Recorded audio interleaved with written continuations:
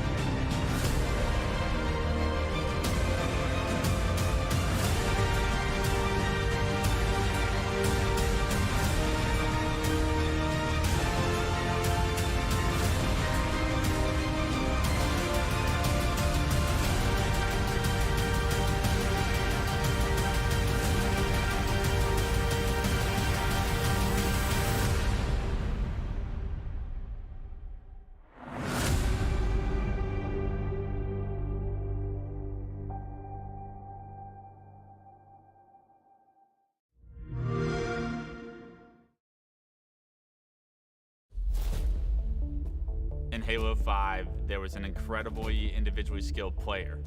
His name was Bound, but nobody had ever seen his face. Nobody could find his name, could find where he lived, knew anything about this kid. Bound was a mystery. He was an enigma. Nobody knew what he looked like. Nobody knew anything about him. Honestly, that kid could have passed me in the street. I would have never known it was Bound. I would have never known that he would be a future superstar. I mean, it was just a name that you were always hearing about, whether it be in FFAs, whether it be up-and-coming player. He was always the name that was kind of discussed. I think maybe one person had ever seen his face before he went to a LAN event. He was so good at Halo that it really got people wondering, who is Bound? I don't really know why he was staying so hidden. To not have a Facebook, a Twitter.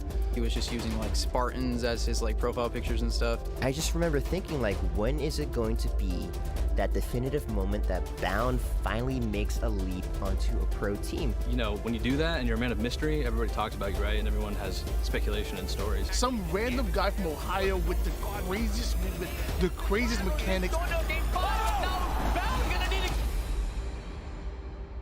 Bound, take 2, Mark.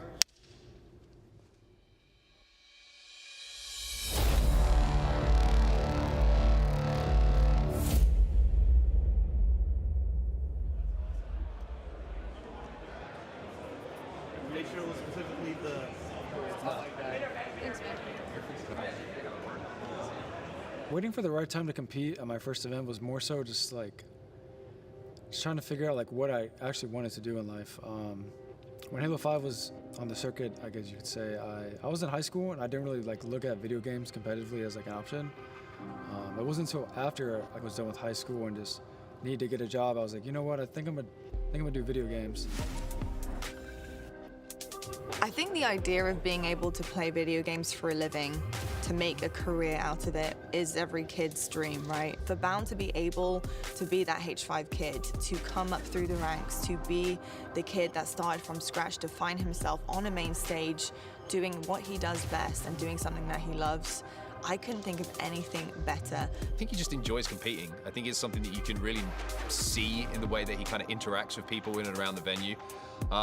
He's just happy to be on the main stage. Casting Bound, you always know as soon as you go onto his point of view, he's going to do something exciting. It might not just be one kill, it could be two if he can find his targets. Lucid changes to the battle rifle smartly to make sure that rocket is still in his hands. This one will connect. It's Bound time! Is he shooting some bodies as well? This is a rookie on a mission here. If you're against him, you know how difficult it can be to move on a map. There's this kind of stylistic movement that he has. He kind of just has like a playstyle that is very non-traditional. It's just very fast-paced. Bound's in the game and Bound's picking up an overkill! It's his unpredictability. He's just very, very good at closing space, whether it will be in an offensive way to pick up kill or move an objective, or to escape and just be a nuisance for other teams to try and find. The other team never really know where he's going to be, what he's going to be doing, and I think that that's a scary prospect. He is such a tough kill. That man moves around like a spider monkey. I've always just had like natural aggression in game, and I've never really like ever thought to not push. I feel like when I'm in my zone and like I'm in flow state, like that is what my playstyle just comes off as. And most like other players just try to live too much when they can probably do more on the map, just going out there and dying. Sometimes it's good to die, I feel like.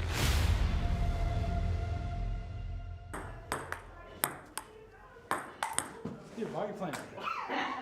Why are you doing that?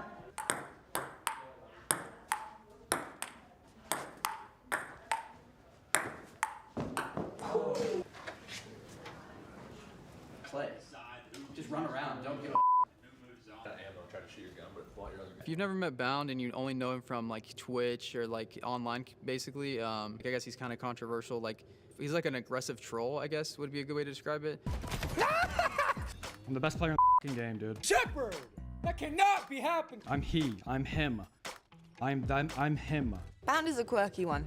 He's very quirky, he's very funny. He likes to make people laugh in like just little off comments and things like that. I think most people would be surprised how people are in real life compared to what their persona is online. Like out of the game, Bound is like, he's so normal. I don't know, he's just really easy to get along with. He's funny, like class clown. He always tries his hardest in scrims. He rarely complains about like much, honestly. He just wants to win. Wait, have you guys ordered food here yet? Because I put the convention in the center, but like, do they go here or the other side? Well, we'll walk over there. Shit, that's her. All right, nah, chill, don't come that close. Won every game by like an inch, pretty much. They honestly should have probably won at least one, but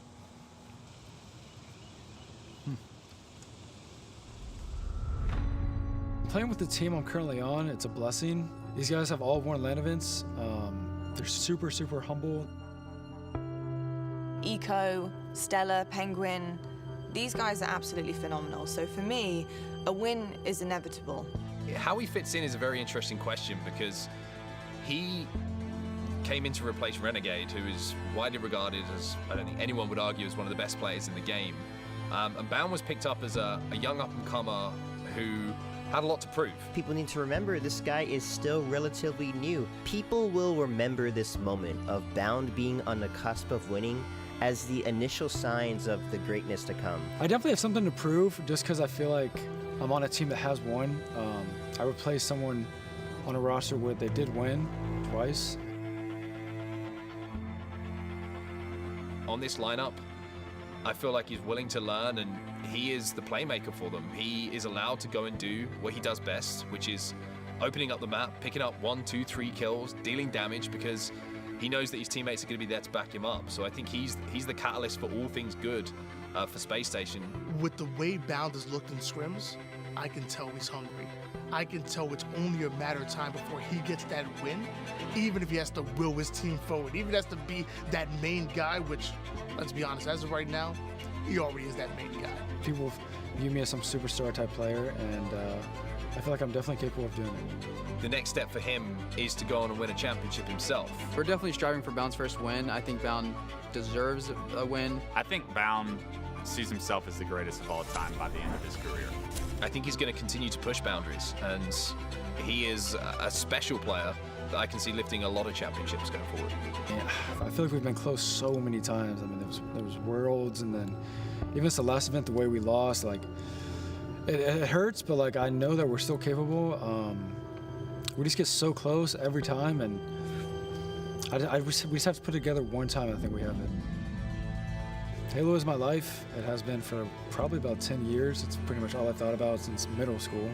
I didn't plan it to become a pro. I just thought of it one day, and here I am. So after gaming, I guess we'll just see where it takes me.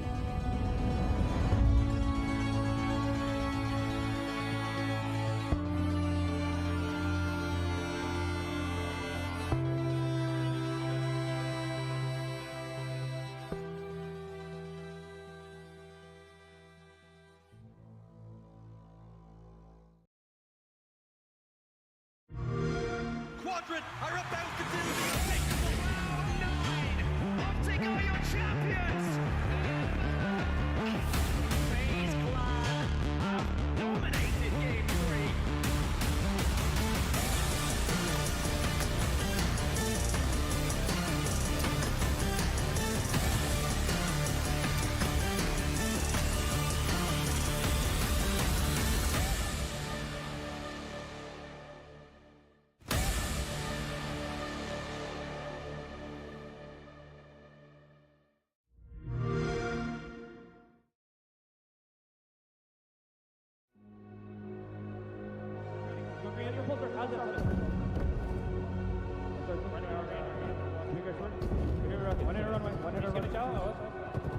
Bounds in the game, and Bounds pick it up and overkill!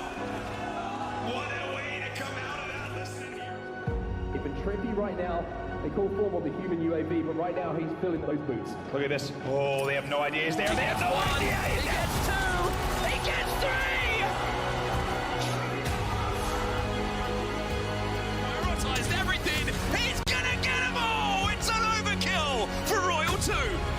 This one is looking really good for Nato White as they are slaying non-stop. Bigwin with the triple kill. Making a triple as he gets a snipe on Sav. Cap coming in, and it's an overkill.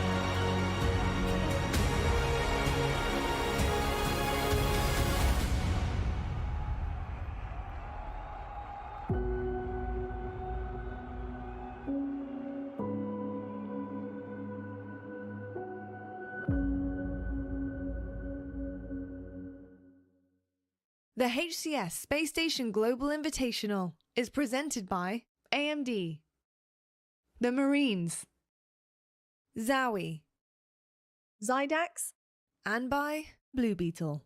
Only in theaters on August 18th.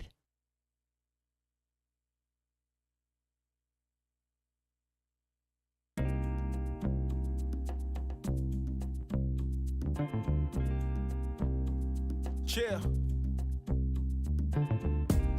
Let them know I'm all in. Let them know, let them know. Let them know I'm all in. Let them know, let them know. Let them know I'm all in. Let them know, let them know. Make a rib in the building. Yeah, double or nothing, I'm all in. I don't hang with all the fake people you call friends. Me and my amigos go to move with caution. That's what you do when you got the power like Austin. Exhausting, saying the truth, but no one listen. Out to go and get it, let's form a coalition. Mega Rev bound to blow, who's going with them? Wanna go fast or far, you choose the distance. You know, when I go, when it's a rap, kudos to my broski on the track, trying to take over the map, I'm speaking facts, I ain't got time to relax, no going back, cause I'm all in. Yeah, the bosses is in, proceed with caution when you're talking to him. I'm caught in the wind, but never get lost in the wind, that's how my story begins. Woo! Baby, I'm all in, had to go out again in the morning. I'm a boss and this boss, I'm falling. What you mean you don't know what I'm talking? I'm all in, I said I'm all in, had to come for no games stalling. With me, man, it's all or nothing, I don't care what you got coming, I'm all in. Won't drop focus for locomotives, stick on the hip, ain't for hocus pocus. The sun is shining over Salt Lake City as we take to the depot on this momentous day. Championship Sunday brings nothing but the best out of our teams, and only 4 teams remain to fight for the trophy and the championship title. Who will it be? Well, that is the big question that I have my expert analysts to discuss on the HCS couch. Clutch, Tony, so good to see you guys. First of all, both of you looking so good. The drift is amazing, and I bet you anything that the Halo Infinite will be even better than how you guys look. Clutch, how are you feeling about day 3? I'm feeling fantastic. We had the 4 best teams in the world left to go into the showdown, and don't ask me who's going to win, because I think any of these 4 teams have what it takes to take home this championship today. It's just a matter of who's going to step up and make plays. It really is the 4 best teams. Any surprises with how the 4 best teams have actually managed to get into day 3, Tony? You know, it's funny to me because I'm not really surprised who's in the top 4 right now, but it's really about where they're at. FaZe and Optic in the elimination bracket, Sentinels up over towards the winners bracket finals, and maybe the 4 best teams in the league right now, but it's a little bit of mix and match on where they're at the moment. It was mix and match, and it all came down to day number 2. Yesterday was wild. We saw some crazy things happening this series. They were off the chain, and I gotta say, in terms of Quadrant, I mean, they were eliminated in the elimination quarterfinals by FaZe 3-1.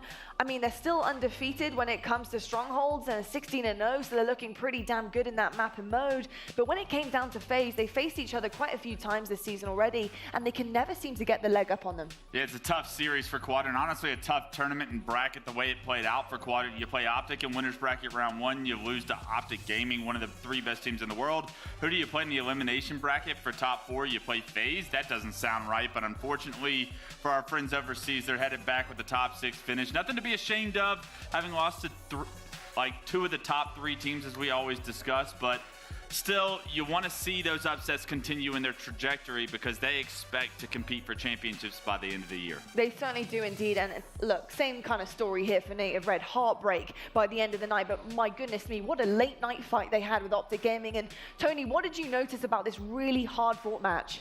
Yeah, I thought Native Red were great, and I did see a tweet out of Soul Snipe late last night saying they did blow 11-point lead, and it was the biggest loss in his career. But I think it's one way to look at it.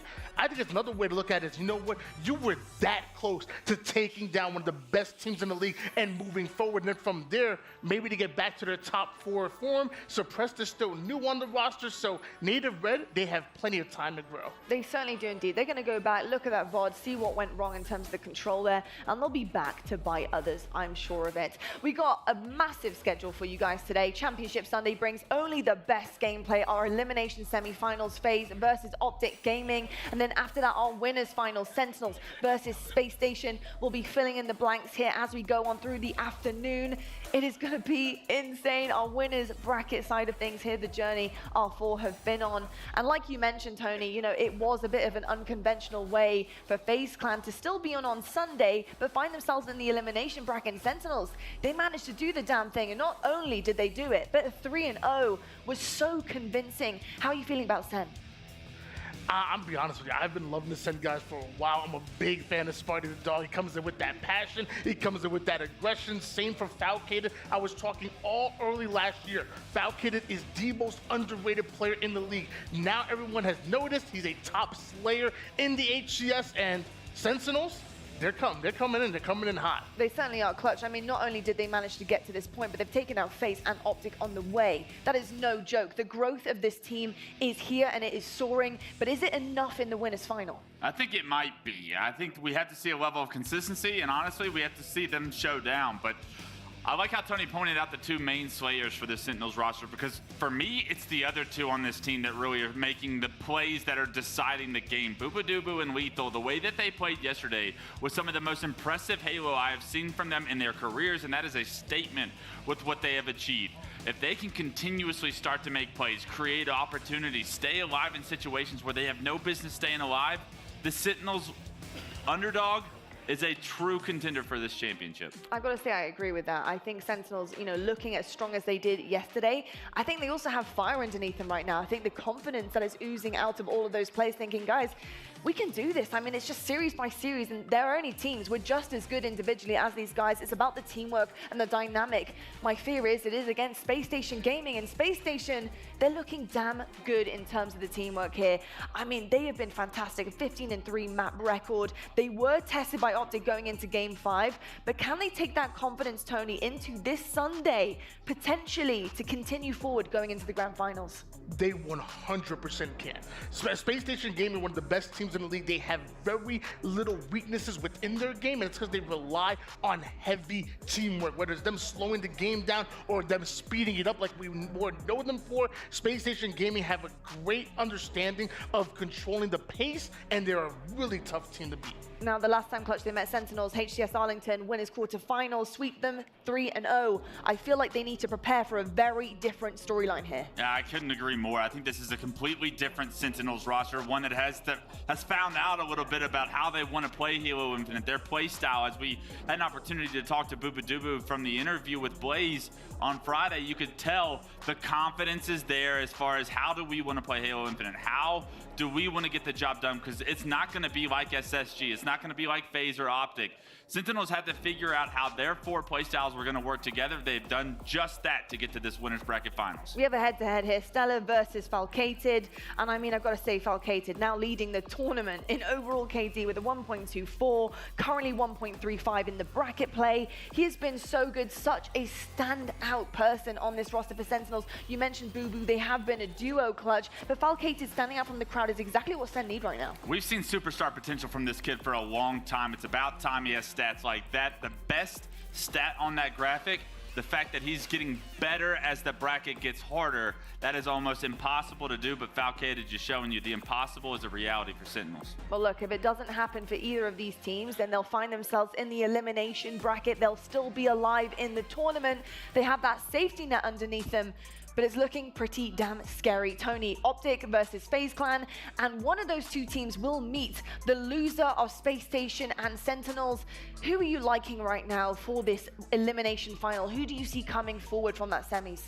I mean, I've been talking about Optic Gaming wanting to get back into championship form. It wouldn't be crazy to go at the back-to-back LAN champions and to send a statement to everybody else in the tournament saying that you are back, but I'm be honest, something about FaZe, especially when that grand final was in Arlington, especially how they were looking against Quadrant as well.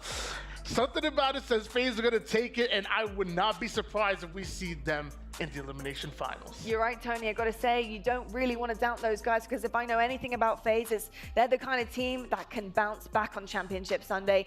But how will they fare up against an Optic Gaming? They haven't played since Charlotte. You know, they haven't quite got the kind of reps against Optic that I think they'd want coming into this tournament. However, if you think about the growth as a team, they were toe-to-toe with Optic back in Charlotte. And FaZe, they've only got better. These guys are about toe-to-toe every time they go up against each other. They've actually started scrimming each other recently, and with that, the results are toe-to-toe. I think it was a 9-8 a couple of days before coming into this tournament. So I think that they both have a very large understanding that this is going to be an uphill battle on both sides. This series more than likely goes the distance and is going to be decided by just one game. Yeah, I think it's going to go the distance, to say the least. How do you think the maps and modes, Tony, are going to be affecting this series? Because I feel like in terms of the map pool that both of these teams carry, I think it really will actually heavily dictate how this series kind of goes and the journey it will take. Oh, for sure. I mean, there's certain game types that FaZe definitely want to see. You know, when it comes to Oddball, Capture the Flag, Optic are well known for being really good across multiple different game types, but I will say,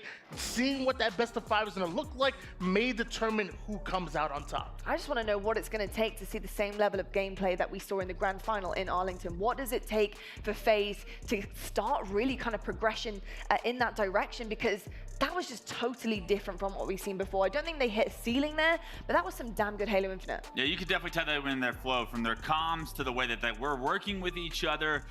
But on the other side, Optic have that same capability. It's really about who steps up and how do they find their flow on this early Championship Sunday match. It's so difficult to wake up, get out of bed, warm up, and prepare for what I would consider the best teams in the world are, because I think Optic and FaZe see each other as the two best teams in the world. I mean, you have SSG in that conversation, and now Sentinels, obviously a live underdog in that conversation, but these two know the task at hand is a heavy one to try and win, and you have to come out guns a-blazing if you want to get off on the right foot, because the last thing you want to do is find yourself in a hole against either one of these two teams. Now, Optic have already seen 3 Game 5s. They survived one of them barely last night against Native Red, 3-2. They won 50-44 after a huge comeback of over 10 kills. That was insane. The clutch factor seems to be there, albeit though we have not really seen the clutch factor from them previously.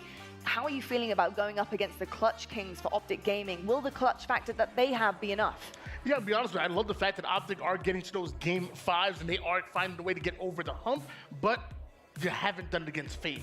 And every time Optic have been going up against FaZe in those game 5s, we've seen that FaZe are one of the iciest teams in the league. I think if Optic want to win this, I think you got to win it in 4. Yeah, I think so too. And I got to say, there's going to be a heavy dent on this Oddball game as well. It's game 3.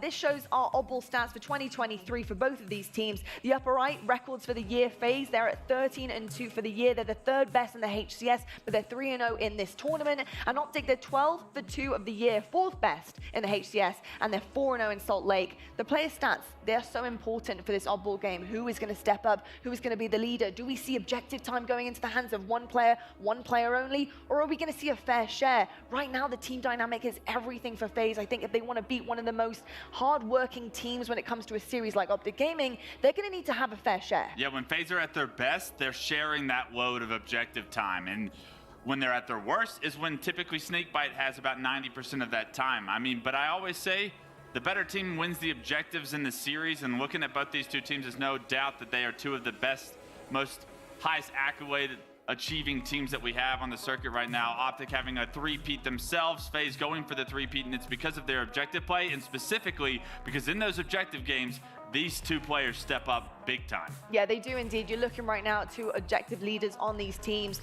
And I got to say, the KD speaks for itself, including the ball time that they both carry, the defensive mechanisms they both have in order to keep teams away from the objective work, and the efficiency is there for both of them. But Tony, who are you liking more in this situation? It is very difficult to compare the two. However, who do you feel like has the better dynamic? Well, I like the fact that both of them, like you said, have the combination of having that KD at that 1.0 or above, and also are willing to do the objective work.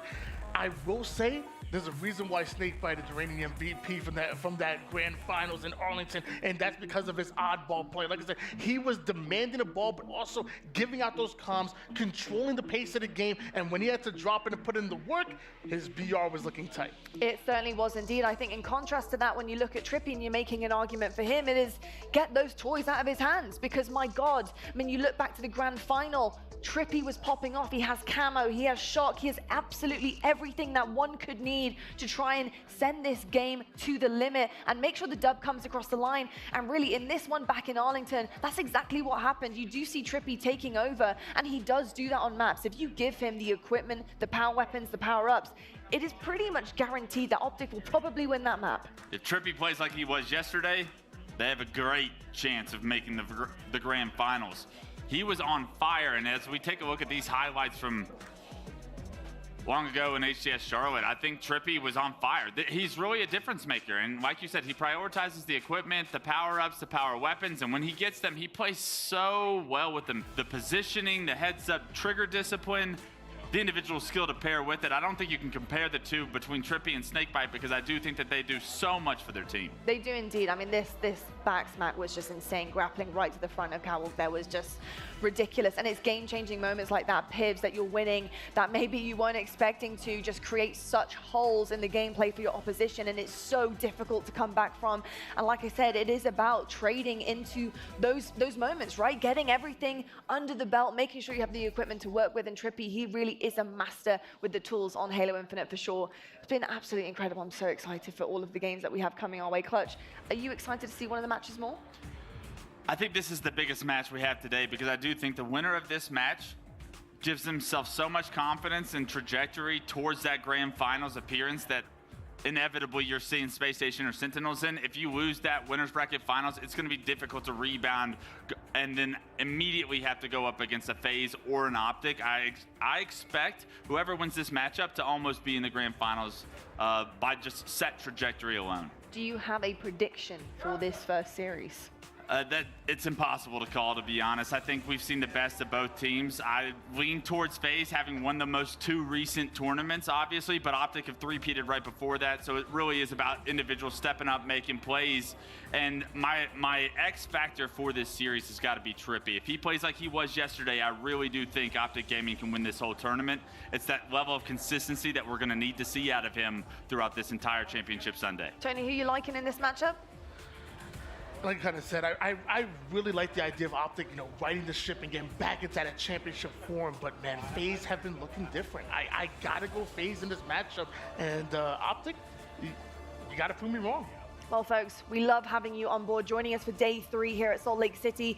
It is going to be unbelievably exciting, and your Championship Sunday starts right now.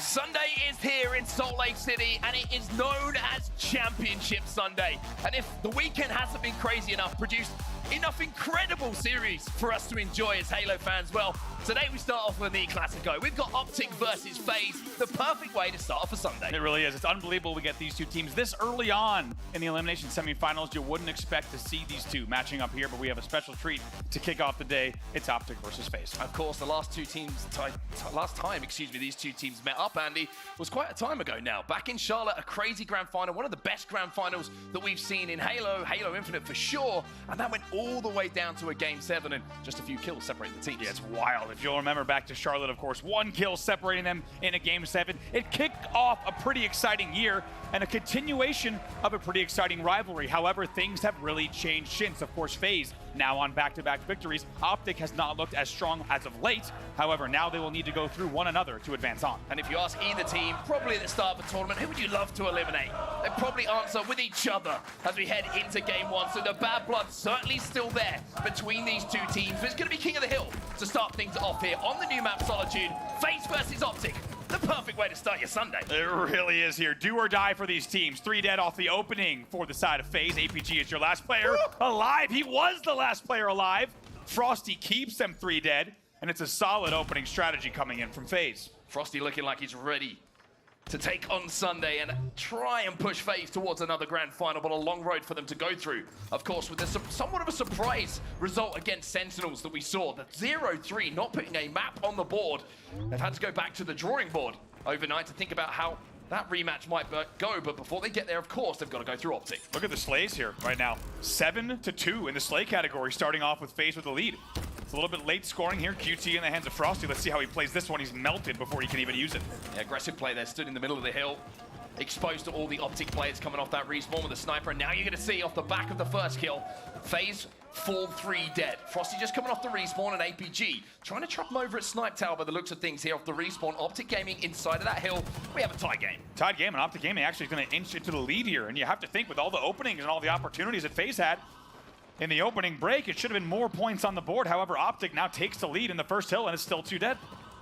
APG still inside this hill, hasn't taken any damage whatsoever. Finally, Royal 2 going to challenge, but APG accepts, puts him on his back, as now we have a 2v2 on the map. Great shots from Renegade, though, onto a thrusting formal, and that will even the numbers up for just a few seconds. Crispy shots indeed. Talked about Optic's weekend, and let's not forget, just in case you missed it, they barely got here to Championship Sunday. Last night, they had to put together a Herculean, unbelievable comeback in a Game 5 Slayer to even get to Championship Sunday, trailing by about 13 kills or so. But they've done the job. They've made it to Sunday. Now the question is, what will they bring here in their first matchup against FaZe? 2 full for Optic here, but they have got around 60% of that hill already on their side. Maybe even more at that point. As now we see FaZe trying to step inside of that hill, but Optic are doing a really good job of pressurizing whoever's in that hill immediately, making sure there's no free hill time for Optic to pick up. And now you're seeing Renegade having to deal with that hill player again. Bandit in hand, APG challenging. APG will win that one. No use of the QT there from Formal inside of that hill, but he was so good with that yesterday, just dancing around top and bottom middle. It really was. Interesting play there because Renegade just kind of nades top middle there preventatively, but Formal's QT was placed on the exact spot of the nade, so Formal not essentially taking full advantage of the distance that can be created by the QT there. First hill will go to Optic. Pretty conclusively as well. Even though the Slays early on were all in the favor of FaZe, Optic managed to regain and managed to just about get the amount of slays they needed to keep FaZe at bay. Very strong start from them. Sniper's going to be picked up once again here by FaZe. Now, Optic 2 dead. FaZe need to try and break onto this driveway hill. Kill still just in the favor of FaZe here. It's so interesting to see Optic do so well on that first hill. 3 dead here, though. Trippy's your last player alive! Oh, he's on the light rifle tunnel gets taken down. He is not anymore. What a shot that is from Renegade. Trippy, shoulder peeking, just showed the visor for long enough for Renegade to have that reaction time to snap onto it and remove it. As Formal will just even things up a little bit here. But, I mean, for all the slays and all the good work you're seeing from FaZe, it's not turning into objective time here, Andy. They're not going to be able to get near that hill. The Swans keep coming in and around that hill for Optic Gaming, and they're just happily gathering it up and giving themselves even more of a lead. Renegade somehow stays alive there. A little bit of miscommunication coming in. Finally, he's taken down. 3 dead again. Trippy's your last player alive, but I couldn't agree more here. Now that we're on the driveway hill, a little bit of objective inefficiency coming in from FaZe. And that's always the worry for FaZe, right? We always talk about that, but Frosty winning a battle like that against Lucid is going to give them just a little bit of space to work with. We know how good FaZe are when it comes to getting kills. Some of the most talented players you could ever see.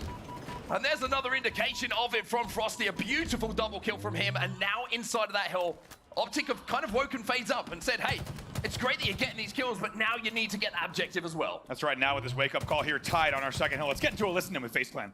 Yeah, 2 blue chuck weak, 2 blue chuck weak. Blue window. Make sure we push up here. Blue window weak. Blue window just full channeling. I'm one hit, John, okay? Yo, bottom mid U-turn, Yep, John, I'm going glass in a second. S4, John, S4. John, I am one hit. S4. Checking yard, bro, checking yard. Yo, driver, front alert. Hey, you're done. Another one bottom mid. I'm just attacking you guys. 2. Chill. One shot front alert. He's like front alert. One hit, dead. He's one shot. Nice. Gonna be behind us, formal. We never took formal. Tramp. Yeah, he's looping. He's already I got needed. Play that kill. I just He's weak bottom mid. Keep it up, boys. Okay, really good. He's in hill. Yeah, one sloop there. There's one. I think he went top goal. It's trippy, Don. It's trippy. Playing corner. We play for this kill. Remember, one's glass. We're spawning out. Kill this guy glass. That's our pick. I'm going hotel, guys. One trailer, dead. Hey, I'm going bottom mid, okay? Hill guy weak. Yeah, NLR. Yo, blue. Hotel. 2 dip, guys. LR, guys. LR, GP1. One trailer. He's one hit, John, still. Oh, you killed me. Fuck. He's one trailer on the box. They're all. He's the LR tunnel mat running. Yeah. Just live. Yeah, remember? He one hit. Well, FaZe tied the game up in that listening, but Trippy, I mean, he just got a little one-up, I think, on Renegade with that kill. Oh boy, you heard the reaction in the room there, undoubtedly, as everyone said the same thing that we did. Trippy somehow with a little bit of a nice kill there on the LR glass to get that unexpected back whack. And Optic Gaming now uncontested on our third hill. Uncontested, and I tell you what, Trippy is playing with confidence right now. Oh, yeah. He is winning everything, and it's so funny how one kill could completely change just the focus of a player. He feels unkillable right now. Trippy with a fadeaway jumper. Taking a look at this hill. Uncontested once again.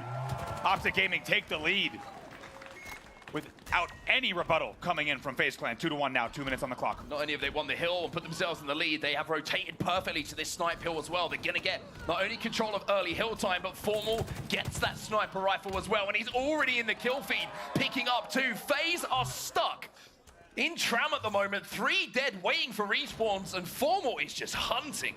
Look at him now, just driveway angles, playing really sneaky here. Going to rotate to hotel. Based on this info, they know the push is not coming here. They'll have all the information they need and just takes to the skies for some cheeky angles. Doesn't matter though, look at the hill. Uncontested again. Optic might get this one clean yet again. FaZe are going to make a play here. Optic, they've just got to hold. Snakebite has his shields removed. Question is, will Royal 2 and Renegade have their heads removed? As Formal tries to line it up, and Optic playing this one perfectly. They know they don't have to do too much. They could just wait for damage to come in and then try and capitalize. They have the early hill time, but it looks like FaZe finally gets some kills and get near that objective. 1-for-1 trade there. Let's see what Lucid does here. QT was up top middle, has 1 thrust to play with as well. 2 dead still for FaZe. Trippy gets that kill as well. Renegade has to challenge, but where is the hill time? Can Trippy beat him there? Trippy with a beautiful no-scope is going to deny the push coming in from FaZe again, and with 1 bullet, he might have just secured a 3rd hill here for Optic. Oh my God, beautifully done from Trippy. Take a look, he's going to pop in. That's going to be a free hill to close it out. Optic takes the lead 3-1. Look at the confidence out of Trippy to just lift, hit the body shot there on the posters, wait for the kill to be cleaned up, and then... my Joey! This man is feeling himself this morning. A 1 kill that just gave him the confidence to take over this game. Trippy is playing some special Halo.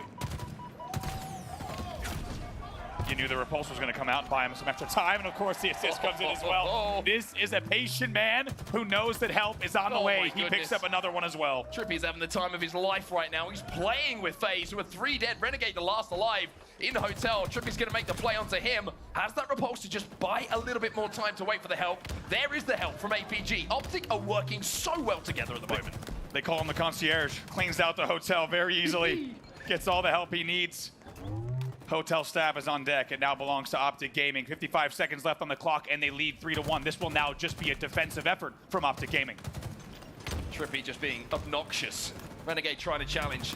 Trippy is just being a problem. Finally, Royal 2 with the double kill will stop the spree that came in from Trippy, and FaZe have a semblance of map control for the first time in what feels like nearly 2 minutes, but Lucid, again, just picks up that 1 kill. The QT goes over to Formal, and like we mentioned yesterday, this man knows how to use this thing. Look at this, beautiful. Immediately QT's going to right away go back. Beautifully done here. I love how he places it down immediately. 29 seconds left of defense for Optic Gaming. FaZe already with 1 in the death screen, and with Snakebite about to fall as well, you would imagine, although he does manage to escape. Formal now just has to contest the hill. He has the QT still, but can't hit it quick enough as Royal 2 will get that kill. FaZe closing in on 50% of this hill, but the clock is the problem here, Andy. As you can see, 25 seconds left in the game. FaZe need to make this a perfect hill. It's a huge problem. It's not impossible, but now with a 2-hill lead, makes it very, very difficult. It would need to be an unbelievable run here on both hills from FaZe if they want to close this out. With kills like that and with 3 dead, this should be Optic Gaming closing it out here. Formal gonna get straight out of that hill. He's watching that clock tick down second by second. 10 seconds left now for Optic to hold off FaZe. It's looking like this game is done and dusted. Optic, they've come to play today. They will go up 1-0 in this series. It's a 3-1 win in King of the Hill. And what initially looked like it might be FaZe control early on with back-to-back 3 deads and then some, in the end becomes an Optic win and a conclusive one on the board in Solitude King of the Hill. They'll take a 1-0 series lead. Got to talk about Trippy. Got to talk about big game Trip. This man, when it matters for Optic Gaming, has been the player of the last few events who has stepped up. Even when things have looked a little bit difficult for them in some tough series, you're always looking towards Trippy and what he can do for Optic. And once again, some of the plays he was making in that game, especially that little run around the snipe tower on that snipe hill, that just locked it down for Optic. It was one man doing the work. Yeah, 2 big standout plays there from Trip. I agree. That play where he hits the body shot there, clean on posters, and they clean it up. Also had the patience at S1. And also, let's not forget his little ring around the rosy back whack there on Light Rifle against Renegade, which was also just a mental victory. If we're honest, look at Formal. 22 and 14. Big numbers on the board. If that's the way Formal start in Championship Sunday, Optic fans might have something special in store. Yeah, and I mean, we can go right back to the start of the game here, and whenever we talk about FaZe and when they lose games, it's usually because they're trying to do too much a lot of the time, right? And you saw the hot start they got out to. They had control of the hill. They had kill after kill after kill, but it's just nobody was taking the responsibility to step in that hill. And as simple as it sounds, it really can translate into something that's like, hey, is our comms off, or is somebody not taking the responsibility? And it takes your focus off the game for those few seconds. Optic took that opportunity, stole that first hill away. And then Trippy, I think, like the game-changing kill, like you mentioned, from that Trippy really did catch fire, and FaZe didn't really have an answer. They didn't, and one thing that was very interesting was to take a look at some highlights from that game is FaZe's listen-ins otherwise were pretty good, right? When you, for example, we were with Renegade, and he's in Tram. They say, let's find our first kill. They find it on glass. They knew what they needed to do, but I think Optic, more times than not, is making sure that even when that opening damage comes in, that FaZe is not able to find that first kill, and that's a very tricky first kill. That first kill always seems to elude them.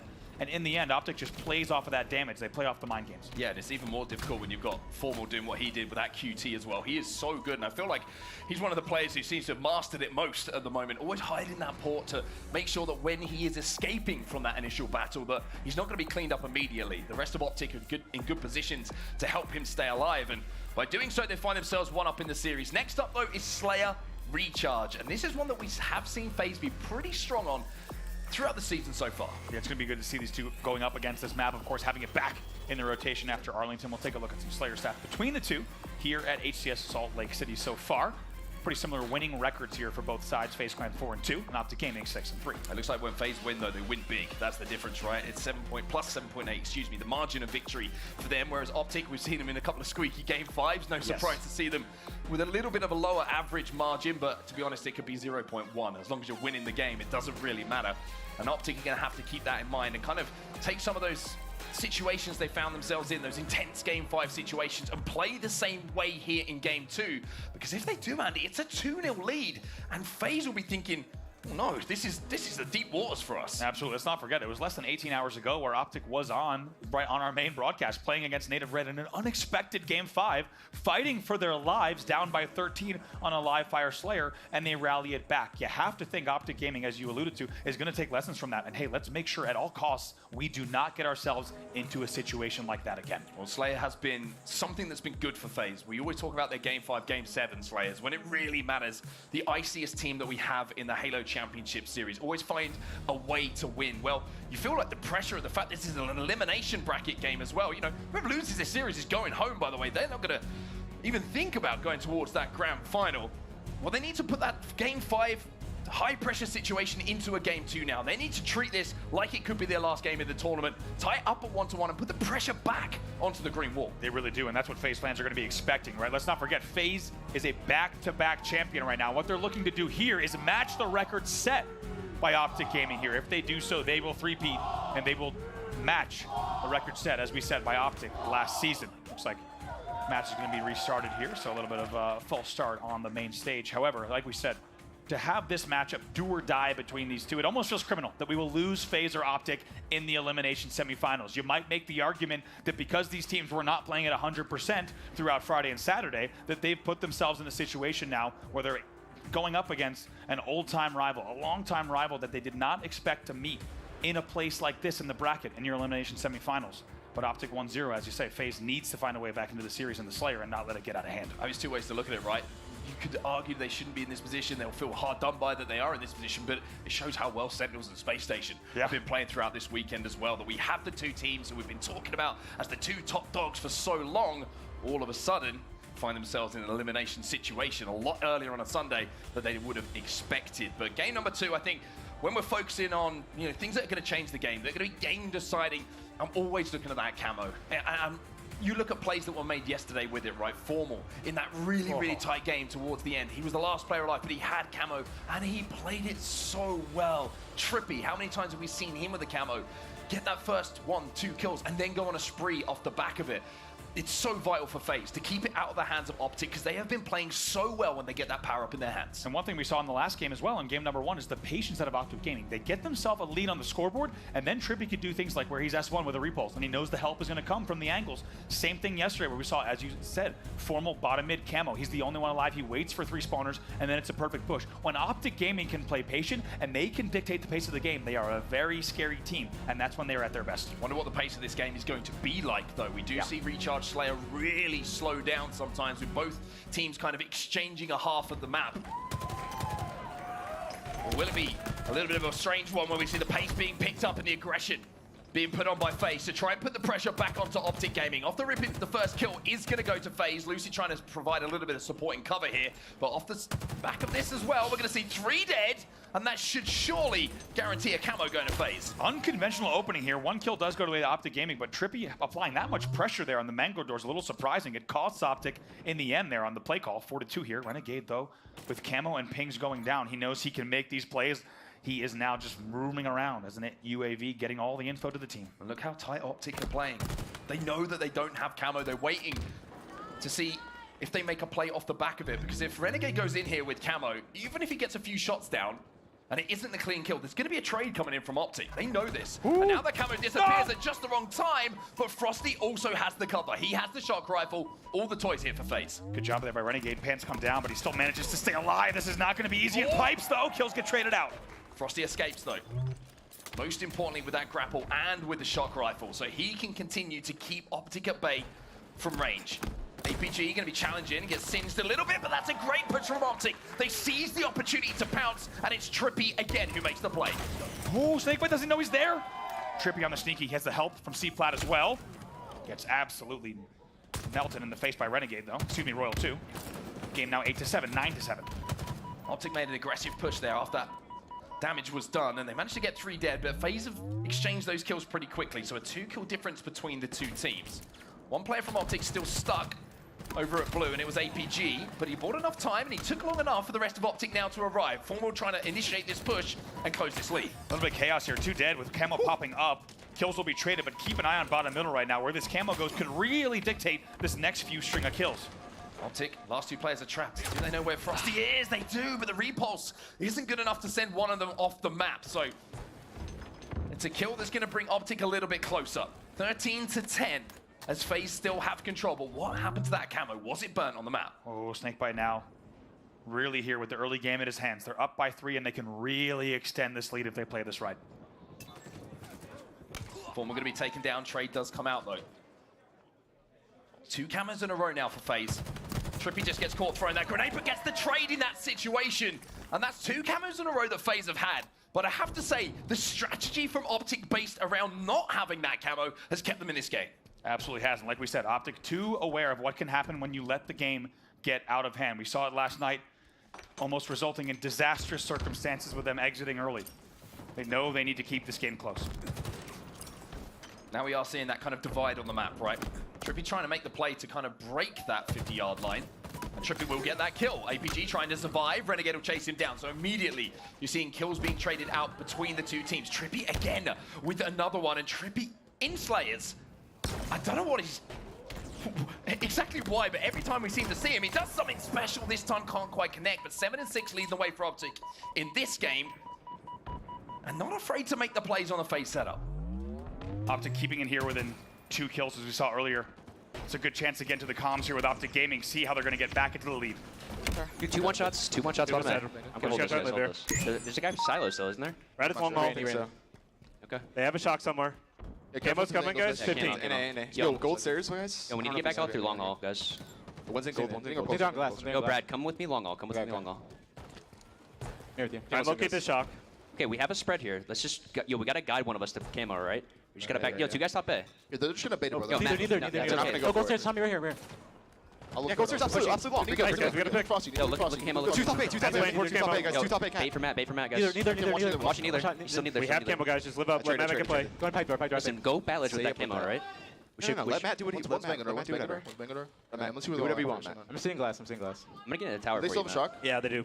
Okay, once standing on Batledge. Matt, make a play with that. I'm gonna go walk gold. All right, just play off Matt here. Yeah, I'm getting a tower control here.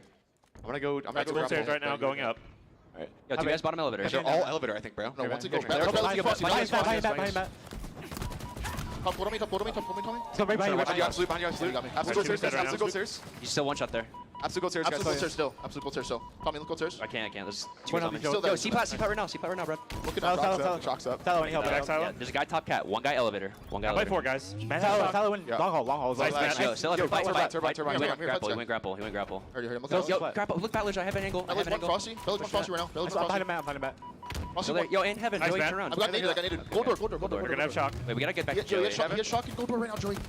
Nice, Joey. Gold door going Quick. Watch out. Absolute. Kill. Two dead. The game pace is starting to pick up now. The camo, you thought the Formal had everything lined up for him, but FaZe bait him in again. Both teams being so good without the camo that neither can make a play with it at the moment. Yeah, really coming in off that listen, and really the same kind of scoreline here. It's a 3-kill lead still for FaZe. You have to think Optic Gaming did not min-max that camo the best they could have. Very surprising to see Formal come up gold stairs. They were also coming in through glass. They did not check that back right weapon corner. That corner did not get checked properly. It really broke the pipes push. So as a result, we will stay here with a 2-kill difference. APG trying to think about sneaking into the tower. Didn't know the Royal 2 was in that corner. I'm pretty sure that Lucid has the shock rifle, so now he can try and pick away a couple of FaZe players. This is what you need. This is the weapon that can bring it closer without having to take too many risks here for Optic. What can Lucid do here? We've seen him so many times blow games wide open. And now with the camo as well.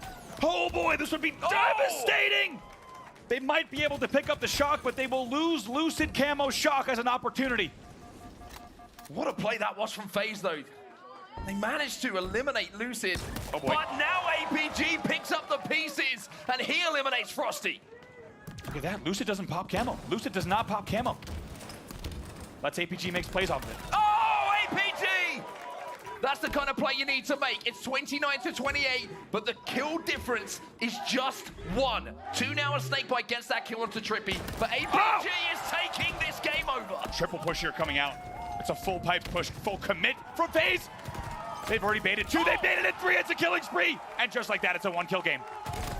Oh, it's all tied up.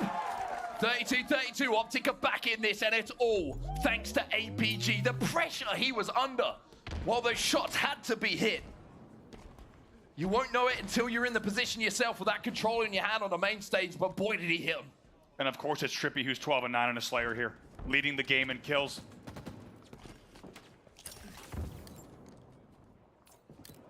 Back to a standoff between the 2 teams. You wonder if that shock rifle is going to be on respawn now, or if someone's picked it up for Optic Gaming. They have control of the pipe side, so they're going to have the most access to it, or are both teams once again set up here to battle for this camo coming up in 30 seconds.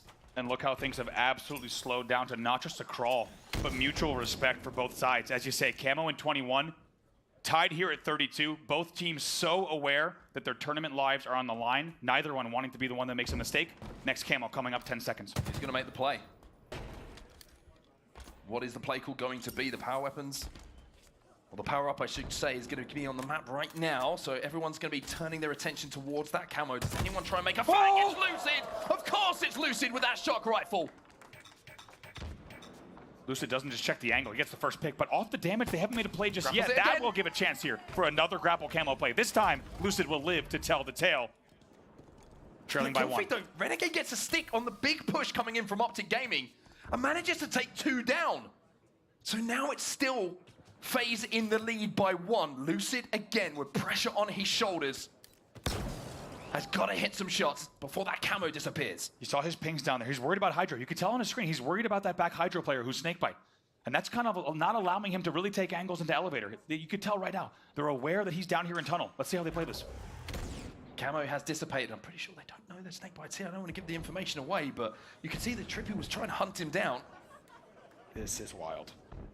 And Snakebite, the king of screen watching himself, is waiting to pounce. Let's see how he plays this. Here he goes. Here's the flank from Snakebite. He's going to find one, and that blows the map open here for FaZe to try and pick up multiple kills. APG trying to stay alive, but the patience was so impressive from Snakebite. Now they're trying to hunt down Trippy. 2 players still here from FaZe, and I think the Trippy's decided to escape. Beautifully done there by Snakebite. And you could tell by Lucid's POV, he knew something was up at Hydro. He couldn't take the comfortable angles he wanted to, maybe from batteries, maybe from Trippy Spot or Glass to challenge A and Whirlpool. Sometimes you'd walk right in. It doesn't work out. Look at the patience from FaZe. Now they lead 37-33. Formal gonna fall as well. And now you're seeing that lead start to extend. All of Optic now stuck up at Golden Long Haul. Renegade trying to poke in to get that entry damage. Snakebite there to support him. And how this game has changed here with 2 minutes left on the clock. Camo popping up again in 5. It's a very different landscape for this Camo pop. With a 7 kill lead here, FaZe can just look to trade and make sure they at least burn the Camo. Well, Renegade's picking up kill after kill at the moment. Frosty gets another as well. It's going to open up the map, and the Camo is grabbed by Renegade. So now he has the chance to make the play, and by making this play, might put this series at 1-1. You got to think, really, this is just their opportunity. Renegade can make any play he wants here with 140 on the clock and a 43-35 lead. Anywhere he wants to go. I mean, he's going to guarantee a trade here. He's got stickies, he's got repulse, he's got Camo, he's got a sidekick. As soon as he gets close, he's going to be able to do damage, and that damage, Formal's about to find it out himself. A killing spree for Renegade. He's looking for 2, but Royal 2 is already there to assist. It's 5 to go now for FaZe. What beautiful late game composure coming in from FaZe. Honestly, making it look way too easy there. The patience coming in, the positioning, slowly picking apart the last few Optic setups to now find themselves in the lead by 7 with 60 seconds left on the clock. And as you can tell, they're just going to play this defensive gameplay. You feel like it's a slogan that could go on a t-shirt at this point for FaZe. Late game composure. FaZe do it best in these tight slayers. Royal 2 gets 1. Lucid, he'll be able to trade it out, but Frosty is there. Royal 2 is there. APG left on his own. He's going to fall as well. It's 1 to go for FaZe Clan. It has been a masterclass in Slayer gameplay. Who would have thought here, with the way this game was going, there would now be a 10-kill lead with 1 to go for FaZe. Royal 2's going in. He wants that final kill. Can't get it himself. It's Renegade who will pick up yet another to tie the series up at 1-1. But so many pivotal moments. Not just pivotal kills, but strategy that was better for FaZe in that Slayer that won in that game. It's hard not to think back to the Formal Camo push, right? And really not just on Formal, but the entire Optic team to make sure that that Pipes and Gold push was effective. In the end, it wasn't. It was neutralized by great Camo baiting and defense coming in from FaZe. You look again.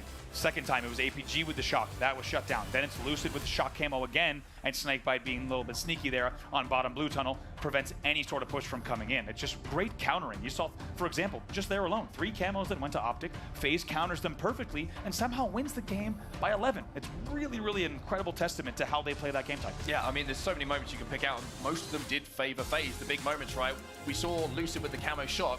When he got taken down in Turbine, yes, APG managed to scoop it up, but he just gives freedom. Yeah.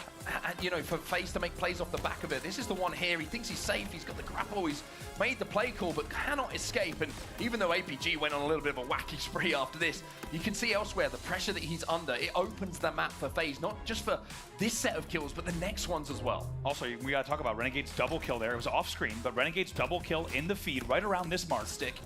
Where it was looking like Optic Gaming was going to start to take the lead, and somehow out of nowhere, Renegade shuts down the control, changes the man advantage here. This was that first camo pop. Lucid, once again, creates the opening, but they were not able to convert off of that. And before you know it, 38-33 FaZe. And then was it a breakdown in comms? Like you said, when we were watching Lucid's POV, he knew something was up. He knew someone wasn't accounted for.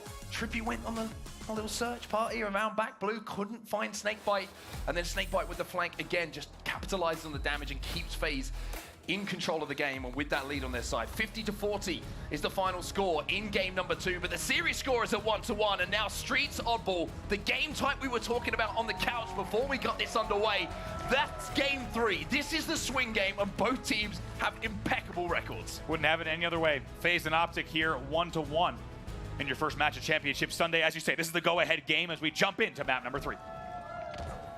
FaZe are going to be feeling extremely confident after that win.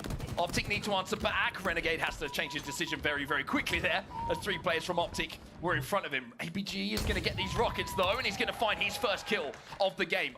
Power weapon control early, heavily in the favor of Optic Gaming. They have the red gun as well as the rockets, and APG is trying to bait this Oddball.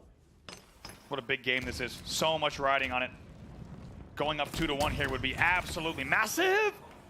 Rocket does not connect. Frosty and Renegade work together to neutralize that last rocket.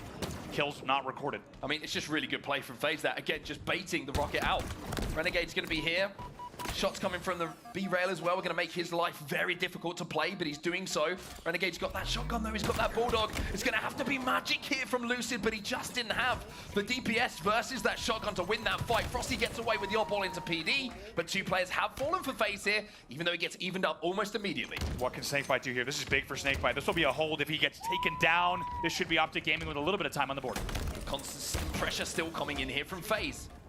It's kill after kill, it's push after push. They know because the damage is here that they have to try and capitalize on it. They can't let the rest of Optic get back on the map, but Optic have done exactly that now. So it's a strong PD setup here for Optic Gaming. There should be some time for them. Nice work here from Formal. The last thing you want is Formal with a spike, stalker, and shotgun anywhere on the map, but from PD right now just anchoring all the angles that he can. Ooh. Frosty rolls a sticky grenade in, but can't quite find Formal's body.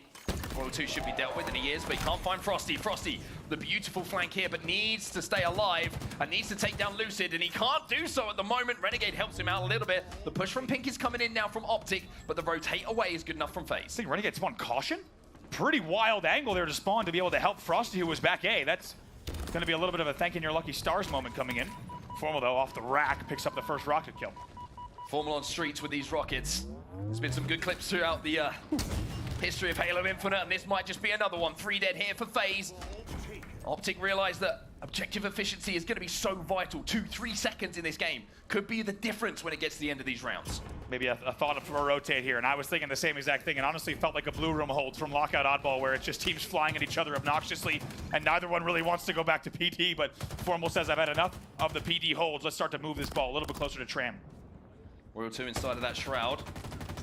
Formal going to spray and pray, but not going to be able to connect. Beatdown does come in, though. A good trade from Royal 2 in that situation, considering that he was at a disadvantage for the majority of the fight. The shroud certainly helped him change that.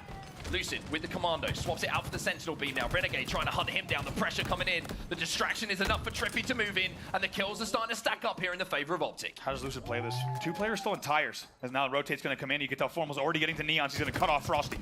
Really, really smart. They're going to try and overload this pink side.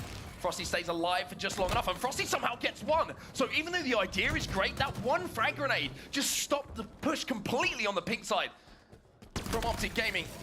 Another trade comes in now from Frosty. Royal 2 is going to wait for that Stalker to come up as well. He's going to grab it almost immediately, and the tram setup has been broken, and now FaZe have it.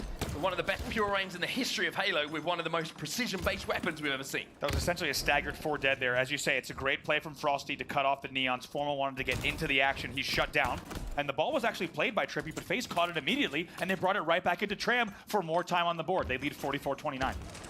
Game type that you know FaZe have been working on as well. It wasn't the strongest game type Oddball historically, but they put that right for sure. As Former is going to have to challenge against this Sentinel feed, but here comes APG. A little bit of a bait and switch from the two Optic players, mean they get that kill onto Royal 2 and turn the weapons back over to Optic. APG gonna hold down this angle. Ooh, the big assist comes in. That's 3 dead. Renegade, your last player alive. Renegade, as last alive, is going to have to bide some time. Optic get this ball back into Tram once again, so you would expect a tie game, especially with Renegade being taken down first. So FaZe now have to buy time and wait for damage before they try and break this Optic gaming setup. 43 on the board, 44 on the board. Optic Gaming will go into the lead here in your first round.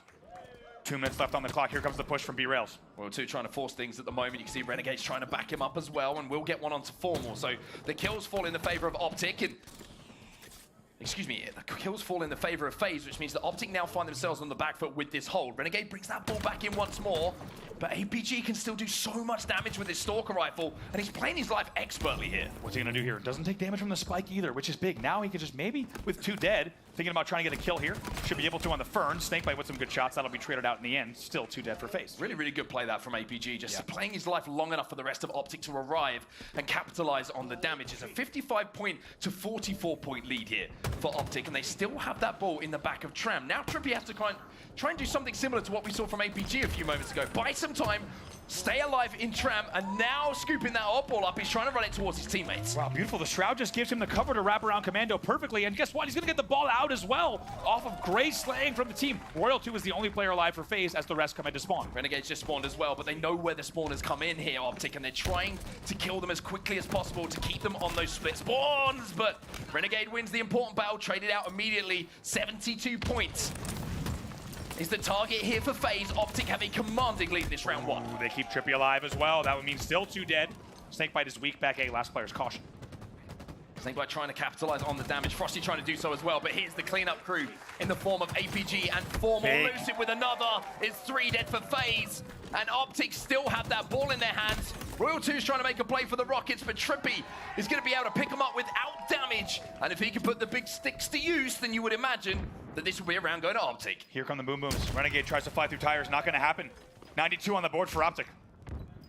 This should be the round quite comfortably. As long as Trippy can hold off the push from FaZe, then Optic will go up by 1 here. They take the first round pretty conclusively, you would say, but the thing that stood out for me, Andy, is those rotates away from the pushes from FaZe. Love the pull out of PD to get that ball over to B. And I think everyone's kind of thinking the same thing. There's been a lot of this PD chaos and carnage. Not a lot of points on the board that were meaningful. So Formal pulls that ball out all the way to Tram, and it really paid off for Optic Gaming. Also, how about those last, they get 4 dead, and Lucid flies into Tram to kill Renegade as the 5th. Things like that are what paved the way for a 25-point run to close out the round. Trippy gonna get the Rockets. Royal 2, wow, Royal 2 somehow, in combination with a couple of grenades and explosions, will make sure that he doesn't go down. The Stalker now in his hands once again. Formal going to find that out and give the information to his teammates to not push pink right now. And the Oddball heavily and safely back tower here for FaZe. He's also got 2 spikes, which is massive. This could be a very big hold if they play this correctly. Let's see if they can defend. Bottom mid push coming in though.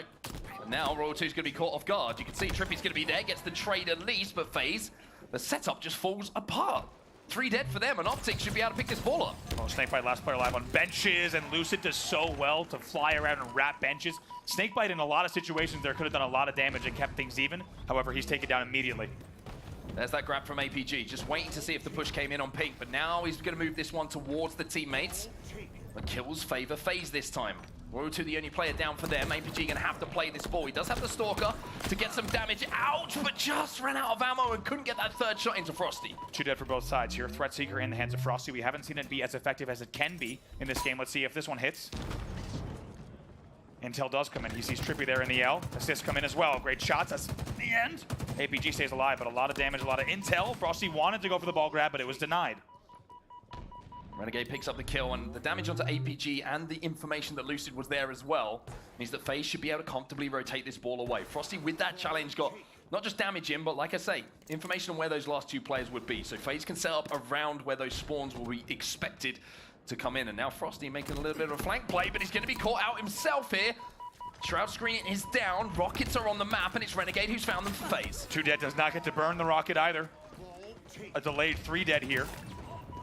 Royal 2, last player alive.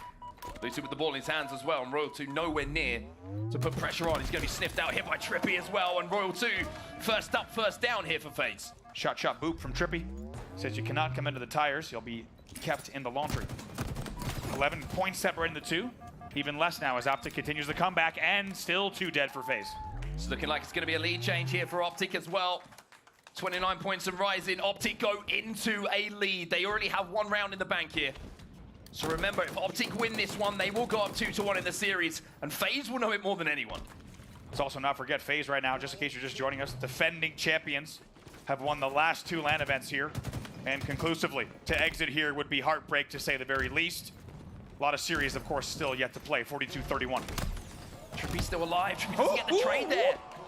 And Optic 2 dead, and Renegade comes away with that ball. Now, Frosty staying alive in Tram. If he can deal with APG, opens up a rotate on either side, because all of the spawns from Optic are coming in and around Arcade and Red Room. So where these kills go down is where Renegade is going to move that ball. And you can see Snakebite is doing a great job of Royal 2 to clear out PD. And Optic, having been in the lead for quite some time, now are chasing the game once more. You can tell there, Trippy just as surprised as the rest of us here, as Renegade gets away with that. Somehow pulls the ball out as well. 60-42 now. It's been a long stretch here from FaZe. Really, really good stretch this from FaZe. And now Royal 2 might be on the flank behind. He's trying to check if those Tram spawners are going to be there, but instead going to play tight with the rest of his team. Wait for the push to come in, and now the call to rotate, and the bait. It's what he does best. Royal 2 play in the corner, finds the kill to allow Snakebite to escape. Ends up baiting the bait there. A little bit of mind games. 3 dead. Frosty. Last player alive in Tram. If he could stay alive here, will be big. Does get the trade onto Trippy, but Optic have the ball back in their favor. Now, where are the FaZe spawns? Are they in position to try and challenge for these rockets? Well, Lucid cleared the way, and that means that APG can get those rockets. Fires one off. 2 dead still here for FaZe, and Optic still with the ball in their hands. Forced to trade. 1 rocket is down Laundry. We'll keep an eye on that as well. Royal 2 trapped in a horrible position here, and Trippy going to aggressively challenge. And now, much like we saw in the previous round, Tires is not the place to go here for FaZe, because the rockets deny the push. Lucy can't finish off Renegade now, but he does the second time around, and Optic go into a lead once more. Renegade comes back for more, and Lucid was aware of the double back and snaps on to get that kill as a Let's Go Optic chant erupts in the room. Optic fans starting to believe this could be a 2-1 series score in just a few moments' time. Renegade gets dumpstered in that long-range BR fight. Lucid puts more damage onto Royal 2 as the points keep stacking up here for Optic. Love that play from Lucid. He knew he was going to die, but he just perfect damage. Look at that play and that collapse from Optic Gaming. Love what I'm seeing here. All 4 players are on the same page. Another kill. It's 3 dead for FaZe. It could be 4 in a few seconds. Everybody falls for FaZe. And Formal grabs that ball, but the Red Room spawn. And Royal 2 managed to get up onto that B-rail and get some sort of line of sight onto the Oddball to make Optic wait. Notice how Lucid there knew he was going to die. Sets up a perfect Optic collapse. The work is not done, though. They're 15 points away. They'll need to do it again to close out the round. Well, somehow Royal 2 has pretty much saved the game. And he's got another kill onto APG. Royal 2 finally dealt with by Formal, but look at how this map has just changed off the back of those kills from Royal 2. Absolutely huge. And you thought Optic was maybe going to start to run away with it. To be honest, they got greedy on the damage and the kills. And just like that, the game now within 5 points here, 85-80. Renegade gets 1 as well. Ball is going to be rotated into Tram, 85 points to the target. Here for FaZe Clan to try and overtake to get into that lead. Lucid front of Tram, the rockets coming up as well. Royal 2's trying to hold off so many players. He gets 1, but can he deny the pickup here? APG turns, he burns, he gets 2, but where is that Oddball? It's a 1-point advantage here for Optic as FaZe are 4 dead. APG with the fadeaway pre-fire there to hit the Tires rocket. Beautifully done. Of course, he turns 2 on the B stairs as well. 94 points on the board. Trippy gets the first kill, and this could be Optic going up 2-1 in the series. Lucid just has to watch the points rack up as Optic close out Street Oddball 2-0 and got 2-1 in the series. Man, you can just tell Royal 2 and Tires knew he was surrounded. Lucid just dings them there from C stairs. He can't get it. APG flies bottom middle for rockets. Even though Royal 2 picks up 1, APG with the beautiful 180 pre-fire rocket to not just pick up 1, but pick up 2, paves the way for Optic Gaming to get the last 15 points they needed. These 4 players looking very strong here. They take the series lead 2-1. APG is playing some great Halo in this series so far. We saw some of the shots he was hitting on recharge that gave Optic hope well, that rocket that connected there has given them an opportunity essentially to close the series out in this next game. One more to go here for Optic, and they will eliminate FaZe. The scary thing for them is knowing FaZe's map 5 record. We always talk about it. If FaZe send it to a map 5, FaZe will feel confident. Without a doubt. I got to point out one thing as well while we have a second to breathe, just 1 second, as we'll get right into this next game right away. Take a look at the series layout here. Optic Gaming does take the lead 2-1, as we said, as we get ready for live fire Strongholds. One thing I got to point out, though, that's really unique to Halo Infinite. You saw Lucid get a kill on Spikes, and he continues to challenge Royal 2 and back Tram, knowing he will die. In previous Halo games, that was not always the play you would make, but take note of Lucid challenging to the death on Royal 2, and I'm getting chills thinking about it because it was so perfectly timed. Then all 3 players off the damage at Neons flood Tram like lunatics, and they team shot in the back of Tram, pick up the kill on Royal 2, and then they continue to maintain a slaying advantage. It's crazy coordination and timing pushes like that from Optic Gaming that won them that game, and we'll see if they can do it again here in game number 4. Well, Strongholds is the game type. 250 points to win this one on live fire, and good news is for both teams, neither of them are playing Quadrant at the moment because it's chalked if that is the case. But for Optic, the opportunity to close out after being, you know, in such turmoil for the last 2 events, a lot of talk about the roster, what's going to happen. Well, all gets forgotten about here if they knock FaZe out of the tournament with a 3-1 win here, but they've got to make sure they get the job done here and not worry about that game 5. That's right, here we go, ladies and gents. Formal sniper rifle in hand early. Optic Gaming, 1 game away from eliminating FaZe, your current reigning champions from the tournament. Can they do it here in map number 4? It's 3 dead. Renegade the only player alive for FaZe. This should be an Optic overshield. Shrouds it as well, and Formal looking to give a few more FaZe player headaches with a couple of sniper rifle bullets. Looks like Trippy did get taken down. Did the overshield get scooped up? Yes, it did. It's Lucid who gets it. Pressure here by FaZe, though, trying to eliminate it. It's a BC hold off the rip here for Optic, but it's all about this overshield, and Lucid, I don't know how he's alive right now, but finally gets taken down. In the end, as you say, Optic Gaming still able to get that overshield. Trippy thought you might get it clean. However, Lucid makes sure to take it as well. Look at this, avoiding the slide. No, no, oh my God! There he is! Oh my ankle-breaking, world star making juke from Trippy. Renegade's still looking for him. He doesn't know where he was coming from. And to be fair, the last place you want to look on Halo Infinite when you come out of the door is 20 feet above it. Formal still with his sniper rifle. Optic still scoring. They are 50 points to the good here. FaZe yet to register a single point. I'm not gonna lie, you can't be doing that in the main stage. You cannot be hitting the world stars like that. Oh! On main stage, Formal heating up as well. That bullet's got brains on it. Formal takes down Snakebite for the 2nd time in this game as the Optic fans start to get loud here. 71-0 here. I'm getting word from the authorities that we cannot show things like that in the state of Utah on broadcast. Finally, FaZe will break a B hold. They get some points on the board. Now, Optic will know better than anyone in this game, and Optic fans should know better than anyone that on live fire Strongholds and Strongholds in general, when we see our best teams going up against each other, it's not a case of Strongholds being flipped, you know, consistently between the two. It's usually a 50-point run or more if a team gets control, and an opportunity to get control has now presented itself to FaZe. Snakebite has won the battle for that next overshield. It's 1-1 between the 2 teams for overshield pickups, and the score is rising now with an AB hold for FaZe. Snakebite keeps a little bit of overshield as well, and the heat wave. We've seen him do so much damage with this. Picks up another kill. That'll be 2 dead here for Optic, and a chance for more points on the board, and a threatening trip cap coming in from FaZe. They're right back in this game. FaZe are back in this game, and Optic are 3 dead as well, and this is bad news for Optic, because they can be cycled. They could be put in a blender right now if they can't get back on the map. APG is going to be taken down, but Renegade falls as well, so Snakebite's going to have to play this one a little bit slower. He's going to have to play this one a little bit sneaky, steps in that stronghold, and now he's got the flank on 3 Optic players.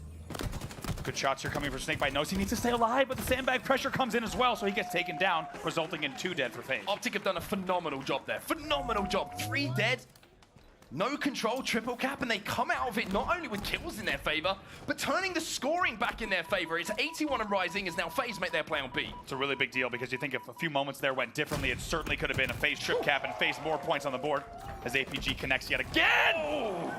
And he somehow hits the no-scope melee in a single frame to get the trade on A as well.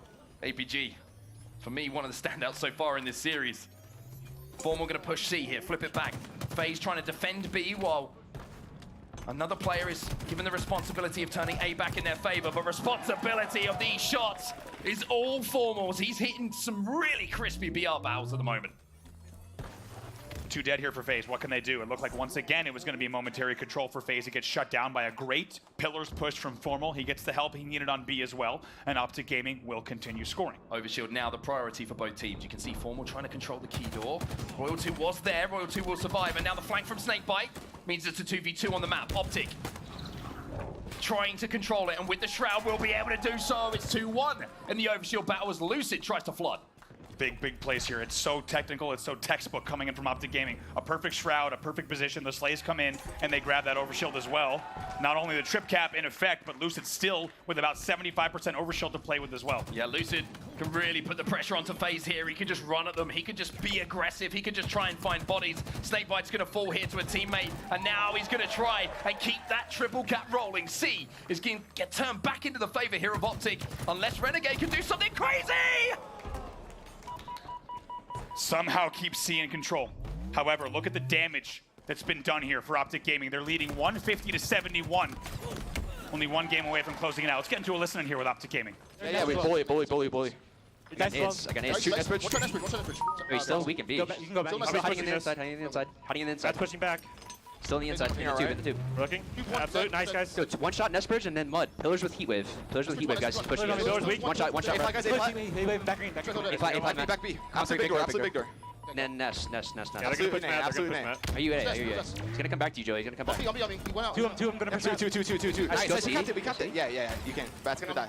Pillars. Nice, Matt. Do what you can, Matt. Do what you can. Back green. Back green. You and B. Two play team maybe. Yeah, I'm already here. Don't top floor, Tommy. Don't even cap yet. Don't cap. Just hide, Tommy. Hide. Nice. 3 kills. Dice. Tommy. I'm coming. Top nest, guys. Top nest. I'm here, Tommy. I'm holding him. It's 1 shot. Oh my god. This guy elbow. There was a guy elbow. Here, Tommy. I'm here. Was a guy. One. He might do the jump. He might do the jump. Hear that. He's here doing the jump now. Weak. Yeah, have shield. Bottom tower. Do not see him. Still here. Challenge. I mean, 1 bullet top tower, guys. 1 bullet top tower. He's jumping down. Elbow. Dropping elbow. 2 here. 3 here. I'll see the OS is same, guys. Yeah, elbow kill me. Nice, Matt. OS coming. OB, guys. OB. Yo, live forever so we can play this. 2 cuts, Matt. 2 cuts going down. Fight this together. 2 cuts going down. Yeah, 2 guys. They're just sitting on cuts. They're setting up for a smoke push. Cuts. One shot cuts. Make them push you. Make them push you. Make them push you. Go for it. I have shields. I didn't get him. He's 1 shot. Have shields, guys. Key door. Get a weak roll 2. Back to OS. Get him down. He's gonna push you. He's gonna run at you. I'm dead. Run throw off again. I can't. Cyber. In A as well. Have shields in A. Have shields in A. We're gonna need to get kills here, guys. We come out the Optic listening, but it's FaZe taking over, and as we heard the comms of Optic, FaZe, we need to jump into theirs right now because this triple cap is stifling Optic. Nice, Sean. One more PJ. B guys. One pick PJ on the right way on the back piece. Yeah, nothing else one PJ. So he's one at back B. They're gonna spawn girls. They're gonna spawn girls. They're in A. Am I collapsing A? Yes. Small doors, PJ. I'm weak in small doors. Yeah, big door. One in small door. Big door one. Yeah, hold the two. I'm right back. Watch your back, look around. I'm safe, guys. Hey. One in garage, PJ. Nice. Can you push that, PJ? Push that. I'm gonna push him. Trippy does have a heat wave, guys. Yo, bottom mid. Rats on a weak. Rats on a weak. 2 rats on me. I'm on ammo. Yo, John, worry about your left. Keep finessing. The other one's weak, man. Yo, we can A. Get a melee? No, I didn't. He's half. Or kind of weak. He's going tunnel, Brad. Tunnel. He's weak. Tunnel. Still tunnel. One right. Nice, John. Nice. Another one. Bottom mid. Nice. One OB. Yes. Yep. I'm trying to live here. I left tower, guys. One shot screen. Kill C. Come C. And there's a sniper on my X. One shot screen. Going C, man. I got the one. I'm going C. I'm going C, guys. The other guy's right. Kill B. Yeah, go B quick. He's garage. He's throwing. Yeah, back B weak. Flick it around. 20 guys. Another one weak, PJ. Scammer. Dead! OS wins the game. Guys, OS. Yeah, he jumped Keter, guys. The calls from FaZe are perfect. They are constantly rotating on Optic at the moment. Optic can't get 3 players, 4 players back on the map. And with 237 points and rising, we might be looking at a game 5 here. This is unbelievable. What a run here coming in as the Overshield pops. Royal 2 should be able to grab it clean as well. He does. Hasn't even popped it yet. Home stretch here for FaZe. Just about getting the kills here and turning 1 stronghold back in their favor. Optic are trying to stay in this game. They picked up 2 kills of FaZe. They picked up the conversion onto B as well to start scoring, but they have no more mistakes here. Get the next pick as well. What a run here. 150 points or so. Barely contested by Optic Gaming to now lead 237 to 174, as you said. Unbelievable coordination. Lucid's got the green gun. Lucid almost managed to turn it around, but FaZe hold on to C. But Optic are back in this game now. The time that it took for Royal 2 to find fights, to get involved in battles, allowed Optic back on the map. And now this next set of kills is huge. If it goes the way of Optic, they could come back here. If it's FaZe, they could close it out. I couldn't agree more. These next few kills will truly decide it here. First two here being traded out in favor of Optic Gaming. Optic are going to start to believe again here. They're going to start to believe again here. C gets reset, but AB is good enough to score. Late C reset. They should be able to take down Frosty. Once they do, they should start C as well. Now, presumably, we'll see an A flip already happening. Yes, indeed. It will be an AC flip. It's going to be all about the battle for B here. APG has top middle lockdown with that sniper rifle. The sniper could be the difference.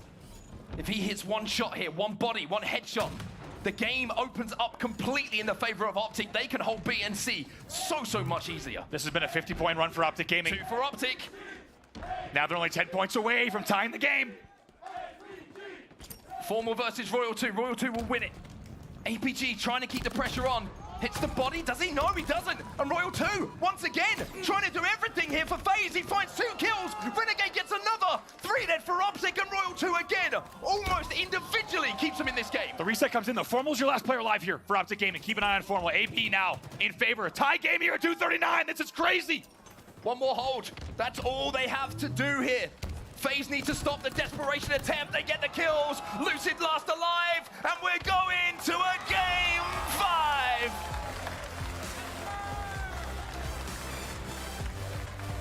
Unbelievable. Let's not forget Optic Gaming was leading in that game about 137-70.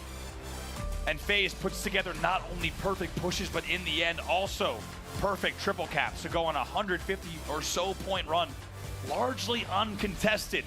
And it's the late game composure. How about Royal 2 staying alive at B? How about Royal 2? Last player alive, stays alive at B, gets the kill on the B boxes, somehow buys the team enough time to come in, do the damage, and get the job done. It's not easy. When you are tied 239-239 in a match like that up against Optic Gaming, the amount of coordination you need to close out that game, it's unbelievable, but they do it here. They win game 4, and they send us to a 5th and final game, do or die between these two. That's when your communication has to be perfect, right? It has to be about what is our play, and everyone has to commit to it 100%. If one player tries to do something off script, he gets taken down. The game is Optics, but it's FaZe with that late game composure again. I said put it on a t-shirt. Well, if you needed something to sell it, well, this game is another great example. Optic was such a good start here, but these final moments, it's all about Royal 2. Big win there from Royal 2. Take a look at this. Now APG here, he gets a look at this strange hit marker there. And now he just stays alive as long as he can on Nestbox. Trippy, it's still a 2v1. In the end though, Royal 2 somehow wins the 1v1, isolated 1v1, and even though the second 1v1 is also a 1v2, he isolates both battles perfectly to allow for Snakebite off the spawn to cap B. I mean, you hope it's an observer glitch for APG. The whip of the no-scope, he probably thought he had the shields. We don't know what he saw on his screen, of course, but it's going to mean that Royal 2 could make that play, and then Optic just had no time to get near that hill. I tell you what, SLC, we have been treated to some incredible series of Halo throughout this weekend. Some of the best, I think, series after series we've had all year long. And now we head to yet another Game 5. Optic have won a couple of these. They certainly have. But FaZe have probably won more historically. They have, especially this season if we look at the last few months of play. Optic on your screen here. They've already been through 3 Game 5 gauntlets this weekend. 3-2 over Native Red. Sentinels matchup ended 2-3, and SSG as well, being a 2-3 matchup. They are no stranger to these Game 5s, and as we said, most recently, just last night, in a late night bout on a Saturday at a LAN, a place they don't expect to be, they had to still topple Native Red and dig deep to do it. Question is, are they going to let themselves get into that harrowing of a circumstance? You have to think for Optic fans, hopefully not.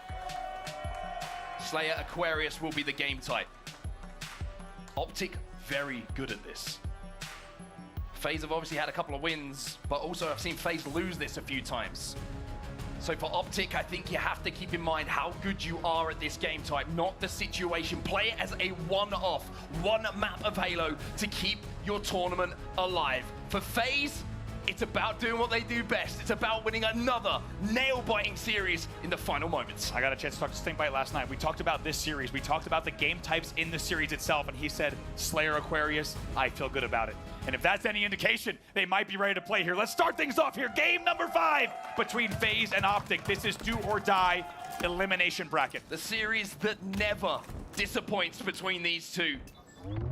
It's almost sad that we have to send one of them home at this point in the tournament, but for one of them, what a confidence boost it will be as they make that elimination bracket run. Off the break here, it's going to be Optic with the first 2 kills. QT's up, almost going for it. Nice baiting and switching here coming in from Optic. FaZe is forced to rotate here all the way to the util. Snakebite trying to be baited, and baited perfectly. Royal 2 gets that kill. Oh boy. There's a second one for him as well, but they're only trades at this point. However, a triple will be quite nice. The QT available, and Formal escapes, but Royal 2 stays alive. And there comes Formal, it's not just one, it's 2! Him. He's a ghost. He QT's back again to pick up both kills. And that QT usage off screen from Formal now gives them a 6-2 lead. And that is a huge open and a huge maximization of that QT to start the lead for Optic Gaming. Formal is a master of the QT. He really is playing it so well at the moment, and now he's swapping it out for a new thrust. So 3 charges left on the thrust. Formal will be looking to get involved in a few individual battles, knowing he has that equipment to play with. Look how much FaZe has slowed this down. They know. One more spawn rotation, and this gets very ugly and very dicey.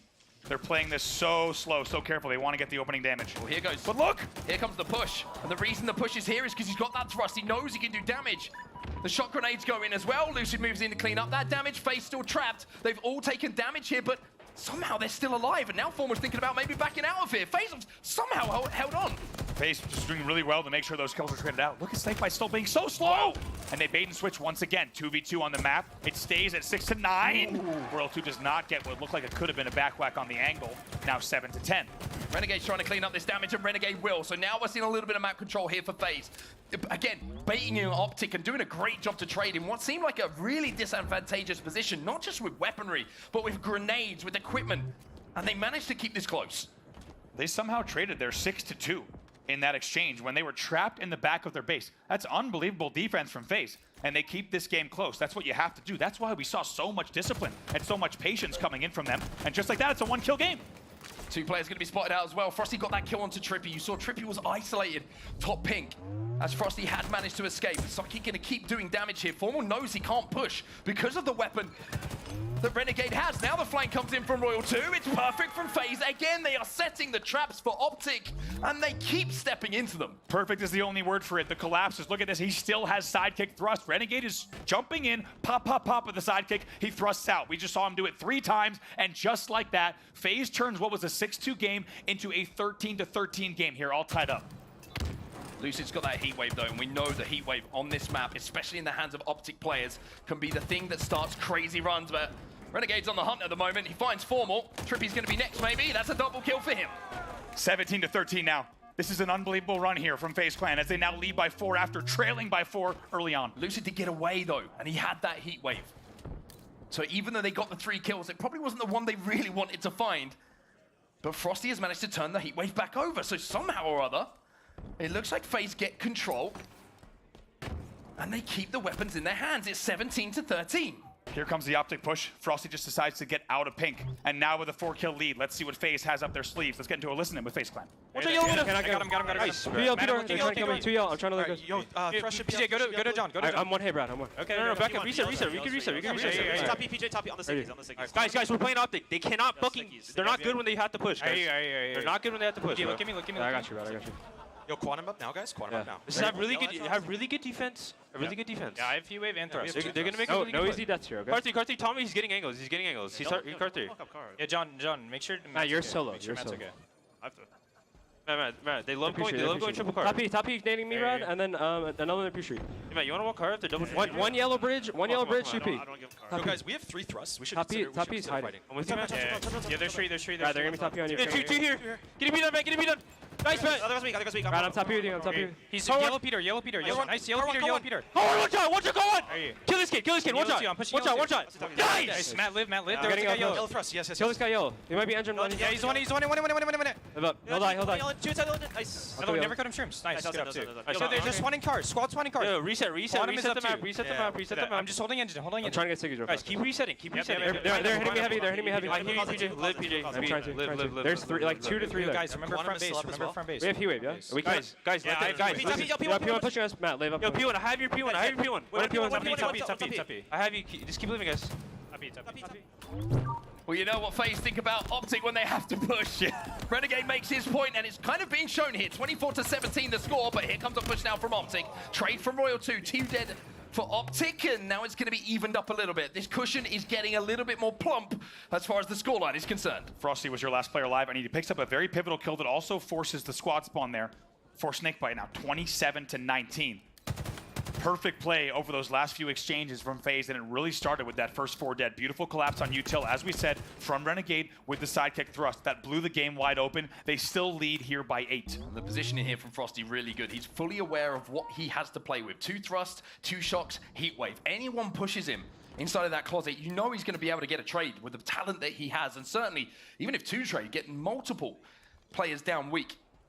So at 27-19, now he's just trying to survive. Thrust gets him out of a situation once more, and Optic, you can see they just don't really have anything to push with apart from those battle rifles. Really well done there by Frosty. You can see he actually just saw APG's ankles and knew to back down. That's how he got out of dodge just perfectly in time. 2-tap there with the thrust. He will trade as well with APG now, 28-21. Trippy trying to push. Renegade says no. Doubling up, oh, and boy. now 4 more. Oh, Renegade! With a little thrust in action. He's going to give himself a double kill. 30-21, a 9-kill difference between the 2. This is nightmare fuel for Optic fans. Renegade with the sidekick and the thrust. Name a more devastating combo as the lead extends for FaZe Clan even further. They are trapped. They are 3 dead. Optic already under pressure from Renegade, halfway up the map. Complete map control for them. And now with this sidekick, you know he wants to push. He's got 2 thrusts as well. He can get in, he can get out. We've just seen what he can do with this combination. Peeking through the iceberg lattice here. Nice little cheeky angle between the leaves. Just going to wait and hold courtyard. There he goes. Gets the kill onto Trippy as well. My thrust is better than yours, he says, and now he looks to continue this run. 23 kills as Formal picks up 1 for Optic. That gap is still monumental. It's huge. With the talent on this team, Frosty going to try and take down 4 more. He will do so, and these trades just keep falling the way of FaZe. Optic have not been able to handle it. It has been FaZe dictating the game since that early collapse. 36-24 now. Renegades 10-6. Royal 2's 11-7, and Frosty's now 12-6. We might be watching and witnessing the best Game 5 team of all time. They just don't lose them, it feels like. 24-37. Optic are going to try and upset that. With a 3-man push on the pink side, but Renegade again with that thrust can just escape so easily. It has to be said, if Optic Gaming slow this game down right now with 4:14 left on the clock, it is not impossible, but it is an unbelievable task to try to get back into this game here. FaZe is going to continue to look to trade. Trade they do, you see, look at the kill feed. Formal picks up 1, Royal 2 trades out immediately. Now the collapse is coming in. Lucid taken out, no trade for Optic. Thrust is going to be up in the courtyard as well, and it's 10 kills to go now for FaZe for yet another Game 5 victory. They have made it look way too easy here. It's too quiet. The Renegade just picks up a freebie there, bottom middle. Gonna just fly at pink as well. Melee damage does not come in, so they'll have to slow things down, but still, it is just, look at how FaZe Clan's controlling every corner of this map. I mean, they've always had players on both sides of pink, or both sides of Util. Optic are just looking a bit lost at the moment. You can see they get picked off 1 by 1. They know they can't trade, so they're trying to play tight, but FaZe just too good. And with the map control they have, it means they have access to nades, it means they have access to thrust, and it's such an uphill battle for Optic to try and get back into this one. Renegade picks up another. Frosty trying to stay alive. Should be able to do so, at least gets a beat down. Lucid picks up that kill, but Royal 2 just waiting to clean things up. Still 2 dead for each side here. Optic Gaming likely going to spawn in the back of the base together. Can they try to get something together? And they've slowed it down. A moment to breathe here, 44-32. But as we said, this should be all too easy for FaZe to continue to trade. Optic Gaming would need to have a series of 3, essentially one-sided battles just to tie the game up. Snakebite -2 in this game, but 12 assists for his team. Lucid's got the heat wave, which might be the only way back into this. Now, the thing about this map is we know there's some crazy comebacks if you can get a 4 dead, but FaZe, you just don't see it happening because of how efficiently they've been trading. It's not happening at 46, you gotta think. No room for error here, and no opportunity, if you ask me, with 2:29 left on the clock at this kind of scoreline. FaZe knows it, Optic knows it. Now just really a matter of time here as they look for their last 4 kills. Triple will bring it 1 kill closer, but 1 kill is not going to do it here for Optic. Trippy gets another. And now Trippy puts the pressure onto Snakebite, just playing his life smartly at the moment. Lucy trying to finish it off, but Royal 2, he's in that fridge. Lucy gets another. Oh my goodness, what's happening here then? 48 though, 2 traded out though. It might have kept things interesting if those 2 kills weren't traded out. Renegade's your last player alive for FaZe. However, with 2 Dynamos as well, they only need 2 more kills to close out this game and eliminate Optic Gaming from the tournament. Formal going to be in the back base. Renegade takes no damage, waits beautifully for that grenade as well to make sure he's full shields as he tries to re-engage. Trippy trying to chase this down. The 49th with Renegade. The only question left is who wants the 50th here for FaZe for another Game 5 win. Renegade on the hunt, but can he find it? I'm gonna check bottom middle. 3 players there from Optic though. Out of there. No answer just yet. You gotta think, matter of time. 1:30 left on the clock. 49-42. Optic have given it their all here, and the fans are trying to give him all of their energy. Formal's going to walk in, and he gets 1, but can he survive here? That's the question. What? APG gets 1! What on earth has just happened in the last few moments? Look at the confidence out of Formal. Are you kidding me? To hit those 2 taps, and that's it. All it took was 1 more spawner, and that's it. With that kill, FaZe Clan will advance on and eliminate Optic Gaming from the tournament. The kings of Game 5s. They just don't lose them. And Optic Gaming will lose a Game 5 here that will end their tournament in Salt Lake City. FaZe continue to look for the 3-peat. The road is long, but at least they're still walking. That's right, the hopes are still alive. My goodness, what a series here to start off our Championship Sunday on the main stage. E-Clasico, these 2 teams always putting up a great fight, but especially at this point in the season, you felt like it meant even more. Yeah, it really does. Getting towards the back end of the season for Optic now, what's next? That's the question for them. How do they go away from this tournament? How do they rekindle that magic that we know that they have in this roster?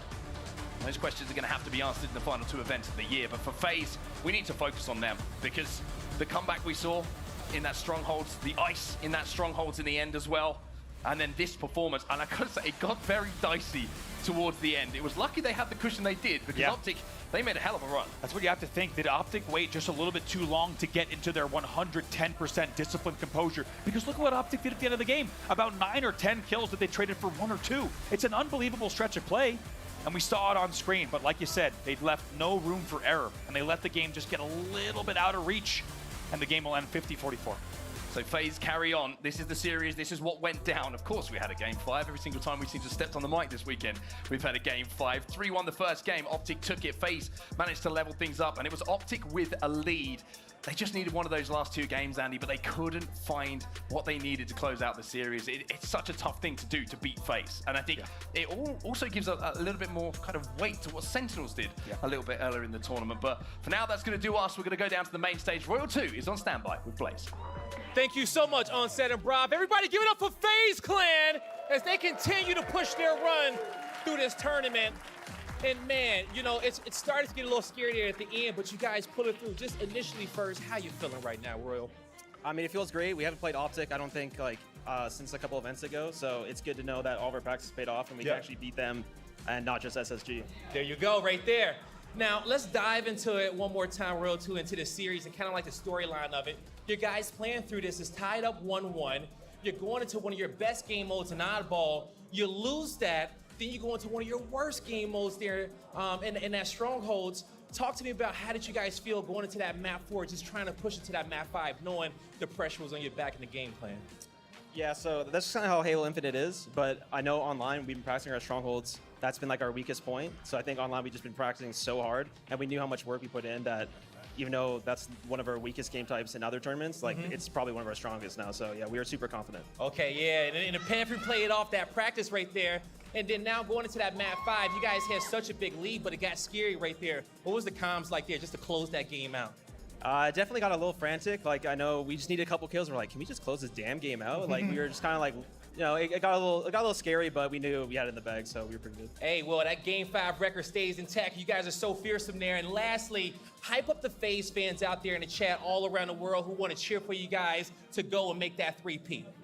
I mean, shout out to everyone in here, FaZe fans. I know there's a lot of Optic fans. We heard you guys. I appreciate everybody that says hi. Everyone in Twitch chat, the Royalers, the Sasky chat, everybody. Appreciate you guys. All right, there you go. That's going to do it for me and Royal 2 on the stage. Give it up for FaZe Clan one more time, everybody. Lottie, take us away. Thank you so much to Blaze, and what an exceptional series we just witnessed before us. We have been dreaming of the Optic FaZe matchup since Charlotte, since it went down to the wire, basically. And it did once more in that Game 5 series. Clutch, first of all, can we just take a second to just breathe? Because there were so many crucial moments in that game, in that series, that really could have decided it for either team in so many different cases. Talk to me about some of the standout moments that you witnessed. I think there were several standout moments on both sides, but the one that really sticks out to me is Royal 2 and his ability to stay alive and get a kill in situations where he has no business doing so in that Game 4. There were so many different times where it looked like Optic were going to create the comeback. Optic take the lead. Now all of a sudden, no one from FaZe can get anything going. We can't get a spark. Royal 2 gives FaZe the spark they need several different times in order to continue the series on to get to a Game 5, and we know what these guys bring in Game 5. That's excellence, that's domination. And Optic, when you're looking at them and how this series played out on their side, they're going to be kicking themselves because you lose 2 Slayers and you feel like you're probably the better team. You just couldn't get the job done on something that was haunting you all weekend long. I'm really glad you brought up that game number 4 because that for me was the turning point. FaZe came into this weekend, into that matchup as the 11th best team. Mind you, only 16 teams invited to this weekend. The 11th best team in Strongholds. You come at in your worst game type and you're able to overcome that, force the game number 5, and then once Game 5 happens, you already know FaZe, iciest team in the HCS. I mean, look at these stats. Royal 2 with 26,000 damage, the most in the series. But not only that, the only player on his team to go positive throughout this series. It's very difficult when you're the only player to go positive on your team and to win the series outright. A hell of a showing from Optic Gaming, but Royal 2 showing you the world-class player that he is, and we don't give him enough we don't give him enough praise for what he does, because Renegade, Frosty, they do it in flashy times. World 2 consistently laying down that damage is the only reason FaZe get to play another series. I gotta say, I completely agree. I think Royal 2 was the difference maker in that series without a question of a doubt. I gotta say also a shout out to Renegade in that final flare, just rocking around with a thrust and a pistol, just having the time of his life. I mean, he was unstoppable at that time because the control was happening from around the map, the angles were getting closed down. Optic couldn't get a proper spawn. They were staggered for the majority of that Aquarius Slayer, and John was just able to run around and just have the best time. Renegade in that Game 5 was just special, right? The entry damage that he was able to create, the presence that he was having on the map. You thought it was getting ugly at the start, especially with that beautiful play from Formal with the Quantum. Renegade gets a couple of thrusts, using it perfectly. He's been doing it since Halo 5, but I mean, he was everything to give FaZe the life they needed early on in that Game 5, keep them in there, and then the FaZe do what they do best, they blow the game open. They certainly did indeed, and they find themselves in the Elimination Finals, waiting for whoever drops down to meet them. And that, again, is going to be an epic series. I mean, it's either going to be Sen or Spacestation, and they're going to have to battle it out once more. And I think they're going to have to recoup some energy there, because it's going to be just as hard, if not harder. Let's have a look at the winner side of things. As you can see, coming up next, Sentinels versus Spacestation. Again, a grueling matchup. Do you think both of these teams are probably watching that series, Tony, and thinking to themselves, oh boy, FaZe is going to be difficult to take down, because Optic was already tough for both of these teams. But FaZe coming through hot, confident, looking a little bit more like that grand final form at the end of that Slayer. Who do you think is going to be meeting them? Yeah, man, I'm pretty sure since it was a Space Station game, we're both watching that, you got a no-die enemy, and eventually you might just run into FaZe, but as of right now, you got to be focused on the enemy in front of you. when it comes to Sentinels versus Space Station, I said it before, I really like Sentinels. The last time we saw this trio this deep in a tournament in Boo Boo Dubu, Falcon, and Sparty, they were able to win a championship, of course, before COVID and all that good stuff. So they're back at it. Now you have one of the best in the game in Lethal on your side. I like Sentinels, but I don't know. Hold on. Something close to my heart says SSG. They're gonna do something. All right, we'll see. Tony's got the ice. Has SSG got the ice? That is the big question. Looking absolutely gorgeous. The gold chain around the gold jacket. Tony's looking great on Championship Sunday, and so are all of our teams right now. But folks at home, if you are a major Halo fan, you might be watching while you're also in game in ranked play in the arena and, you know, challenging teams of your own. You can actually pick up a bundle right now to use on your spawn, on your weapons. It is on sale. It is 20% off. And folks, listen up closely. This ends today. So make sure you do not wait to pick this up. Go into the Halo Infinite shop, grab this weapon bundle. It is gorgeous, our HCS weapon collection, and rock that one in game yourself. Well, I cannot wait for our winners final, folks. It is going to be a legendary matchup. Really excited to see Sentinels in this position, the growth that this team has shown, and then Space Station Gaming, the second places time after time after time. This is the time to get it done at this winners final. This is the hurdle they haven't been able to hop over for such a long time. Will it happen? We'll find out right after the break.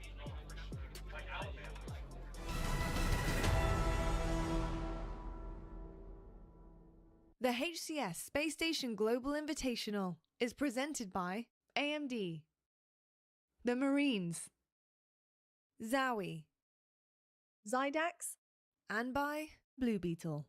Only in theaters on August 18th.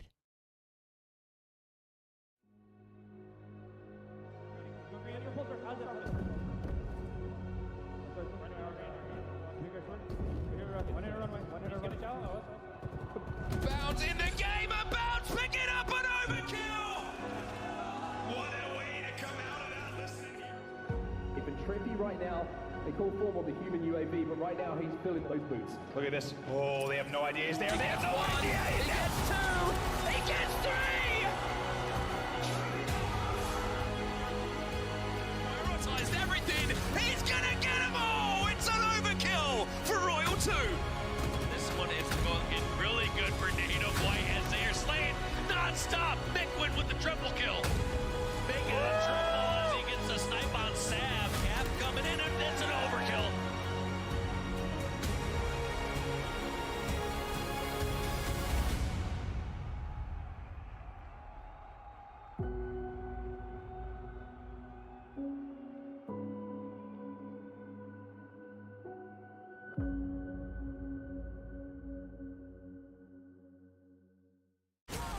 Jenny, yesterday you said you consider getting me a job. Guard that with your life, but do not open it. This ain't what you want. I think he likes me.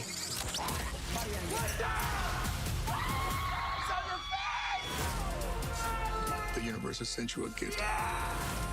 The love you feel for your family makes you weak. You're wrong. My family, that's what makes me strong. Blue Beetle, rated PG-13, only in theaters August 18th.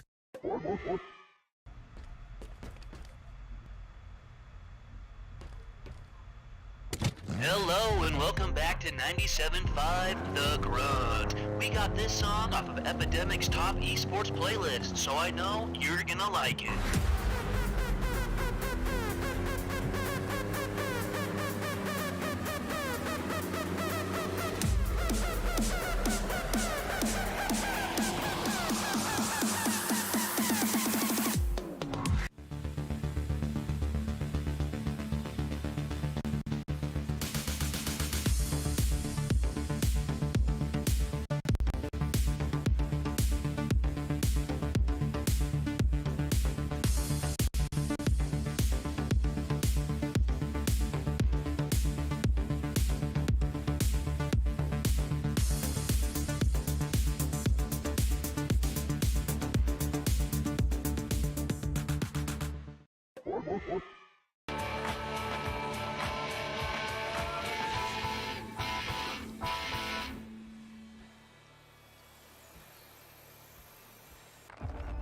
For every generation, It has started with the call to serve. Discovering purpose and belonging well earned. Fighting and winning for our nation and its people. But Marines are never really finished serving. Their commitment is visible in communities across our country. This is Semper Fidelis. Always faithful. Always Marine. I've got you under my skin. I've got you deep in the heart of me. So deep in my heart that you're really a part of me. I've got you under my skin.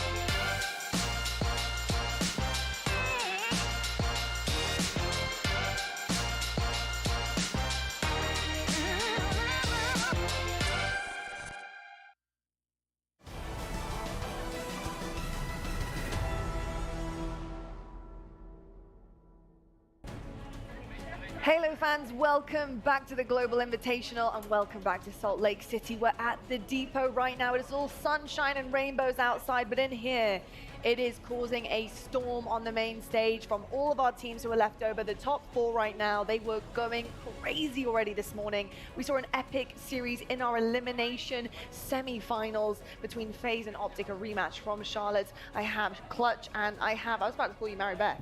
But we have David Walsh. We're on Team Walsh. That is true, actually. I want to see a win under your belt, Walshy. I know you have many. I want to see it more than you know. Keeps him up at night. It does indeed. But one epic series that we saw, and I got to say, you know, for our winners finals, it honestly just gets better and better. I think Sentinels versus Spacestation Gaming is going to be one that is going to tell us a lot about the Sentinels roster in particular. I think Spacestation Gaming, they have been phenomenal so far, but I think Sentinels, they have so much more to give in terms of their growth. I mean, it's still early days for them as a team. They only debuted last time in Arlington, so we'll see what they've got up against Space Station. And I think for this SSG roster, the storyline here is the second places. Too many times they're the bridesmaid and not the bride, and it's just not good enough for this electric roster. Let's meet your Space Station Gaming team.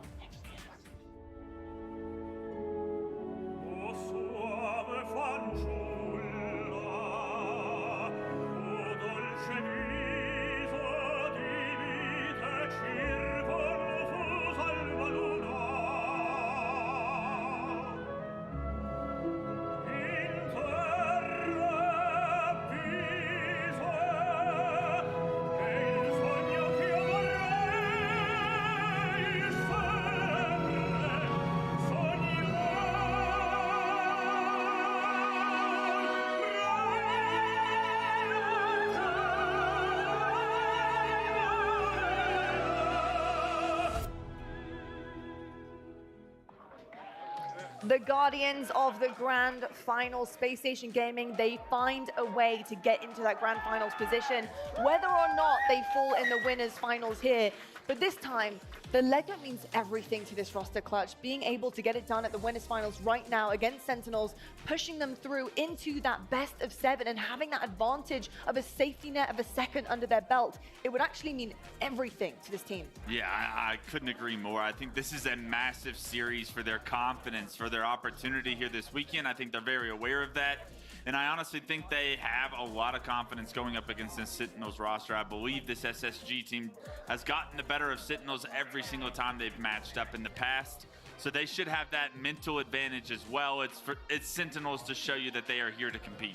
It is indeed. We're going to have a look at our USMC service record, which is going to be Penguin. And I think when you look at this roster, think about what happens when Penguin starts popping off. He really can be that X factor for the team. When he is flanking, getting sneaky kills, he's doing what he needs to do to win his pivs. That opens the game wide open for Space Station. And when you give them room, that is where it becomes very dangerous. Walshy, how do you feel about Penguin and his gameplay so far? Yeah, Penguin is always where he needs to be. He also steps it up in the stat department when necessary as well. Yeah. There's plenty of times where we see him in a game 5 and he has 15 kills as they're going around the 40 kill mark. He just gets the win. It's safe enough to say that he's always playing whoever's smartest. Right here as you're watching these plays, ducking away when he needs to, challenging when he needs to, picking up the ball when he needs to. He does everything his team looks for. He does indeed. I've got to say Penguin is definitely one to watch out for, including, honestly, the other 3 on his team as well. You can just see how well they work in tandem with one another. The teamwork is there. I love Space Station's pacing as well. I think in terms of the pace that Space Station set, the ebb and flow that they have, they can slow it down when they need to, but they can certainly speed it up as well. I think that actually could be a massive difference maker. I think that versatility is something new to Space Station, where in the past we've seen them kind of have that one-track mind. I think they've been able to grow in their gameplay and be able to become more versatile, and with that, become more successful. I think that gives them a lot of opportunity to change things up, throw their opponents for a loop, because when you do have that one specific playstyle that you always go to, you become predictable in a sense, and with that, your opponents can read you a little bit better and maybe counter your strategies. I think SSG has grown as a team a lot throughout this entire season, and with that, I think this is the strongest SSG we have seen yet. And talking about growth spurt, Sentinels, the debut in Arlington, but the growth that they have shown in the past couple of weeks has been phenomenal. Now, the last time these 2 squads matched up in Arlington, SSG did make quick work out of them as a 3-0, and actually, Sentinels were heavily outslayed. But with that being said, they kept the games extremely close. In fact, they were down to the wire. What does that tell you about the efficiency of this roster? Seriously, early on in the debut of this roster, to be able to get heavily outslayed by SSG, but keep everything close. Yeah, I mean, end of the day, you look at past tournament matches and you just look at the series score. You see a 3-0 and you're saying, all right, this team clearly destroyed the other one. But you look down at all those score lines, I want to say it's 50-47, 4-3, and 3-2. And when you really take that into account and see where Sentinels are at right now, they are being overlooked by a lot of these squads. I guarantee SSG did not look back at Arlington and say, hey, we got to study and figure out how we're going to win by a harder score line here against Sentinels. Instead, they were looking at some matches that they lost. They had their sights on other sets and series. Sentinels, on the other hand, they have clearly done their homework. They are dismantling top squad by top squad, and they do not want to stop here. They do not indeed.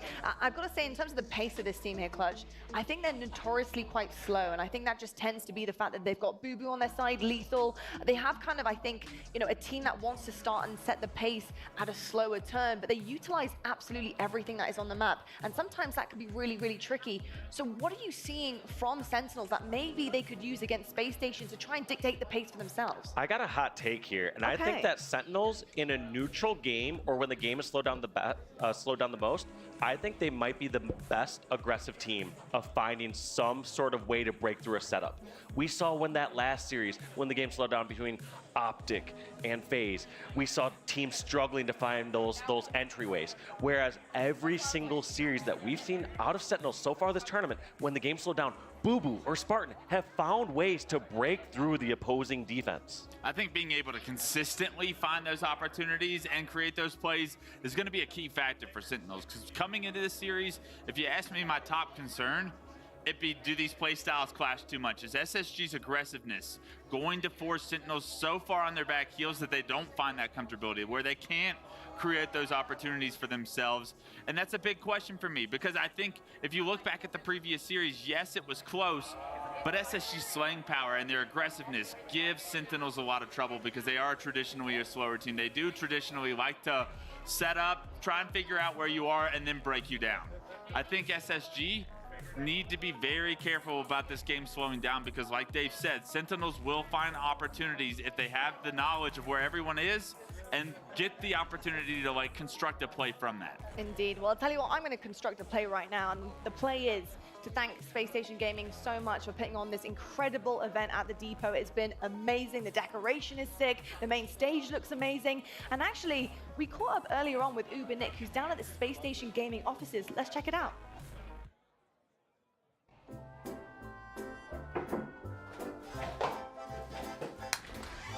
It's so good to see you. Hey! Welcome to Spacestation! Thank you, dude. Yeah. Jeez, thanks, bro. I gotta show you the new SSG merch. good. Did you just get it? Oh, thanks. We always like toss the ball around. Alright, merch. Yo, Pax, we got Nick in the office, bro. This guy. What's up? Oh! What's up, Nick? How you doing? Pretty good, Some pretty new good. shirt. So you guys found some of the new merch already? Yes, sir. Oh, the new jersey? Yeah, check this out. That is clean. The Sad Boy Sad tee. Boys. We're gonna have all the stuff at HCS. I have a great idea. Why don't we take some of the new merch, put it in a box, and give it away at the event? Let's do it. That's box why right I here. like this Box guy. right That's a here. touchdown idea. There are a bunch of stuff in there. I'm gonna go show Nick a bit more of the space station. We'll come back, grab the box, and take it to HCS to give to everyone. Sweet. All right, we'll see you, bro. See ya. Oh, okay, yeah. You go, yes, come on. I'm gonna wait, you go. Okay. Oh, sorry. How was that though? Good bathrooms, right? Best bathroom I've ever used. That looks cool. Good job, Gil. Wait, don't you guys want to slide? Oh, we've got a slide.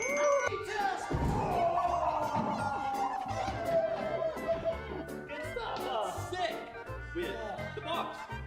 Oh, we gotta get all that stuff to HCS. Yeah, let's go. Perfect parking spot. Throw it in here. Yeah, dude, good idea. Let's go.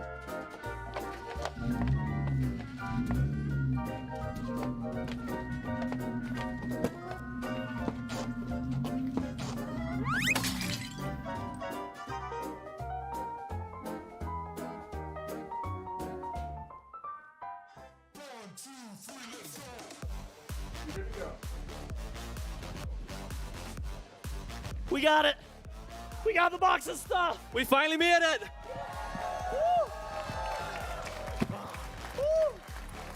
SLC, you having a good What's time?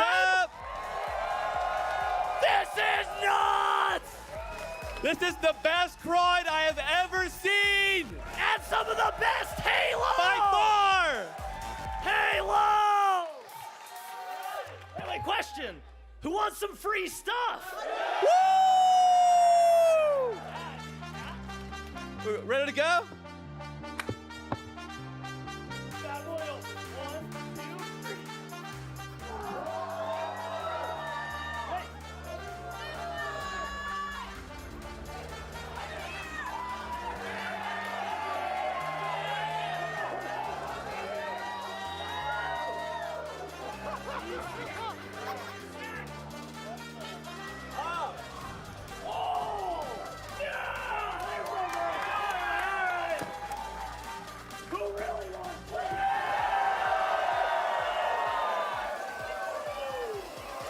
Kids, you want to help?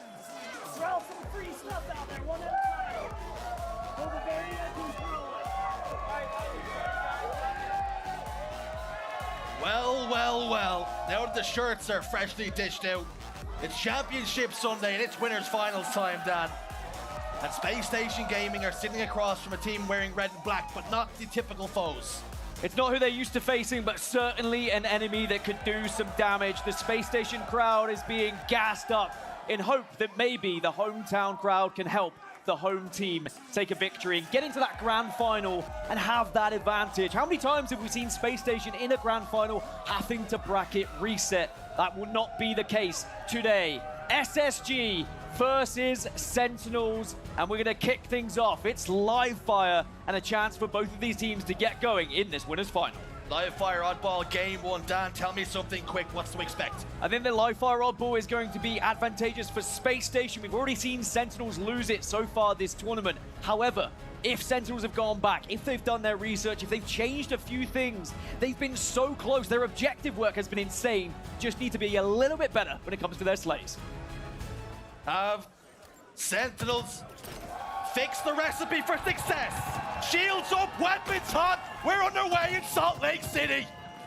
It's been a very different story for Sentinels in their approach to the game. 2 players more objective focused, 2 players on the sleighs. As for Space Station, everyone seems to be doing their part. Penguin is usually that objective focused guy, but it still seems like the whole squad is just gunned, fired, and ready to go in every single map and mode. And already, Sentinels have lost a couple of players. Space Station looking great off the rip here. Sentinels already put 2 of the top dogs to the sword. Optic Gaming, and a dominant display against FaZe. Can they go one better here against Space Station and book their ticket to the grand finals? Or will the hometown heroes roar to life? Shots go down. Falcade will step out for the 1v1, gives them the wiggles. And with Falcade hitting shots like that, Space Station could be in trouble. Falcade leading the highest KD in the tournament as it stands. He's been unreal so far, and if Sentinels are going to be winning this series, you have to feel like Falcade is going to play a big part in that one. But it's not all about the sleighs. The objective work needs to be done. The likes of Boo-Boo, the likes of Lethal, they've been up there with their ball time, with their flags, and with their stronghold captures. So keep an eye on those 2 to be grabbing that ball and getting some time. But right now, it's Space Station who still have control of it. 2 members of Sentinels over towards green. They've lost Falcade in the push. 20 seconds or so until Overshield trade goes down. 2 players landing haymakers. Much like this series has the potential to be. Bound with ball in hand. Spartan putting shots down. Bound gives it up. Runs away. Looking for assistance here. Takes down Lethal. 35 seconds, but Sentinels have hands on the ball. Overshield's about to pop. Yeah, Space Station timing their kills well here, and perfect placement of the Shroud. It's as easy as that for Bound. Another Overshield, and now they can start to press. You can see Boo-Boo wants to rotate that ball over towards green for an easy play because he recognizes SSG are going to be learning on in, and they're going to be lurking, waiting to try and use this OP. It was Boo-Boo Moo-Boo for a second. He goes down. Ball still on the map for the moment. Spartan looking to book his ticket to grand final since the first time since HCS Rally over a year ago. What it could mean to this young man to be back amongst some of the best. How much did he pay you to call him a young man? That's what I want to know. Spartan's, you know, starting to get up there. He's starting to be one of the old greats as he hits a double kill. And he really has had an event to remember as Spartan, and you're completely right. Back in Rally, the kickoff major for Halo Infinite is when we last saw Spartan in the grand final, when he was part of that E-United roster. Chig as well, who is coaching Sentinels. He was there then, and I'm sure they'd love to find themselves in a grand final once more. Top 3 they've already secured, which is maybe above expectations when people were doing predictions and where Sentinels would lie, but they constantly seem to prove us wrong here, and they're going to have to do it yet again here against the hometown favorites. Stellar with the wig wobbler. Top tower, Boo-Boo steps out. Body shot connects. And he will fall. Falcaded will fall. Stellar lands yet another headshot. He's been doing it all weekend long. Just being careful at the moment. Watching the angles. It's as easy as that for Stellar. It's like clockwork. Patrolling tower. Finally the grenades will come, and finally the push works out as Falcated picks up a double. But a lot of ball time was gathered there by Space Station. Sentinel still on the back foot. 2 minutes 50 left to play. So they don't have to worry too much, but Bound hunting down his enemies. 64-26. Smoke screen goes down. Overshield scooped up by Lethal. Couple of shots down on the Penguin, but loses half of his overshield. Plasma grenades go, just to deny a little bit of area, a little bit of territory. Lethal frantically looking for players and teammates to help. Heatwave, scooped up, Bound. The first one in the crosshairs. Players down to no shields, but he just can't apply the finishing touches to the damage he's putting down. Lethal gets one. So much teamwork, though, from Space Station just to make sure that Overshield could not do the damage that we so often see it get done. I mean, as Lethal stepped out of the Shroud screen, he's just been peppered by Space Station battle rifles. Now they've got ball back tower again. I mentioned that Penguin often is the best objective player we see in HCS, and he's showing it right now. 52 seconds on that ball. Just allowing that slaying to be done by someone else. And at the moment, it's Stellar at 14 kills. With 2 minutes left on the clock, Sentinels need to start getting a setup soon and thinking about some ball time, but Space Station are doing so well at keeping them away from it. The map reset for a moment. Boo Boo has been the opening pick at the hands of Penguin. Bound will scoop it up and start to juggle the ball. There's no traveling rules in the HCS. He goes down though.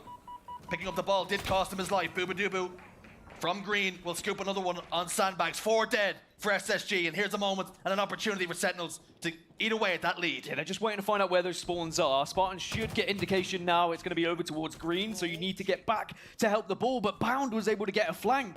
Maybe a slight split spawn, but also he might have just pushed very aggressively into house. And it means there's not going to be as much time gobbled up by Sentinels here. So great play from Bound in particular, but Spacestation in general. But now Spartan's starting to heat up. Heating up with the wave in the back pocket too. Sniper in 10. Overshield at the exact same time. Will Sentinels prioritize ball time here or try and play for both? They have eaten away at that lead successfully now within 38. Heatwave lined up on the overshield. You can see, oh! Stellar. He's at it again. Overshield and sniper rifle along with ball. They've got everything they need.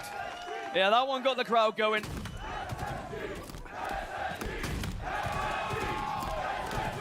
What's happening? Finally cleans it up. Maybe the crowd and the noise getting a little bit too much, but at 97 to 98, it's so close here for SSG. Spartan soars in, 2 seconds required. Penguins got hands on. Ball's been fumbled for now. Still a chance then for Sentinels. It has to be the perfect setup. They're 48 away, and it is very much achievable if they can get one more round of slays and just force Spacestation back here. But Bound getting the opener. Surely now this will be the last moments for SSG. Eagle goes down. Ball still in the hands of a Sentinels member. Lethal's played it, has he? He kept it alive on green. 3 dead. Penguin sprawls for the ball in his hands. 1 second. Successful. SSG claim round 1. And it was a wonder whether that ball could have gone off the map, but it just about stayed on. And it means Spacestation now will take a round lead. Now, it wasn't the worst effort from Sentinels. They started to get back into it, but there was a lot of scrappy time that was gathered. How are you still alive, Stella? Every single time he seems to defy gravity in some sort of way. As he crashes down to the ground with the melee, and now Sentinels have to try and fight off spawn here. Bound with a long scope. Eyes up, Boo Boo! Spartan tries to run away. You're going nowhere, fella. Double kill for Bound. Individually at the moment, Spacestation seem to be on top of their game. It seems to be like this is the tournament that surely they feel like they can lift and hoist that trophy above their heads. Remember, Stella, Eco, Penguin, they've done it before. They were consistently lifting trophies, but for Bound, he is yet to have that winning tournament. But could it be here in Salt Lake City in front of the crowd? Now, they've got to get to that grand final first, but certainly one step along the way at a time. And if you can have that series advantage going into the grand final, it would do wonders for this team. Stellar continues to roll around with the heat wave. Continues to bully Sentinels, finally put down. But Bound with the sniper, lands the all-important body shot to get the kill. Booba Doobu tries to back away. Smoke screen good enough for a trade for now. Booba Dooba 8 in 21 at the moment. Now, he has been more objectively focused throughout this tournament, and his positioning and his play has been very important for how successful Sentinels have been. But that being said, you still need to be matching the slaying power of the rest of your squad a little bit, and Bound needs to maybe pick things up here in this game 1 if we are to see Sentinels get back into this game. Is Spartan now? Maybe he can be the one to lead the charge. Ball in hands. Forced to play it. All 4 dead for Sentinels. Score at 19 seconds to 5. Overshield. About to pop once more. Booba Doobu gets 1. Can he get a second? No, he can't. He's shut down. But it's 2 dead. Overshield will be scooped up. And Stellar, bottom middle. Penguin's got it in his chest, but he's got many members of Sentinels contend with. He's in a brawl, and he will fall. Again, though, good focus from Sentinels, and Stella makes it 2, and it gets stolen away. It could have been a triple, but it doesn't matter. All that they need to do is make sure they're getting the kills together, as again, Sentinels off spawn now. They're gonna have to fight and try and break this setup over towards house. And Stella's just gonna watch bottom middle as Boo Boo's gonna try and make a flank here. Stellar anticipates that. Tries to come out key door. Good enough for a trade. Brawling once more. 3 dead for Sentinels, 4 dead for SSG. And it's Booba Doobu with time on his hands and hands on the ball. The call has come to rotate it towards tower to give them the possibility to play ball if their setup is broken. Yeah, great heads-up play there from Boo Boo, and that's why you want a player like this on your team who is just a little bit more objectively focused, knows when and where to be moving that ball, and when to try and get it off the map, or just to slap someone in the face with it. As Sentinels begin to score. Where on earth did Bound come from? That is the second or third time this game where Bound's come out of absolutely nowhere to stop the ball from being scored. Bound, like a Diglett coming up from under the ground. Catches Sentinels unaware once more. Stellar with Sniper. That's a worrying sign for anybody, particularly for Sentinels and their fans. As he heads towards dummies, he's doing it again. Stellar picks up 2, looking for Lethal to make it a triple! SS Jesus is cooking once more! I don't know if it's the overnight oats or what, but something is getting Stellar going today. 47-19. Sentinels are doing well at keeping this competitive, despite the fact that SSG are outslaying them at the moment.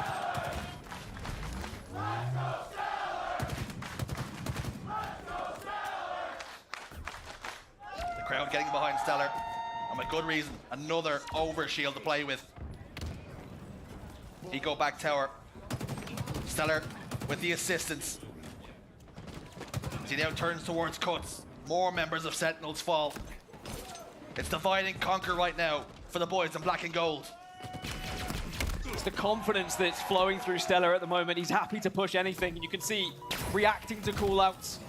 Any sort of damage that's done by his teammates, he wants to be the one finishing it off. We see it so often on maps like Aquarius, but live fire really gives you so much more avenues to traverse the map, to get behind enemy lines and make sure you're hitting those shots and finishing off that damage that is being done.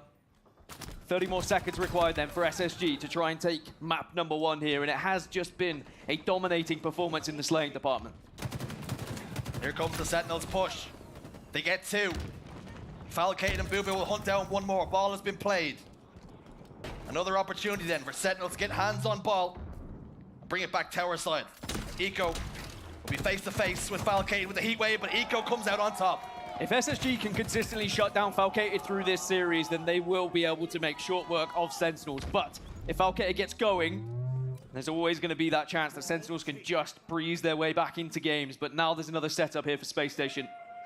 There's a slight lull onto live fire as everyone is going to be spawning, and it's one last chance to break here for Sen. One last hurrah then. Time continues to mount. Booba-doo-boo faced with Eco. Eco will fall. 8 seconds required and counting and closing. Stellar will play in an abundance of caution. Ball played off the map. They only need 6 now. Stellar just toying with his food now. He's happy to take this fight with Lethal and somehow hits the perfect. 98 seconds, make it 100, and Spacestation take map number 1 in what was one of the best performances from Stellar we've seen in quite some time. Professional, dominant. SSG appears to be in championship winning form right now. Map 1 was always going to be very important here. I said it in the winners semis as well with Sentinels when they were going up against FaZe. If they got that first map, if they got that belief, that confidence, then they can start to snowball. But it could be very much the opposite now with SSG getting the initial map. Is it just one step too far when you go up against a very focused and very determined Spacestation? Careful, you're right, Kyle. Watch your eyes. Cover them. You need them to spot out any sort of overshields they're going to be spawning. Taking a look at the highlights. It could very easily just be the Stellar show, to be honest, for what we've seen. The amount of kills he put down, damage, Bound as well. And even though Stellar will take the plaudits and, you know, he'll have the headlines in the SSG newspapers, Bound several times was able to stop that ball from being gathered up by Sentinels time after time. When you thought there was a setup for Sentinels, Bound would just suddenly come out of nowhere, and then wham bam, thank you ma'am, Stellar with the triple. It's going to be so disheartening for Sentinels when they show semblance of getting back into the game, getting control. Stellar just hits some of those shots. Absolutely beautiful, but soul-crushing if you're on the receiving end. But on the horizon now, after game 1, we head straight, quick, into Slayer on streets. And this is typically where Sentinels get themselves right back into a series. Yes, Slayers have been very good for Sentinels, but Slayer Streets is one of those where I feel like it kind of leans towards Space Station. It's a very fast-paced map. It's one of those ones where Space Station have always historically just flown around corners and tick fights together, whereas Sentinels, they like to slow things down a little bit more, and maybe Space Station won't allow them to slow it down here on Streets. I have to see what kind of pace we are at right at the very get-go. And of course, we'll be keeping a keen eye on those rockets and whether Space Station can get their hands on them first. Lethal and Sentinels on the back foot, taking a look at the head-to-head. He's been having a tournament as well. He's been playing so consistently for the last year or so. And we desperately would like to get back into the grand finals. The HCS Kansas City champion. He's as close as he's been in quite some time. Rocket scooped up by Bound though. And Space Station are in fine form at the moment.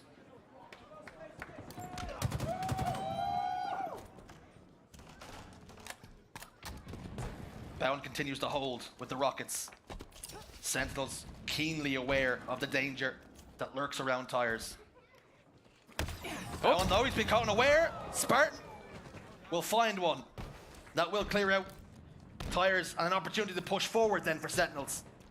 4 kills to 1. Again, Falcade lurking around a corner.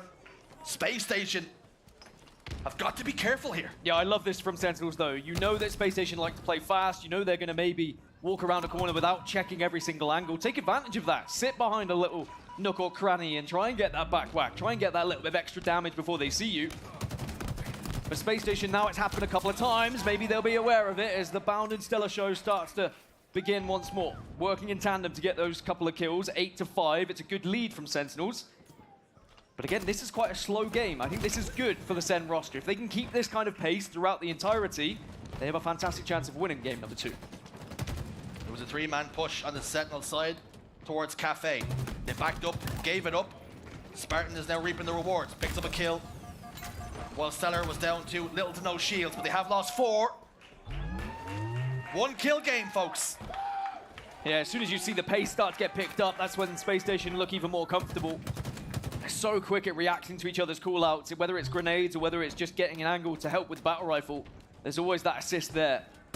That's why they're one of the most scary and terrifying teams we have in the HCS when it does come to actual teamwork, as Lethal will fly around and make sure he finishes off Eco. But he gets cleaned up. 15-12, Sentinel still holding the lead, and it was a great response after going all 4 dead, and again, it's Falcated leading the charge, and he's got some rockets to go alongside. Got the boom booms. Over the shoulder now. Prepared to drop the base. Stellar's gone to heaven. Need to fire it. Been playing otherworldly. Stellar in heaven. Raining down death and destruction. 1 kill between the 2. Now, I'm all for trigger discipline when you've got the rockets, but when you are under that much pressure, I feel like just firing out at least 1 just to get rid of it is very much worthwhile. And Falcated maybe being a little bit too cautious for my liking, and it allowed Stellar to get 2 rockets. He only got 1 kill with it, but on the flip side, Bound's just got a double with the Sentinel beam. So Space Station make this a tied game, 19-19, and it's going to be a trade as we're still all tied up. Bound continues to reduce members of Sentinels to Ash and Adams. 1 kill game. Lead changed. It is Space Station with a slender lead. 4 members of Sentinels over towards the pink side. Lethal's going to be the first pick, and that could result in a collapse. Falcade's trying to answer back, but Stellar's got 2. And here comes the Sentinel beam once more. Falcade will survive for now, but not for long. Here comes the pain as Space Station now take a 3-kill lead. I want to know though, are they feeling calm? Are they maybe communicating very fast-paced? I guess a listening now with the hometown heroes is the perfect time. Rockets in 15. Look at Ivy. Look at bottom C. You should go to them, Zane. Back trash. I'm watching trash. Yo, watch top. 3 trash. 3 driveway trash. Top. Trash weak. Yo, I'm going for trash. Looking back left. They're coming up. They're coming to driveway. Yo, on my trash. Have you. Watch your trash. Watch your trash. Back trash and C-Valk. Watch your trash, Lethal. Rockets are up now, guys. I'm gonna push Ivy. I'm One shot disruptor, one shot bottom death spot, one shot death spot. Hero and death spot. One shot death spot, one spike, Watch out, first team. Watch out underneath you, Zane. Underneath you, one shot. And they're on rockets now. Absolutely on Chase him. He's to your right. To your right. To your right. Rockets ATM, Rockets ATM. He's dead. Nice. He's going going to C. He's going C. One shot. He killed me. He's dead, he's dead. Nice. No more rockets. Shotty was down. Up there. Stalker on respawn or what? Yeah, we should go for stalker. We should play C. I spawned here. Okay, guys. On shotty lethal. I'm trying to get this shot. I'm in B, Kevin. Try yourself. I left you bound. I'm getting I think they're pushing me. Coming back to you. I'm here bound. Coming back to you. I left you, Zane. Two arcade. B stairs weak. Arcade one shot. Red room, one shot ice cream. Nice. Lethal. I'm blocking C. Left Kevin, don't peek. Get Stalker. What's he on? I'll get I think he's Braden. I'm just gonna sit in PD, okay? Or in market. It's very important things to note as well, just making sure they chase certain kills. They don't allow any of these players to get away as one shot because they know how important every kill is going to be here. Because they now have a 5-kill lead and Sentinels are starting to drop off ever so slightly. And now with the pace of this game, and whilst I said Spacestation probably want it quite quickly, as they have a 5-kill lead, they can afford to slow it down a bit. They can say to Sentinels, well, what have you got? How are you going to break through? But now they up the pace when they get those openers. Estella, he keeps going! It's a big triple. No, you can't give him more. You can't give him more! Oh, it could have been what could have been for Stella. Massive lead now for Space Station. Stellar sitting at 16 and 9. Sentinels firmly on the back foot, just trying to survive. Space Station continue to apply pressure, and Sentinels are buckling here in game 2. 9-kill lead, 11 required for the win. Stella is starting to look like championship Stella, the man who's lifted a ton of trophies already in both Halo 5 and Halo Infinite. Lethal goes down. 40 kills now. Falcated's the next. It was so close to being another triple. Spartan is the only one really stopping these multi-kills from happening. But all the meanwhile, Penguin's got the rockets, and we're starting to see the beginning of the end of this game. Rockets handed over. I would not be surprised to see that in the hands of Stellar. All 4 members of Sentinels positioned over towards B rails. Boo Boo gets the opening. Stellar with the boombox, ready to play some of his greatest hits. The Sentinels are in full retreat, but Lethal's been isolated. Good nade. Falcade falls down. Denial nade, Rocket will fall. 5 required. Eco will pick up that loose possession of Rockets. Lethal falls, 3 dead for a moment. 3 required. And you may as well start to think about map number 3 if you're a Space Station fan. There is no chance they throw away a lead like this with how they've been playing so far this tournament. A rocket to Boo Boo makes it 48 and just 2 more required. 1 kill. Spartan back PD, he's not even gonna need it. Space Station double their lead. 1 game away from grand finals. It would be a grand final where they would finally hold the series lead. And whether it be a rematch against Sentinels or whether it be FaZe coming through that elimination bracket, SSG would still be the ones who would have that little bit of extra something in their back pockets. But of course, the series is not done. We move over to Strongholds, which is where Sentinels have been very successful so far this tournament. They've yet to lose one. So that is certainly good news for those Sentinel fans out there. However, it is going to be on Solitude, which is always going to throw a spanner in the works. A newer map. Wouldn't have had as much practice on it, but personally, for me, I would always go for the kind of newer teams on a newer map because they seem to practice these things a little bit more so than the old guys who have been together forever and they're like, yeah, you know, it'll be fine. We'll be able to play the same way. It was just Halo 5, right? Got to keep a keen eye on this one. If Sentinels can get back into it, King of the Hill recharge. Again, we've not seen Sentinels lose a King of the Hill so far this tournament. So maybe this is where the series layout starts to turn around for Sen. Taking a look at the head-to-head then. Stellar and Falcated. So impressive all weekend long.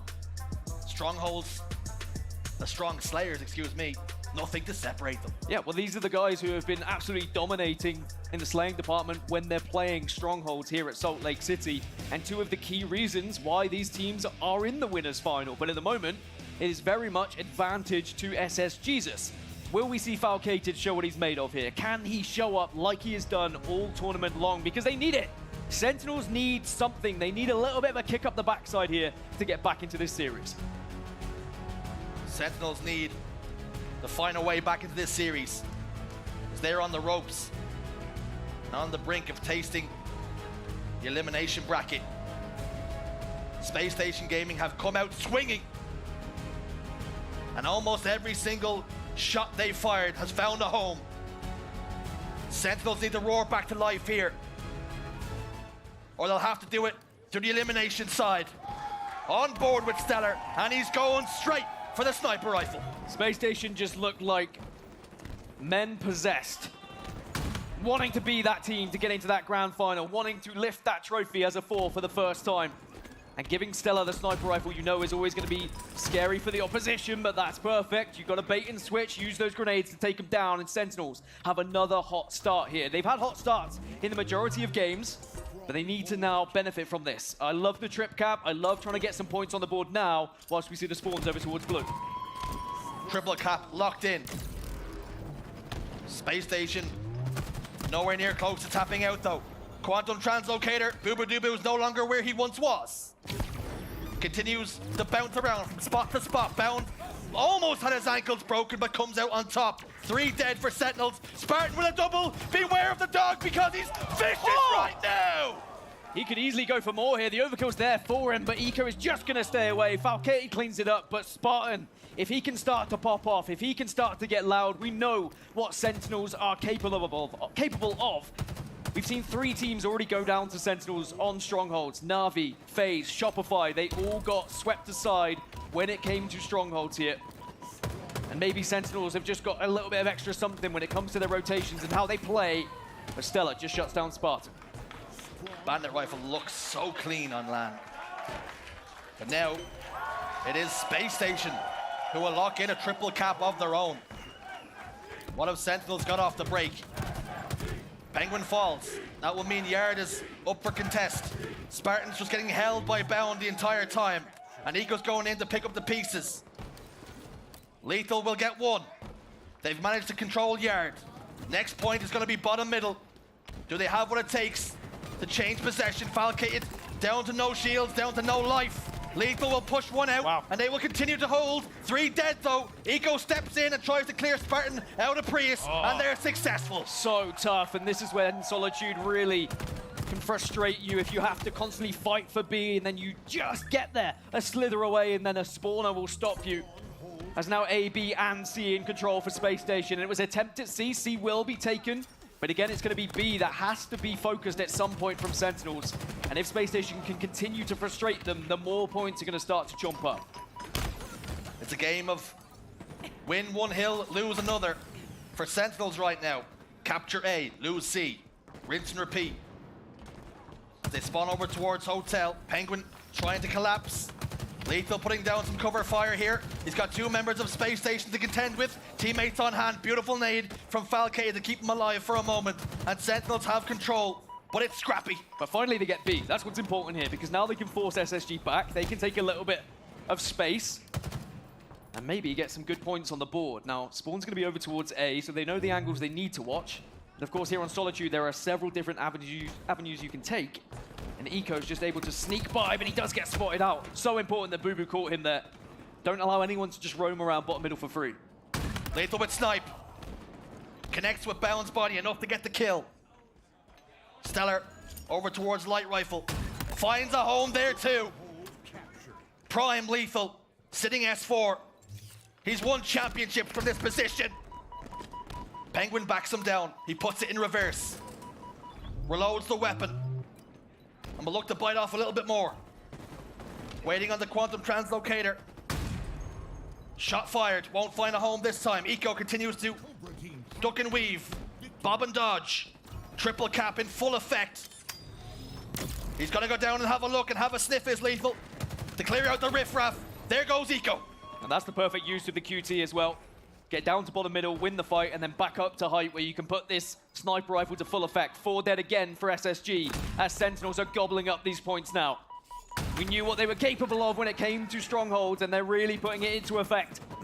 Spacestation just can't wrestle back 1 because Sentinels are taking the fight to them time and time again. It's great pressure as once more 3 will fall. It's another spawn over towards blue, and that means you have to force either A or C, but there is a Sentinels member waiting around every corner right now as they're up to 200 points. Spacestation getting a taste of their own medicine here as Sentinels keep applying the pressure. Spartan soars in and lands a haymaker to take down Stellar. Triple cap still locked in, and Spacestation just don't have an answer. This one's done, surely. 240 now. Spacestation off spawn are getting Beautiful naded nades. again. It's one last ditch attempt to try and get into A, but it's not gonna matter. Sentinels back into this series, and now maybe they can start to believe that a reverse sweep is possible. Sentinels just silence in the crowd now. A very, very quiet crowd, and for good reason. That was a dominant performance from Sentinels. It wasn't even close by the end. A trip cap held for so long, hundreds of points without contest. And the scary thing is, we go into a King of the Hill, and again, it's something that Sentinels have not lost so far this tournament. And have Sentinels with that win just planted the seed of, uh-oh, we've been here before as Space Station fans. Are we going down to elimination bracket? Are Sentinels going to do what has been done to us time and time again in the winners finals? Well, I guess some good news for Space Station fans is Space Station have also been very good at King of the Hill so far this tournament. Remember when King of the Hill was first introduced? They were almost the pioneers of King of the Hill. They were the ones who were kind of adjusting that meta, making sure it's played in a certain way. And as you can see, both teams undefeated so far this tournament. One of those O's has got to go. Will it be Sentinels? Oh, that goes. Space Station remain one game away on match point. But Sentinels have made a game of it. And that wasn't just a nail-biter and a scraping win. They dominated.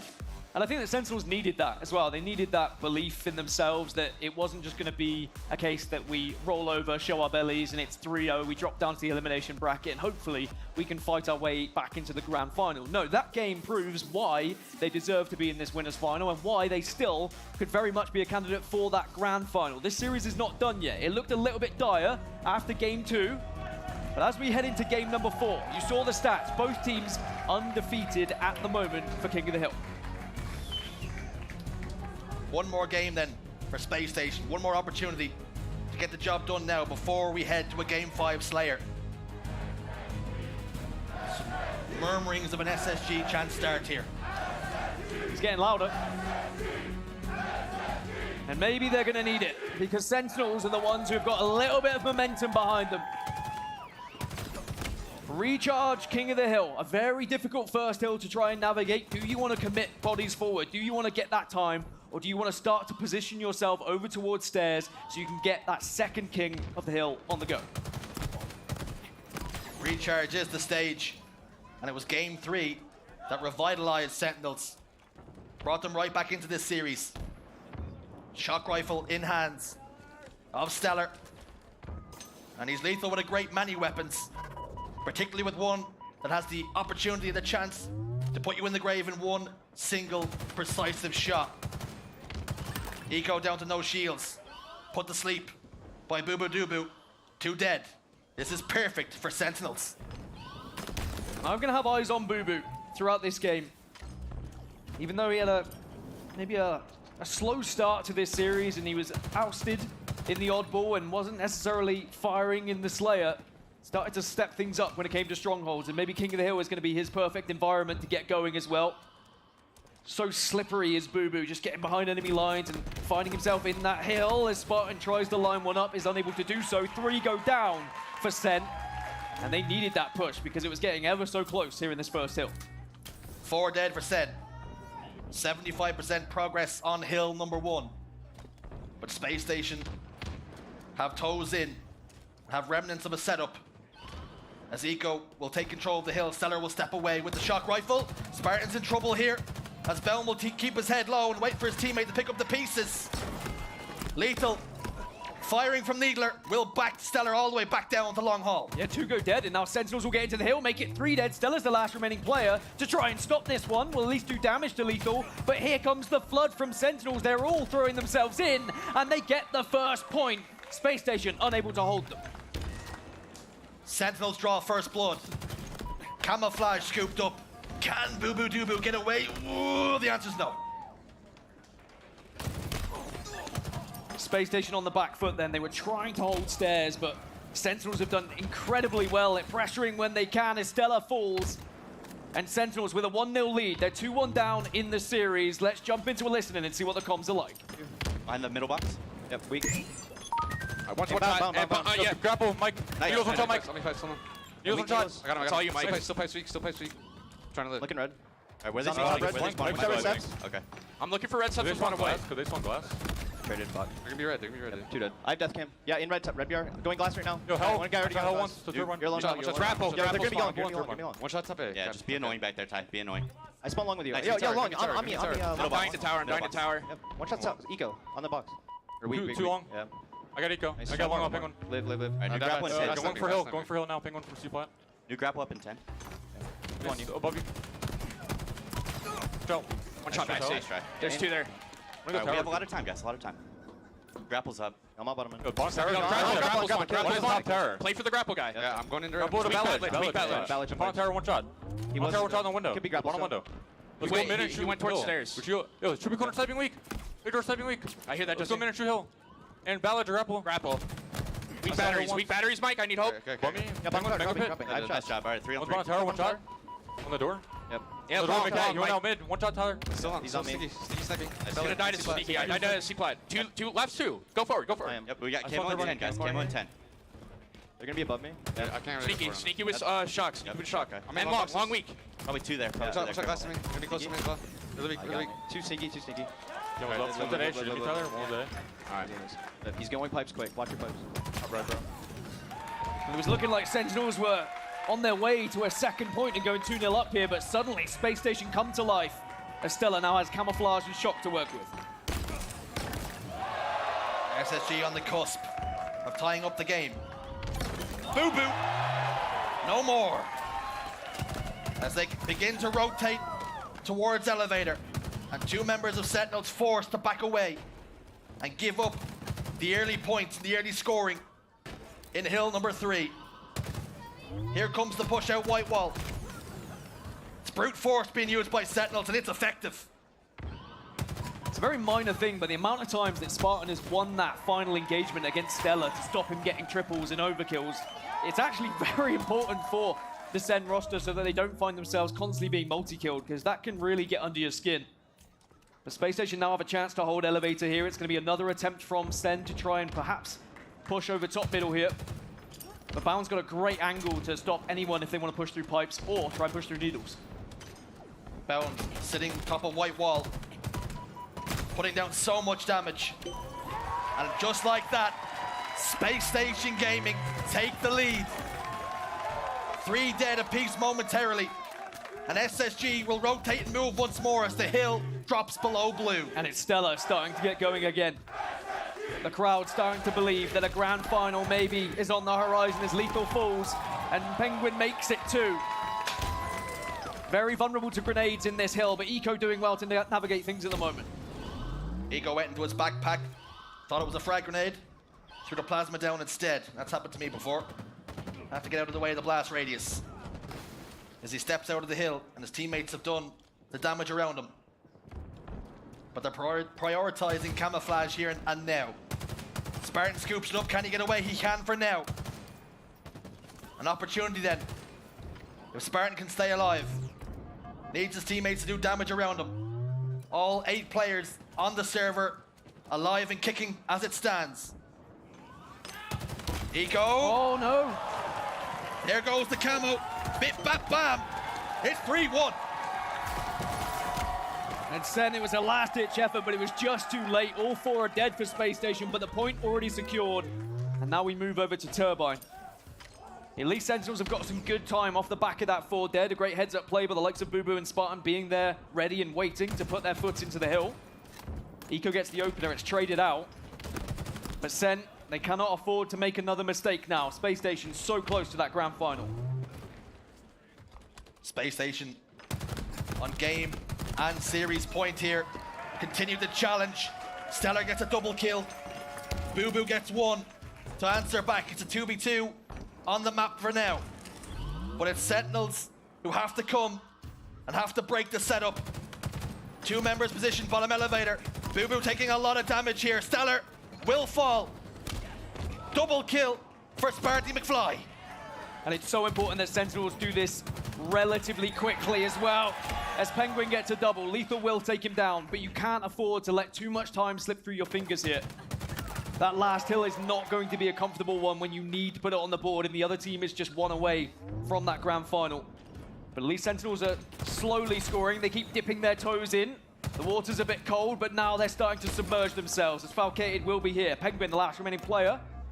And maybe Sentinels could put a second on the board here if they get another set of slates. Falcated dodging grenades. Tap dancing. Ultimately falls as the music stops. Spartan gets another one. Over towards Pistol. He's got Stellar lined up and locked. Double kill. Penguin answers back with a double of his own. Lethal. Camouflage. Confidence flowing through his veins. Could very well have the game in his hands. And now instinct usually with Camo would be to get into that hill and to try and finish this one off, but Lethal knew that he can't give away his position. But with his teammates going down, now it allows Spacestation to take a little bit of control here. They waited to step foot into the hill. They ate up a little bit more time, but now they start to close in on that fort. The SSG chance start once more. Here they come though. Sentinels break the setup. The score very close. 3-2 now. And we go back to bottom middle. Now Sentinels did very well in this first hill to be able to secure it and just steal it away from Space Station, who are starting to set up for that next one. And I think we're going to learn a lot about this SSG roster. Do they feel like this can be won here on this hill, or do they start to think about the next? You can play time. It's a lot of time to be played, but it's going to be evident now with Stella stepping in. Time is not going to be the consideration. They want to win it here and now. Stella with shock rifle and a get out of jail free card with a grapple. Boo Boo put to sleep. And Stellar will step out. Spartan's there. Plasma pistol shots just bipping and frying the shields. Bound survives. 1 minute and 35 on the clock. As Space Station descending the hill once more, and Falcated serves eviction papers.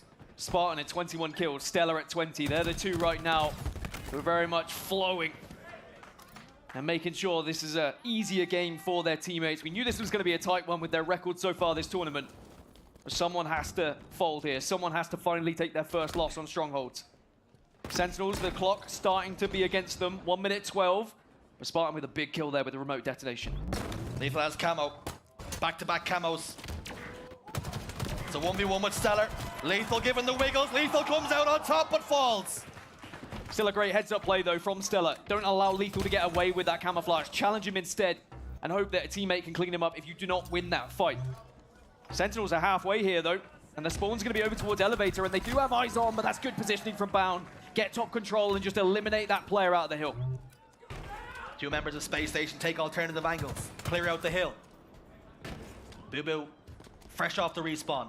Sentinels back to a full complement of players. Lethal tries to win another 1v1, this time not successful. This time he will fall, as does 3 members of Sentinels. Make it all 4 dead. And SSG knocking on the door of grand finals. One more push like that, if it goes badly for Sentinels, it could be the game. They need to be moving quickly. Bounds though spotted the elevator spawns, the call out to be happening. The initial frag has to go to Sentinels, but it doesn't. That's 2 down, this could be it. All bodies are hitting the floor, and SSG continue to slay out. All 4 dead. Space Station Gaming are going to grand finals.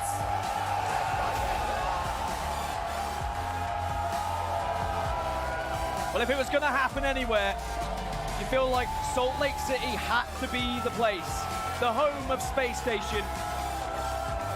Are we going to see SSG finally lift a trophy with this roster? Sentinels tried as they might, and it was blooming close in the King of the Hill. But SSG just seemed to have something different about them in this event.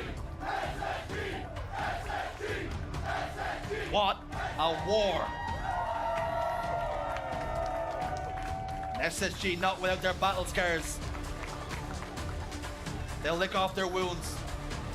Headed to grand finals, but for Sentinels, it's a rematch with FaZe. And they have to set their sights on taking down the top dogs once more. And it is always very tough dropping from the winners down into that elimination bracket to play a team who has obviously got some momentum behind them.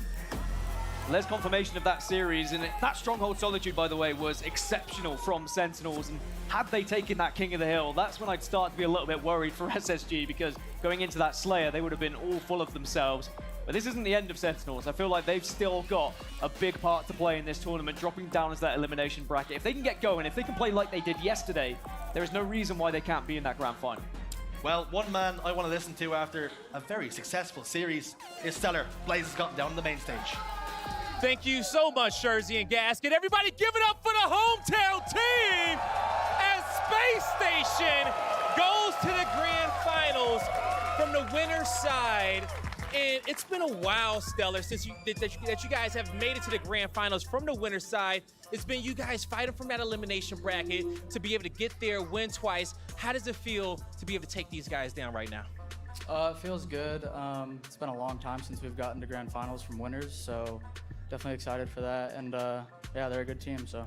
Yeah, they definitely are a good team. Now, I know you guys probably wasn't expecting them to play them from the winner's side, but what was the preparation to take down the Sentinels team here today? Nothing out of the ordinary. We just play our game, and I mean, we scrim them online, so we kind of know what to expect from them. And we've been playing against them for so long, so yeah. Okay, nice, nice. Now, I gotta be honest, everybody. In Salt Lake City, you guys can help me with this one, but has he been playing phenomenal all weekend long? Absolutely insane. You had me screaming like a schoolboy downstairs watching some of those 6 snipes. How is it that you're playing so well? Is it the beautiful state of Utah, the beautiful city of Salt Lake? Is it your diet? What is it? Why are you on fire like this, Stellar? I have no idea. He has no idea. Do you guys got an idea? I think they do. Now, I'm gonna let you guys go and prepare for this next matchup, but what you want these guys to know as you get ready for this grand finals? What do I want them to know? What do you want them to know to get, as you guys get ready to go into the grand finals? Anything to hype the fans up here and at home? I mean, you guys are amazing. Thanks for coming out. We appreciate all the support, and yeah, let's go. All right, let's go, everybody. One more for the hometown team. We'll see if they can get it done, but that does it for us on the stage. Lot, take us away. They were not losing another winners finals. This was unreal from Space Station Gaming, the level we wanted to see them hit, and that hump firmly hurdled over because it really was such a knock for them in every single tournament. Finishing second place, it did come from the fact that they lost that winners finals every time. This has to be a massive boost of confidence heading into that grand finals, knowing you have that safety net of a second best of 7 series with you. You know, we talked about Penguin, but who could have known that Stellar would have one of the best series of Halo Infinite we have seen from an individual standpoint for probably the entirety of Halo Infinite so far. I mean, he was on fire, Clutch. Yeah, I mentioned it earlier in the weekend where Stellar's series against Optic was so impressive last event. I was like, if he can do that consistently, they're going to win every tournament. And it seems like Stellar woke up today. It seems like Stellar is on fire and in that mode. And right now, he is giving SSG every bit that they need to get into the grand finals, and if he can play like that, they will find themselves champions. Let's talk about the one map that they lost. You know, I think this was potentially on the cards for a 3-0, but that Stronghold, Sentinels managed to really climb back and in quite a dominant fashion. Stellar didn't have the best game on that Solitude Strongholds, but Sentinels managed to hold that trip cap for so long. Walshy, talk to me about the moment where we saw SSG lose control in that Stronghold and Sentinels start to really bite back. Yeah, it just felt like Sentinels had the perfect setup. They continually held every part of the map and continued to spawn them over near cafe or near hotel. And so every single time, they either had to funnel through a small little hallway towards yard or go across the very open middle of the map. They didn't really have great options. So I'd say that's just more on Sentinels for doing such a good job. But taking one last look at those stats, Stellar, 21,000 damage, almost 4,000 more damage than the next highest player in that entire series. Yeah, he was the difference maker, to say the least. And Bound not far behind either. Bound also doing what he needed to do to support the team. And when you have 2 players popping off like that, we saw some crucial moments in that last King of the Hill from Bound, who really saved the day, not only just slaying and creating those openings, but honestly, massive pivs coming in from him too. So having Bound and Stellar popping off, Penguin as well in that King of the Hill, and Eco. I mean, it's pretty scary, I'm not going to lie. In the grand finals, I think going up against a Space Station Gaming that you've just seen come off a series like that, pretty scary stuff. And as you can see, in the grand finals, they will be sat waiting for their opponent. What a fashion that they have done this in. And again, they haven't had the easiest road to get here. Space Station, they had to face G1. Then it was Optic Gaming, a really close game 5 there. Then it was Sentinels, who were really hot, from yesterday, coming off the back of a phase win. But it just wasn't good enough, and Space Station, they will be in that prime spot. Looking at the elimination bracket, though, we do see Sentinels, they will go down, and it's a big rematch against FaZe Clan. Now, previously, they did manage to beat FaZe 3-0.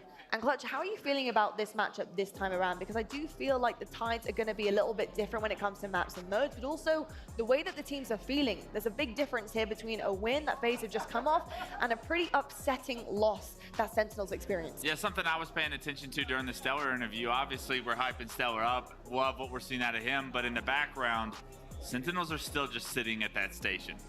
The station you just lost on. The station Booba just went 0.54 in a series on, and that's a big series to drop an egg like that, and you don't get to get up, you don't get to, well, I guess you get to get up and go to the restroom, but you don't get to Some sort of reset, yeah. You don't get to get fresh air, you jump right into a series against a very hot FaZe team. I worry for Sentinels here. I will say, with as bad as those KD ratios looked, they still had a chance to go to game 5. They still had a chance to take that series against SSG the distance. So if you can pick it up just a little bit more from a couple individuals, I think Sentinels can look promising, but it's very difficult to kind of rebound after that kind of a performance and not having an opportunity to catch your breath. I couldn't agree more with that. Just reminding everyone what happened the last time Space Station met Sentinels was the fact that they got outslayed heavily, but kept it close because the efficiency is there. They're going to need that efficiency, but they're going to need the slays up against FaZe once again. However, folks, if you are tuning in and your favorite teams are still left, or maybe they've gone home for the day, you guys can support all of your favorites right now with our brand new bundle for you guys. It is the 3rd of the 4th that we're having this year. It's our Gear Up bundle. You can rock all your favorite teams right now. The shoulder pads are popping, the helmets look amazing, the effects really are there for you guys to play with, So make sure you go and check those out right now and pick up your favorite ones. Those are going to be in August 15th, so make sure you're checking your calendars. And Clutch, I know that you've been rocking them. We've been talking about them all weekend long. How good do they actually look on the Spartans live? Oh, they're so sick, I'll be honest. They're my favorite cosmetic we've come out. I'm not a big cosmetic guy when I'm playing. I'm more of like a, if it's not pay to win, get it off me. I want my Spartan to be as like, kind of like dim and dull as possible. I don't want to stand out on the map for my enemies. But these things are sick. I'll be rocking them, and I'll be rocking whoever wins this tournament. I'll be rocking you until Fort Worth. I love to hear that so much. And do you know what else I love to hear?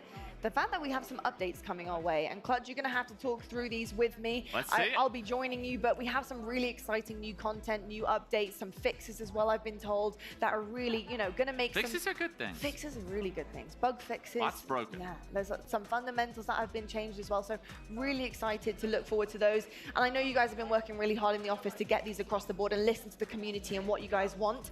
But we have to talk about Dredge first. Dredge is the brand new one. It's some new content. It's the reimagination of Dredge from Halo Reach. Talk to me about this social map that we'll be seeing, Clutch. What's exciting about it for maybe some new Halo fans? Yeah, it's not necessarily meant for the competitive scene, but it will be in some ranked playlists. What I'll say about Dredge is it's a reimagination of Countdown, like you said. So there's a couple of differences here. Over below this rocket bridge, there's a gap. You can fall off the map now. And then there's a little bit difference down towards E1, as everybody remembers back in the day in Halo Reach. There's a portal that'll take you outside. It's actually a lot of fun. I have a great time on this map. Not sure if it makes it to the HCS stage, but we'll see how the community responds. Well, I'm responding pretty well to who's on my sofa right now, and that, of course, is Unishek, here to talk about all of this as well. Some incredible updates coming our way. And Dredge, it's going to be really exciting because, of course, it being a reimagination from Halo Reach, we're excited to see it in the social play, but also in some ranked play as well, I believe. So good competitive environment as well. Talk to me about bringing that one back. What was the decisions behind it? Yeah, we've been talking about doing Forge remakes of a bunch of the classic maps, fan favorites, right? We've done Plaza, we've done Pit, and we wanted to go ahead and do Countdown, which is a fan favorite from Reach. Lots of memories from social. Lots of bad memories on my part.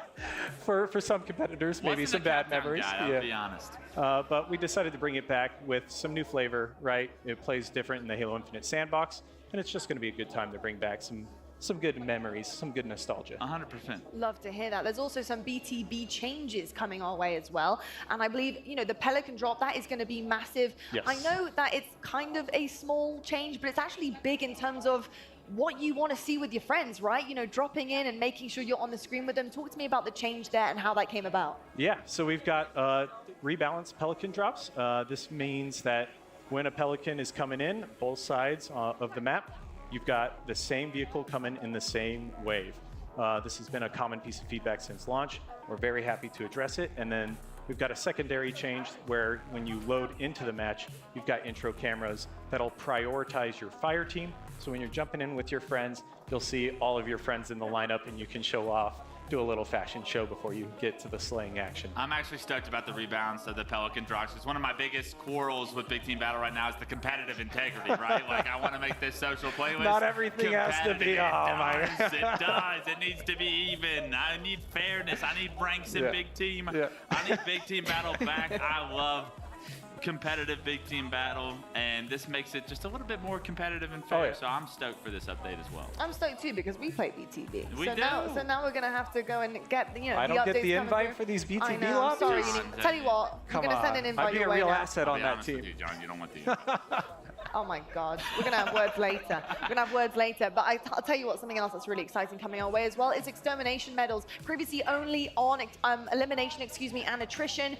Now having those extermination medals, you have some goals to set for yourself here. If you're really looking so good with that sniper rifle or whatever weapon you have in your hands, that's gonna be a huge one, Uni, for some of those fans. Oh yeah, this one is a hot request from especially the montage community, right? The extermination medal is famous or infamous, depending on who you ask, for helping highlight those really, really cool clips that you hit. You get an overkill, you wipe the entire team, you see every single person is down. We've seen it on main stage, 4 down, right? You can really put a nice punch on that with the extermination medal popping up in every mode now. Love to see that. I'm going to be getting some extermination medals myself, I'll tell you that much, clutch. Okay, all right. I'm going to be seeing some of those on my screen, and hopefully you guys will too. Something else that's also really exciting in terms of details, because we love the medals, of course, but we also love flowing water, and Forge is bringing in some reactive water features, and that's so exciting, especially for the creatives out there who love Halo Infinite, and they want to build something better with the maps.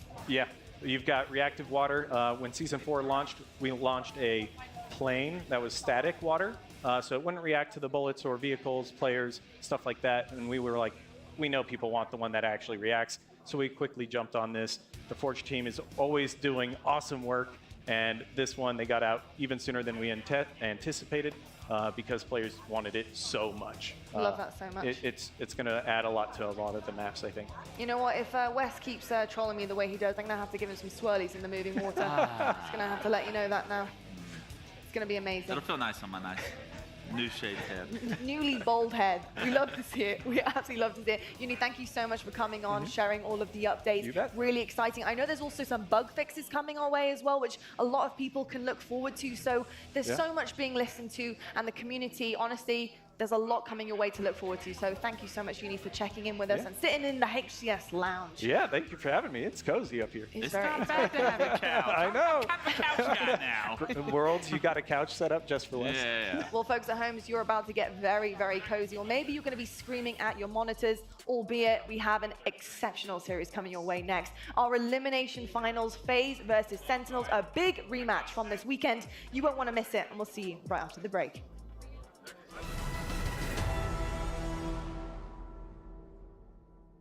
The HCS Spacestation Global Invitational is presented by AMD, the Marines, Zowie, Zydax, and by Blue Beetle.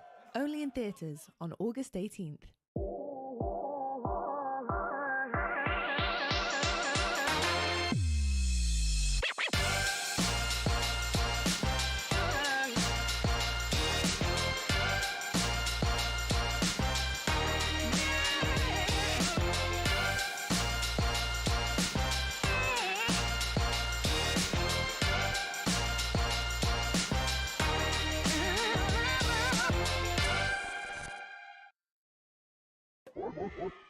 Who's the GOAT trash talker? GOAT trash talker? Yeah, trash talker. I feel like there has to be OG. Like, there's been some trash talk. He's probably my favorite Halo Pro growing up. I'll go Gandhi. No, Gandhi. Gandhi back in the day used to be crazy in Halo 2. He literally gave, was it T2 toilet paper or something? Like, that's like I can't. Complexity against native red? Bro, all of native red. That's all I'm saying. I have to agree with you. Because I think we was literally watching that as well. I think I was behind complexity. Or was it complexity? Yeah, complexity. Yeah. Bro, I felt the spit like hit my face. Like, I was in the splash zone. It was like SeaWorld, bro. It was mad. Yeah. Quality had it for me when I was coming up. Just because he was more obnoxious, more out there. T2, like a trash talker? T2 was a trash talker. Everyone's usually pretty professional nowadays, so it's not really that big.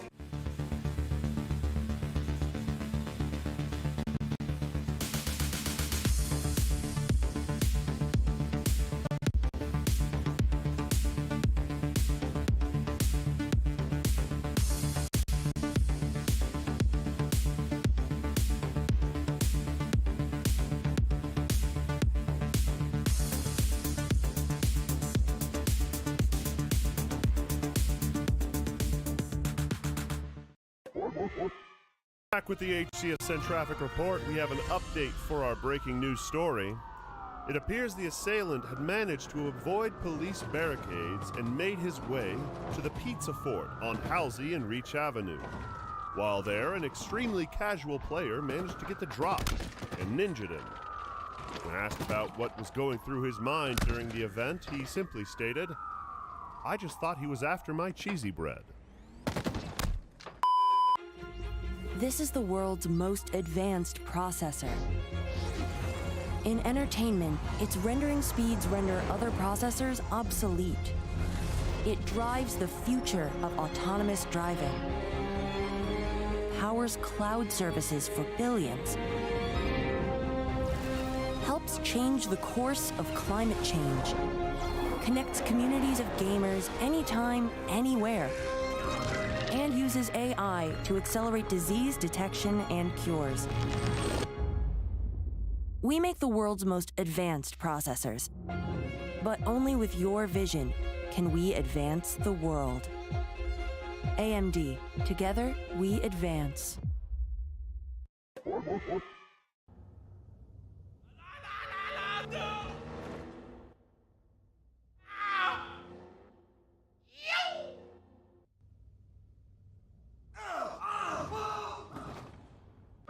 What are you guys doing? Jaime, do you feel okay? Host acquired. What happened? Where did you go? I flew into orbit? I think I cut a bus in half. The scarab belongs to me. Target the family. Let's go!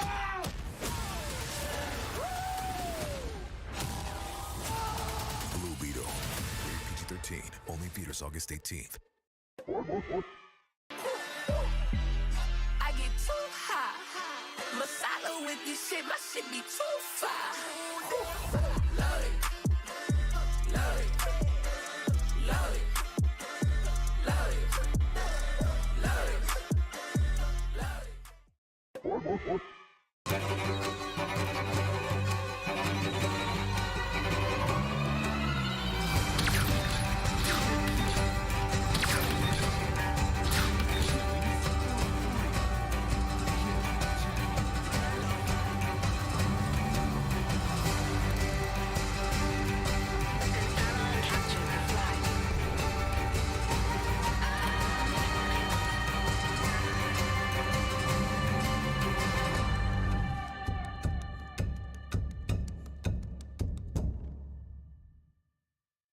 The future is threatened by enemies often unimaginable.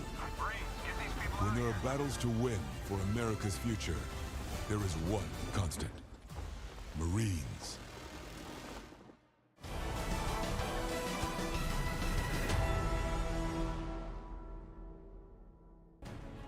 Hello folks and welcome back to the Halo Championship Series. We're live from Salt Lake City, Utah in the depot. You can see right now the Space Station gaming office is here. We do have some epic merch as well. So if you are in the arena, make sure you go and check it out. Pick up some Space Station merch. It is glorious, I can say that. absolutely fire stuff, but series are also pretty fire, to say the least, as well. On my couch, I do have Clutch and Shurs. Lads, woo, have we got a rematch on our hands. I am mentally preparing for this one because it's going to be a banger. You know, when you look at a rematch from yesterday, I mean, the 3-0 speaks for itself in terms of Sentinels and what they're able to accomplish here. We're going to look through the elimination bracket, see the run that Sentinels have gone on, and pushing FaZe down to the elimination bracket was huge for this team. They're definitely going to have a little bit of confidence knowing that they did that, but also in the fashion that they did it. Clutch, Sentinels feeling pretty strong right now, but how are they going to handle the defeat from Spacestation Gaming? How is that mentality going to push them through this series? Yeah, that's the tough part, right? You don't get an opportunity to catch your breath. You have to go right into this series against a smoking hot FaZe clan, and for Sentinels, you have to figure out a way to rebound and quickly. Luckily, I think that 3-0 against FaZe yesterday, paired with the map mode combinations that are in front of them that are very similar to the series that was yesterday's bracket as well, I think that that's going to complement your mentality, at least moving forward, as far as you should be confident that, hey, if we've done this once, we can do it again. Yeah, I think Sentinels don't have to go back months and months to reference a point where they beat this FaZe clan. It happened yesterday. They dominated. It wasn't a grueler game 5 where they snuck over the line. It was a 3-0. It was dominant. And I think against SSG, they put in more than a competitive showing. They were very, very good and very close to taking that game forward as well. They were indeed. The Slays is just what let them down, and to be honest, when you got Stella popping off like that, it's pretty difficult to go positive in the Slays against the team. Looking at the side of FaZe, though, they're going to be a little bit worried about this map number 2. This map 2 is also from yesterday. This is going to be tough to try and regain from, but if I know anything, they've probably gone over VOD to look through it. You know, Clutch, what's the mentality like for this team coming into it, especially knowing that map 2 is creeping up? Yeah, I think this map 2 is going to be everything, because I think that these Slayers are how Sentinels are choosing to typically stay in series a little bit longer. They've done such a good job with their Slayers so far throughout this tournament, and honestly, FaZe have kind of been 50-50, it feels like, for me on some of these Slayers. I feel like this map 2 is a must-win, and a 50-49 Sentinel show you a little bit of ice there. But the mentality for FaZe is honestly probably a lot clearer here going into this series than it was yesterday, because I feel like that storyline that you have to sit through every single time you play against Lethal is you dropped him, you have to get the better of him. But now that Lethal's finally got you back, now that this is a rivalry, you no longer play with that chip on your shoulder. Yeah, I think for FaZe, they have the opportunity to right some of the wrongs of yesterday. Obviously, falling down 3-0, looking at the series layout, I really like Capture the Flag Argyle for Sentinels. I'm going to be honest, they've been very, very good in scrims, in competition. They get that first early flag cap and they hold on to it. Yeah. Solitude Slayer is going to be the game to watch, as well as Livefire. That S7 had such an impact in Spartan's hands against FaZe yesterday on both of those maps. You cannot afford to let Spartan get that snipe, because he has proven, like you both have said this weekend, he is one of the best snipers in the league. He has proven that consistently this weekend. Instead, if FaZe want to win this series, they need to get it into the likes of Renegade and Royal 2's hands and let them be doing the work, because that's where you have to shine. These power weapons matter so much in series like this. They certainly do indeed. Well, we've basically sped through what we wanted to say about both of these teams, and I'm sure both teams want to speed through one another on that series. We'll see what happens next, and we're going to toss it on over to our casters right now, and it's Walshy and Tony. Thank you so much, Lottie. Really do appreciate that. And oh my gosh, Elimination Bracket Finals. Sentinels going up against FaZe. You got Lethal trying to go at his former teammates once again. You got FaZe trying to go back to back to back on land. Salt Lake City, are you ready? I'm ready too. They are absolutely ready for this matchup. Like I said, prior to this weekend, if you asked me about these two teams facing off, who would come out ahead, my answer would be FaZe. However, Sentinels have proven again and again that they belong here in the Elimination Finals, if not the Finals, and they need to bounce back after that last loss against Spacestation Gaming. And we're kicking off here on Argyle CTF. One thing to note here on Argyle CTF, the one time that Sentinels have played this so far this weekend against Shopify Rebellion, they have gone 3 for 3 on flagpoles. So they seem to be very consistent as far as once they get the flag out of the base, they're able to escort it back and capture. and they're going to need that objective efficiency when you're going up against FaZe, because FaZe are still undefeated here on Capture the Flag this weekend. It starts here on Argyle, game number 1. And oh my God, a pick off right off the bat. Falcated takes out Snakebite and Frosty going down. So that's 2 kills going in favor of Sentinels. And the push is already going down. Boo Boo Doo Boo already in the front of FaZe's base. And Renegade getting contested over towards the vent side and dealt with quickly as Sentinels once again gained that advantage, and Falcated gonna get himself what I thought was an easy kill, but Snakebite, he's never an easy one. What a turnaround out pistol from Snakebite. Falcated getting first shot, but Snakebite more importantly getting the last shot. That's 2 down apiece. Spartan holding down vent, but they do not have the control needed on the map, so we're back to a neutral territory. I talked about this yesterday. Sparty sneakily beating one of the best snipers in the game, especially on Argyle, but drops that sniper, and looks like Renegade gonna pick it right back up. He's gonna be contested once again on the vent side, but smartly gonna back down, play his life, catch a new angle, get the player down to 1 shot, grapples right in, and almost lines up the first, gets him the second time, a double for the Demon as he moves his flag forward.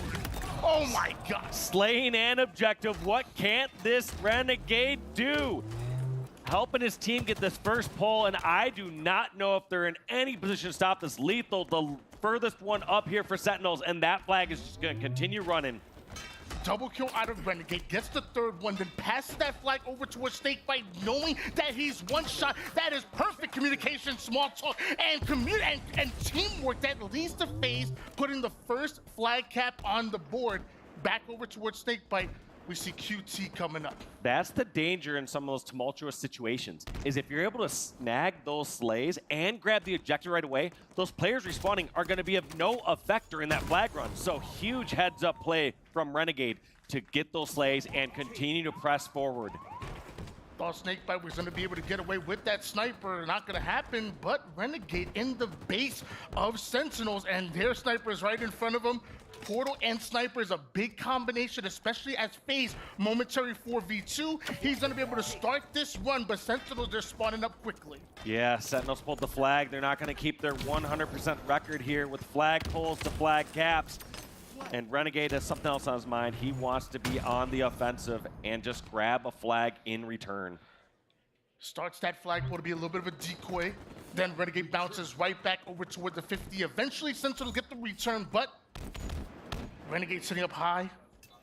Sniper in hands, and he has 7 bullets to work with still. And look at this game just slow down to a halt. Here comes the setup here from Sentinels. They set a trap over in the center. They pick off Frosty. And I believe that's Lethal pushing for the flag same time. If Sentinels are able to secure these last couple kills, they can move this flag across the map. Brilliantly played here by Sentinels, but the slays have not come in. And with Renegade and a sniper across the map, you have to stop and shoot. Sentinels moving that flag forward. They needed Renegade to hit a shot with that sniper. It looks like it's not going to happen, but here comes Frosty, seemingly out of nowhere. Easy kills come for FaZe. The return once again, that was almost dangerous for FaZe. Yeah, if Sentinels were able to secure 1 kill a little bit faster, somehow putting that pressure on Renegade a little bit quicker, that flag certainly would have been moving across the map, but FaZe cleanly be able to get that back to their base. So there's just a lot of these crazy traps being set from both sides. It paused to a halt, and then as soon as 1 kill happens, both teams are sprinting for the opposing flag. And Boo Boo Doo Boo coming in quick. Damage with the sidekick. BR as well, but can't quite find the kills. Luckily, Sentinels pick up. Lethal running that flag forward, almost able to slingshot. Are gonna actually go back down to 1 shot. Looks like he is able to turn the corner. Sentinels might be able to tie this up, but Lethal's down to 1. Yeah, second time or third time here, we're seeing that Sentinels, as soon as they get a kill, they're grabbing the flag right away, and that's gonna be a tie game here. Sentinels putting the first flag in. Big cap coming out of Sentinels to tie things up, but you still have 7.5 minutes worth of gameplay. Boo Boo Doo Boo almost finding that angle with the sniper. Royalty said, you know what? I'm gonna take a little bit of a different angle.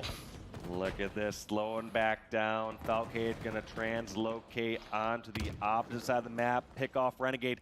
And historically, we've seen this first kill really spur into a chaotic moment, but Royal 2 just holding down the elbow with a snipe is gonna put a stop to any Sentinel push. It's Boo Boo Doobu going up against World 2 with Sniper in hands, and either one of them looking for that counter snipe opportunity. Boo Boo Doobu has control of his pistol side. His teammate in Falcated gets back smacked, and that gives FaZe the advantage. But Boo Boo Doobu with the quick scope lines it up against Snakebite. The BR gets the finish. Boo Boo Doobu stabilizing the situation, and that's a killing spree for him. Great killing spree there. Must have read the situation, knowing someone jumps across top center or grappled on up into his vent.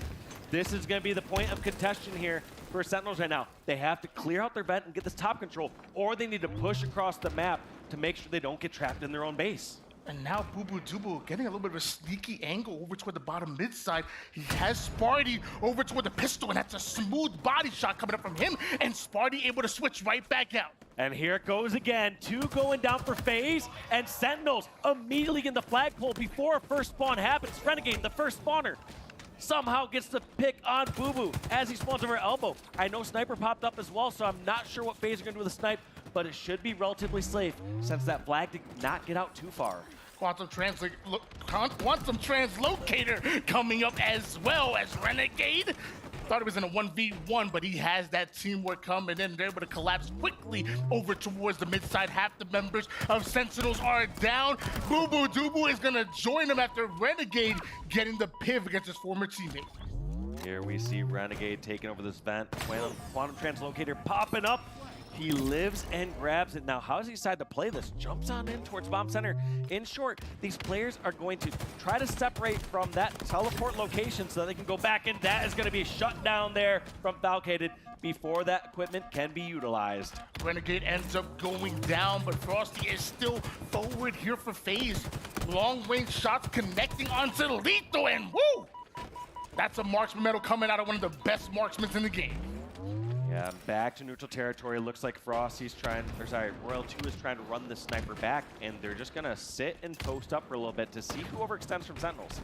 One thing that's been good for Sentinels, though, as they've navigated across the map here in Argyle, they aren't just flying across the center of the map, Bramley. They're taking very cautious routes along the sides until they have that numbers advantage. So even though they sometimes get that sniper posted up, sometimes they're just not finding the targets. And even when they do, they're gonna outshoot you anyways, like Falcated did against Frosty.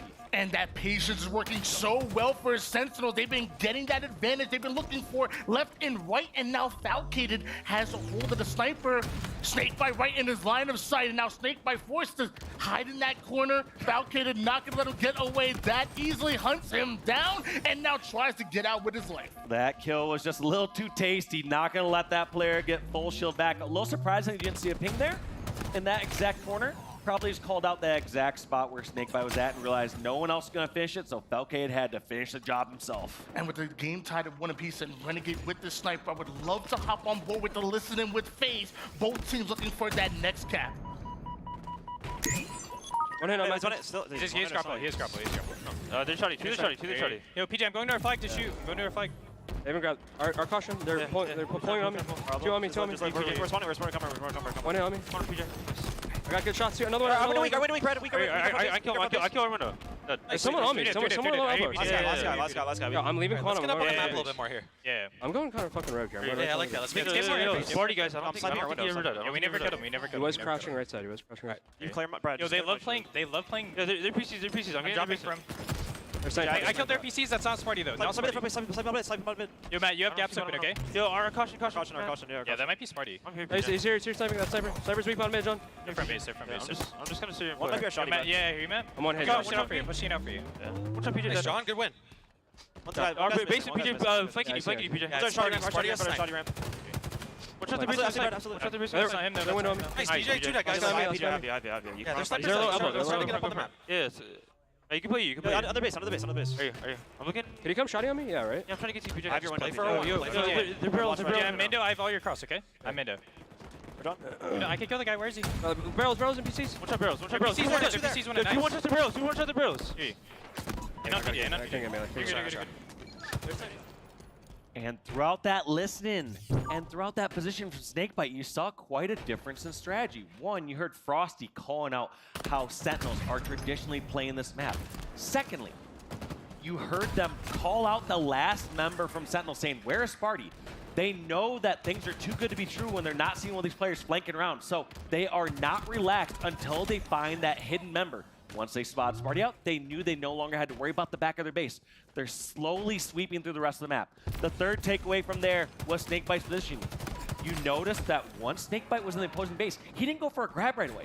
He was going for rounds of slaying, trying to find where Sparty was at. They wanted to do a more methodical flag run compared to Sentinels.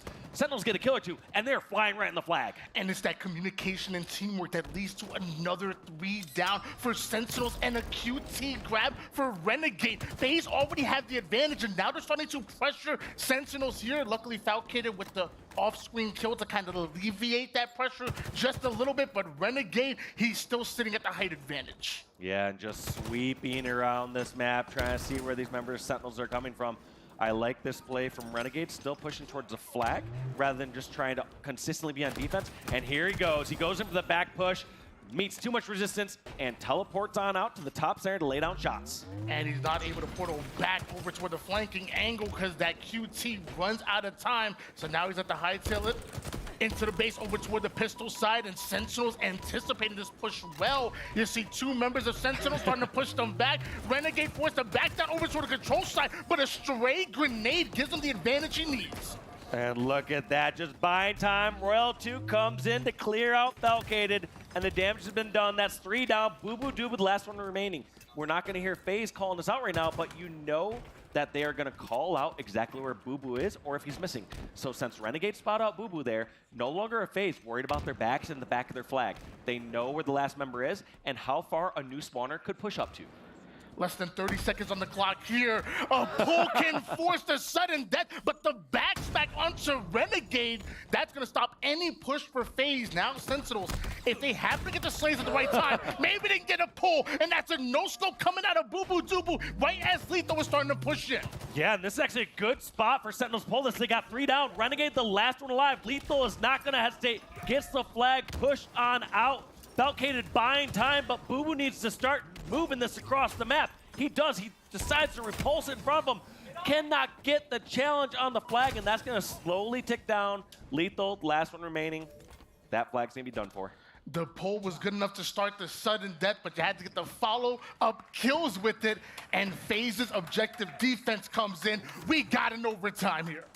And keep in mind how these 2 teams have been playing out this flag match thus far. Sentinels, on one hand, as soon as they get a kill, 0 hesitation, fly across, killing other members, and grab the flag. FaZe, on the other hand, they like to get a bit more control. They're not going to leave things up to chance. They don't want to put themselves in a chaotic situation. Instead, they want to get kill after kill, find where players are at, and then take the flag along the safest route. Let's see which play style ends up better. FaZe have no problem getting kill heavy here, and with them putting Sentinels 2 down, Boo-Boo Doo-Boo answers right back. Yes, one more battle has to go through. Oh, not a 1v1, it's a 1v2. Sentinels getting the help they're looking for, and Boo-Boo Doo-Boo still has plenty of time with the portal. Yeah, Boo-Boo still has the port, still spotting all these players. Catches Snakebite a little off guard here. Gonna get some help from Falcated, and there's the first entry kill that Sentinels need to push into this flag. Just like we stated before, they're getting a kill or 2, and they're going straight for that flag. It's still a 2v2 situation. Boo-Boo moving the flag all across computers, meeting some resistance from Royal 2. That's one of the downsides of the strategy sometimes. You don't have the guaranteed clear routes, but Sentinels enjoy some of that chaos. They feel like they can win some of those battles, and this flag is still alive. Royal 2 trying to get it back safely to his base. The off angle from Sentinels and the flanking routes almost able to get that flag past the 50, but once again, FaZe stop it short and get the return. But once again, a well-placed grenade deals with another member of FaZe as Sentinels momentarily get the advantage. Snakebite gets his shields back. Yeah, Snakebite having to get his shields back, but then secondly, even just crouching and watching his flag saying, hey, I've seen this play out before. As soon as 1 or 2 of us drop, they are flying in our plat and trying to see if you can catch any unsuspecting member of Sentinels going right for his flag. Snakebite might be in trouble here. Sparty, not too long ago, got the double kill that left FaZe on staggered spawns, and once again, Snakebite down to 1 shot, trying to desperately get his shields back. Frosty takes down Boo-Boo Doo-Boo. Snakebite now gonna advance forward. Smarty off a spawn, gets himself a sniper, can't quite find the hit, but Snakebite gonna turn quickly onto Lethal. Not able to get that flagpole, but Sentinels 3 down. FaZe still have an opportunity to push up. Yeah, FaZe aren't gonna hesitate here. They know the last member alive is in the back of the base, and so they're taking up much ground, and then here they're gonna force Sentinels to try to push out one by one and pick them off. Surprised FaZe didn't get up a little further. It feels like Sentinels were able to take up more ground than they should be able to off the spawn. 2 members of FaZe over towards Sentinel's pistol side. Snakebite, that forward player, and you even have Renegade and Royal 2 on the opposite side. FaZe are taking up a lot of space on the map. Yeah, taking up a lot of space, but not able to spot out these members. They're in these top power positions, you're just waiting for Sentinels to reveal themselves. As soon as they reveal, that's 3 down. Lethal, the last one alive. Ooh. What can he do? He's gonna die and join his teammates in the respawn screen. This is gonna be a flagpole from Renegade. What can Boo Boo do from the back of the flag? 4 down in favor of FaZe, but the flag was pulled a bit late, so they're gonna have to slay again, which you know FaZe have no problem doing. Roar 2 taking down Boo Boo Doo, but Roar 2 gets cleaned up as well. Frosty with the body shot is enough to put Sentinels 3 down once again. This flag has to start moving forward. They got the kills, but they're not getting the distance for that objective. 1v1 Boo Boo versus Frosty, lays down a couple of grenades, and that flag is back home safely. All those slays for nothing. They still have another chance to grab this flag again, but great defense from Sentinels to pick off the crucial members. Here comes another slay or 2 from Royal 2 and Snakebite over at the Sentinels flag, but the flag is not moving. Sentinels just keep spawning so close to that flag, and they're able to slow down FaZe at every given turn. But you have to imagine a 4 down into a 3 down. Eventually, this flag has to start going forward for FaZe. Otherwise, Sentinels, they're going to counter eventually. Well, that's the problem. Once you're on defense at your base, if you can go 1 for 1, in theory, the hypothesis is that you can trade kill for kill, and your reinforcements are going to be there faster because they spawn closer to your base. So this is a situation that, even though FaZe were outslaying, 3-2, 4-3, 4-2, it didn't matter because Sentinels just had more reinforcements. They were fine to trade out as long as they were getting a kill here or there. When they were going all 4 down without any kills in return, that's where they would be in trouble. Falcon with the sniper could be the difference maker. The Sentinels need to finally convert this defense into some offense here. Off screen, we do see trade out in live, so another 3v3. Next battle could be so important, especially a sneaky angle by Falcon. You got 6 bullets in the chamber. What are you gonna do with it? I mean, at this point, if they don't have the kills and guarantee, I feel like they're gonna wait this one out and go for that full replay. So we're gonna see how this one decides to play out. Looks like a fight here. Looks like maybe a last second push. We do have Sentinels getting a flagpole. This is dangerous because in a situation like this where you overextend, you could set up FaZe for a counter pull of their own. Royal 2 pushing into the enemy flag to see if we can get a pull, but too little, too late. We are going to a reset. All 4 members of Sentinels get wiped right there, and there was just one member of FaZe that was in the face. Oh my God, because the sudden death would have carried over. FaZe would have started that flag. It would have had a sudden death in favor of FaZe, but either way, overtime, no cap. Now we get to see a double overtime. Next cap will win it here on Argyle. This game number 1 decides momentum in the series. You know both of these teams want it so bad. Yeah, both these teams want so bad. FaZe have to be kicking themselves a little bit during that first overtime. They had so many rounds of slays over in the Sentinels base. They weren't able to transition that into any flag distance. It's okay to take a pause here and there and get slays. But in theory, or the rule of thumb, is that you need to get slays and get that flag at least towards halfway across the map. That way, any of your spawners can be in the picture. They can finish the run. They can help become part of the fight. Whereas FaZe, they just went for too many rounds of slays. They just didn't know the answer to clearing out the back of the base or the elbow. Yeah, FaZe, we talked about them being undefeated and captured a flag here this weekend, but largely that's been behind their firepower. They're just outslaying everyone left and right, but eventually you just got to see a little bit more efficiency. One cap can determine, especially here on Argyle, and actually in double overtime, it will decide. Absolutely. And so, yeah, we're going to see once again, can FaZe get the outslaying like they have been and translate it into a capture like we saw in the very first round of this? Or is it going to be Sentinels going for another scrappy cap? They're going to get a kill or 2. They're going to fly across, and they're going to start moving that flag. Even if they don't know that lane is fully clear, they will start moving it. And I'm glad we have Sentinels on screen and we saw it, because one player that really impressed me was Bubudubu. 24 kills and 16 assists. And that wasn't even by the time the game was done. He was really not only slaying out, but also getting the assist as well. On top of that, they're going to need that type of performance, the Sentinels, if they're going to beat out FaZe. Look at this, a bit more of an aggressive start here for FaZe. Before, when they would be sitting over towards vent or center of the map and slaying, they would wait for those first moments to push across, and now they're not hesitating. They're taking some learnings from these first couple rounds. Royal 2 sitting as the anchor, getting these snipes. Royal 2 with the sniper. Meanwhile, for screen, the leading Slayer and Renegade does end up going down. Royal 2 immediately takes this sniper towards the height. Beautiful shot over to vent side. He's not done as he body shots Bubudubu as well and claims control over toward the top mid side as Royal 2. Eventually, his kill does end up getting cleaned up, and FaZe have a momentary advantage here. And look at this, total vent control, doing such a good job here for FaZe. Now, can they convert it into a couple more kills and then a pull? Look at this, Sparty already going for the flank. Not just Sparty though, he has one of his teammates. That's gonna be 2 members dropping. What was a FaZe full control across top now is turning into all 4 FaZe members dead, and Sentinels moving this flag across the map. Spartan gonna try to flank these members all the way over on FaZe's left side. This boy Sparty got that dog in him. You saw the grapple quickscope earlier, and now he's making sure that nobody crosses the 50 to stop this flag from going in. That flag is already towards the base. Bubudubu's gonna push it in. Sentinels handing FaZe their first loss here on Capture the Flag. Zero hesitations on grabbing that flag as soon as they got the kills. You give them a little opening. It's gonna sprint on out with that flag. Well played by Sentinels there. They didn't need to outslay the rest of the game. They needed to outslay in moments and take advantage of it, and they capitalized right away. Rather than sitting back at their own base when they had a choice in playing defense, Sentinels, they decided to fight with offense. They decided to flank out. They caught Royal 2 off guard. Royal 2 was supposed to be the furthest one back and the safest member with a sniper. And all of a sudden, he had Spartan and Falcated shooting him in the side.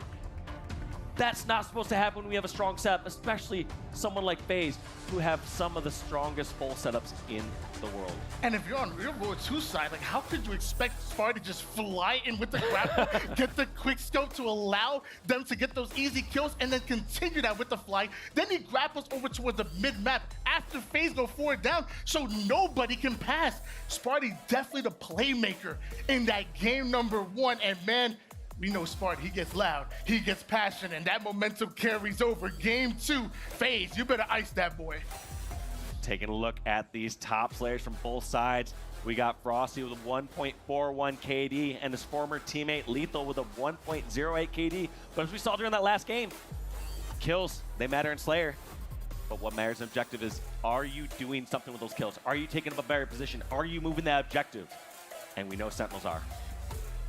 So excited to see Solitude be a little bit of a change of pace for both of these teams. You know, it's still the newest map here in the HCS, so gonna be a little bit of a change of pace for both of them, but it's still FaZe that are literally one of the best teams in the league when it comes to Slayer. One other takeaway that I have from that stat breakdown from both these players at Slayers here in Salt Lake City is that Frosty, clearly a much better KD, you know, 1.41 compared to 1.08. However, when you looked in the damage column, Lethal had more damage, meaning he is putting down more shots and doing more damage across the map that likely his teammates are taking advantage of. So we're gonna have to see which one prevails here on Slayer Solitude.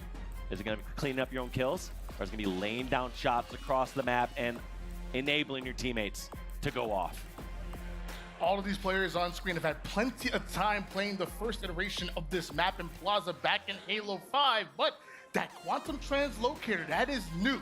That literally just came out here.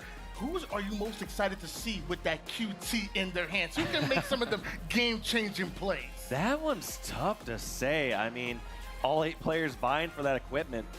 If anyone, I gotta say, like, Falcade's been kind of under the radar. You know, he went from being kind of the supporting cast member here on Sentinels, always such a strong player, to being, oh wow, he has the highest KD ratio of anyone in Salt Lake City.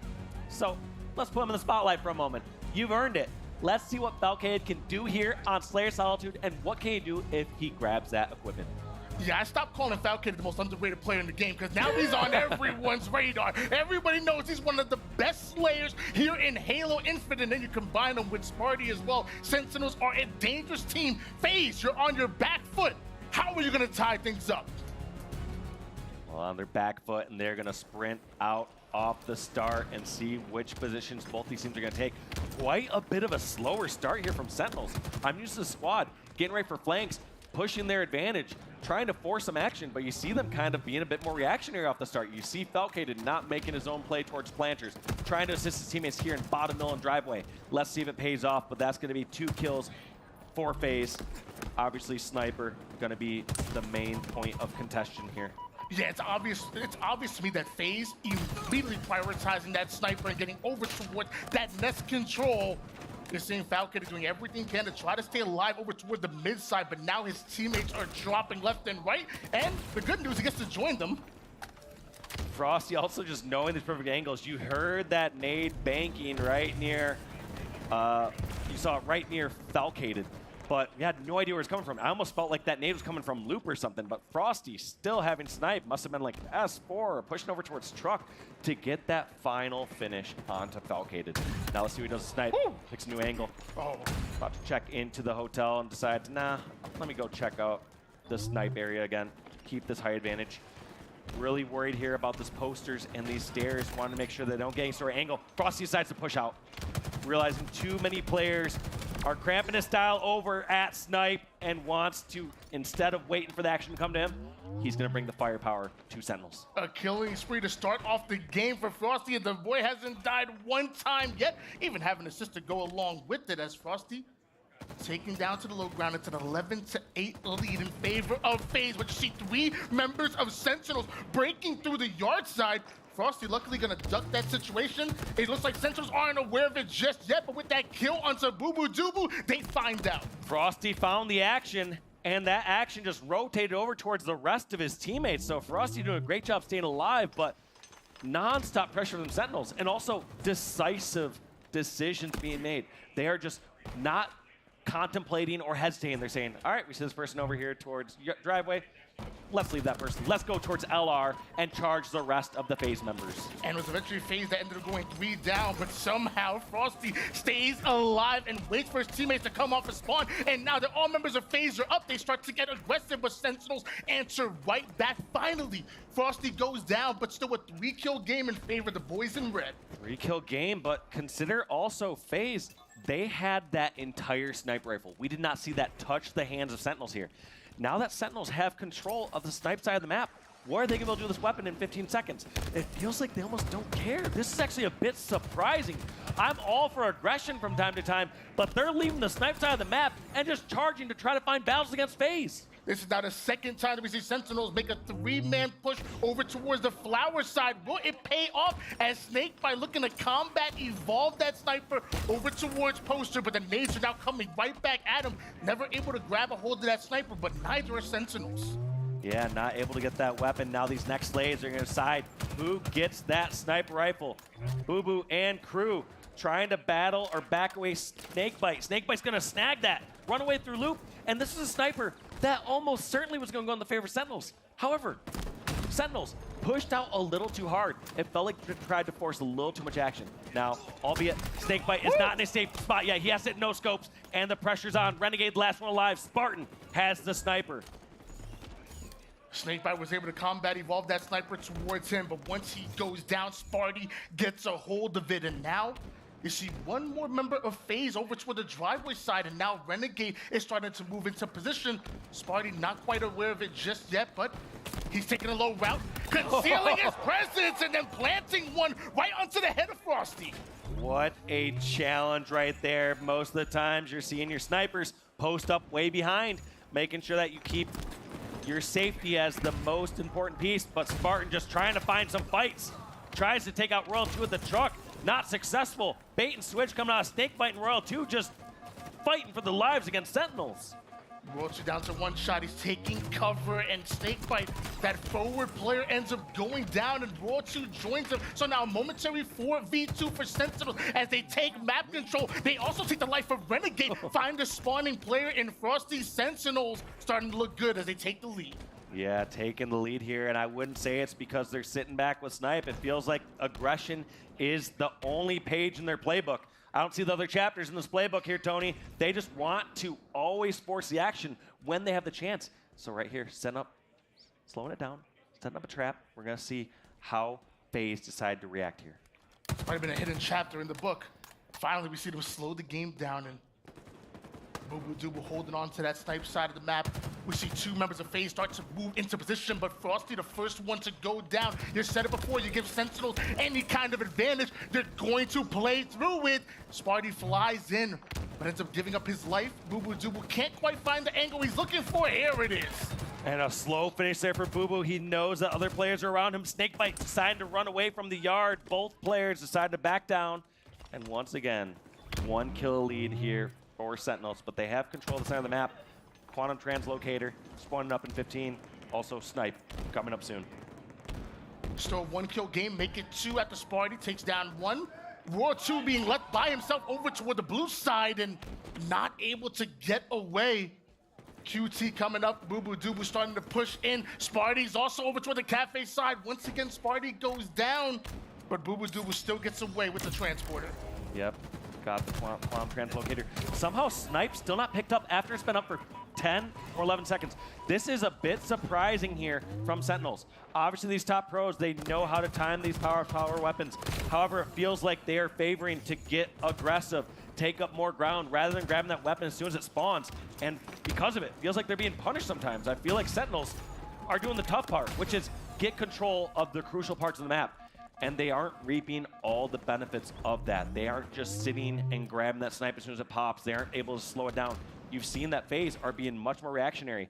Punish them for that. That's what Sentinels need to do in positions like this. Only a 1 kill game as we start to slowly approach the end game. I want to hop into a listening with Sentinels. Sparty with the sniper. How are they getting another advantage here on the map? Yeah, weak silo or something. Yes, Still solid. Nice. Pushing up TJ. Pushing up Tyler. Mike. You might go one trend. There's 1 yard maybe. One. He might spawn sniper yard. Either sniper yard spawn. No, there's one shot. One shot yard. Let's do one shot. Out there. There's one snipe. Okay, that's flowers. And nest lift. Shot flowers, flower door. Up nest, one shot. He got away yard, Let's ramp with one shot. Nice go.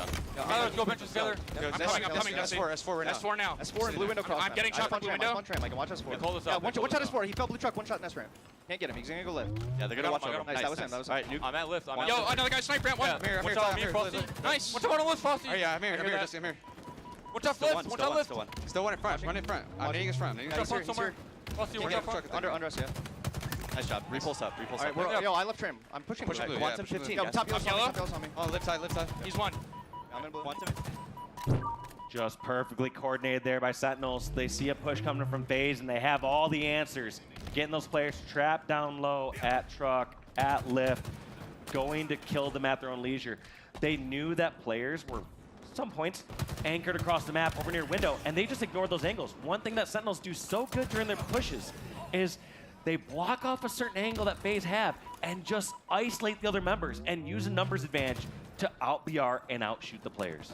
Sentinels handed FaZe one of their only losses on Slayer, and now with the lead, 7 kills away from mostly taking this game number 2. Sentinels have the opportunity to do it once again, but Snakebite, Renegade, and World 2 starting to push up over to the tram side. Renegade takes down Falcated. World 2 trades out his life. You're still only 3 kills away, but Sentinels are so close to that 50 kill mark.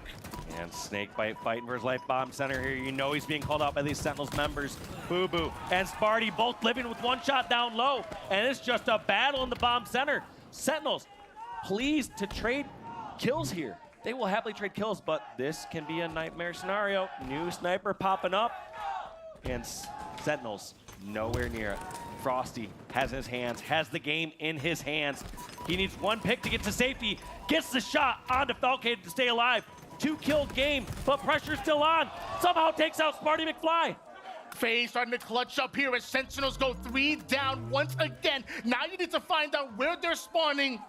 FaZe, they have the advantage. They can end it right here, right now. Last time we were in a situation like this, FaZe versus Sentinels, 48, or should I say 47-48. We saw a double kill coming out of FaZe, and also a double kill coming out of Sentinels in the form of Sparty McFly. Do Sentinels decide to be the aggressor here? and bring the action, or do they decide to try to run out the clock? Too much time, they decide. Sentinels getting aggressive. Here comes the pushes over near hotel ramp. Spartan gets picked off through the window. They know players in the hotel, and this 2-kill game is now just 1 away for FaZe. FaZe looking for that final kill, but it looks like Frosty just ran out of sniper ammo.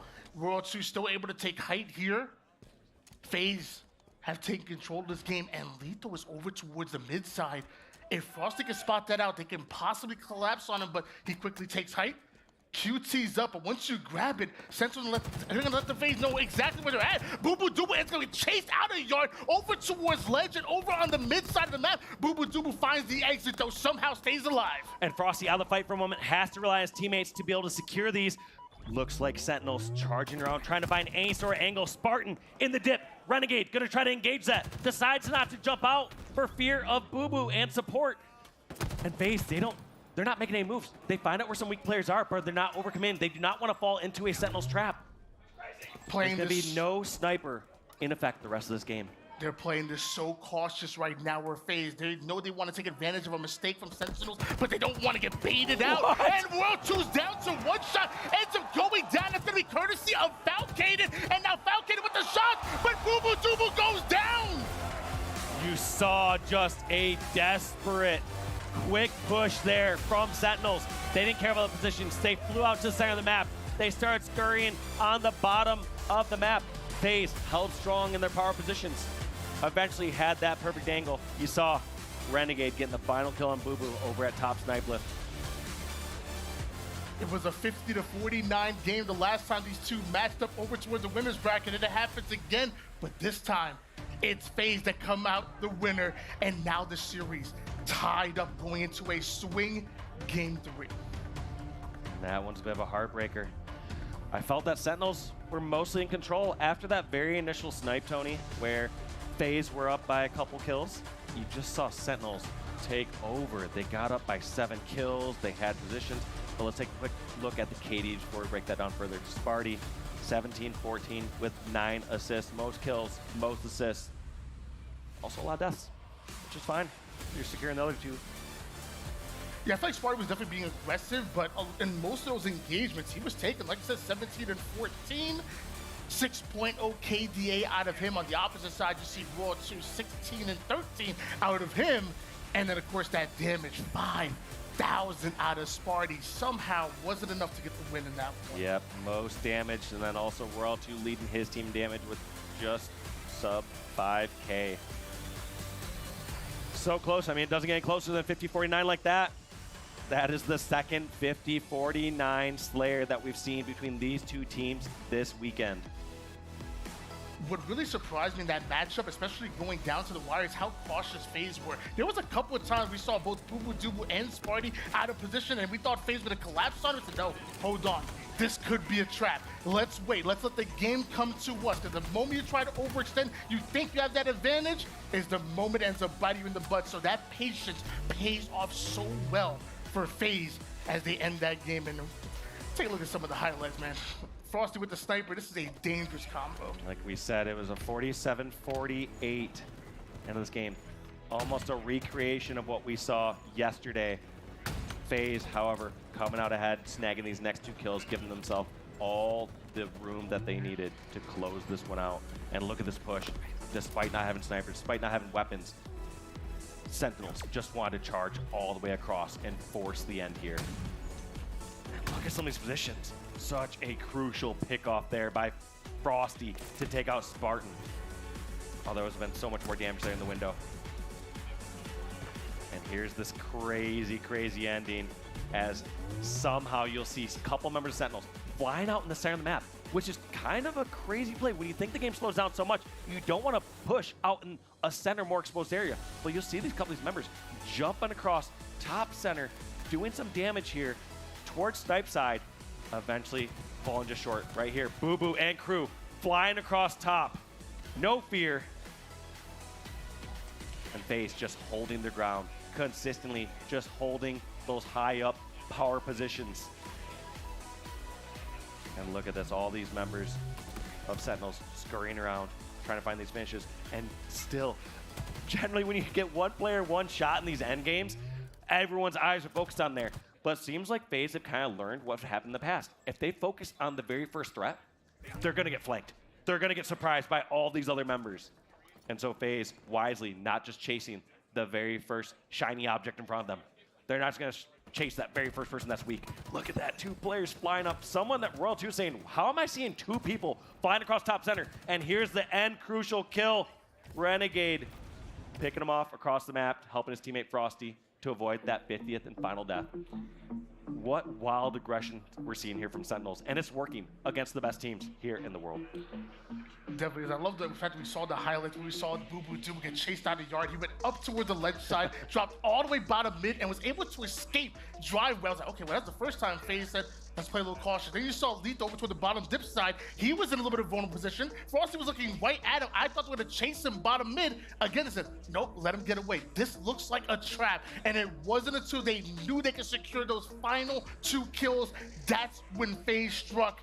And now this game 3, a little bit of King of the Hill action, a little bit of live fire action. I ain't gonna lie to you, live fire is my favorite map here in the HCS. We're gonna have to see how they react here. One thing that Sentinels have done consistently well is know when they can fly across, when they have that advantage. They might be one of the best teams, undoubtedly the best team we've seen so far this weekend here at Salt Lake City, as getting that numbers advantage and just flying together. They don't care about taking a longer, more cautious route. Power positions don't matter as long as you have a numbers advantage and you can push out and find those opposing enemies.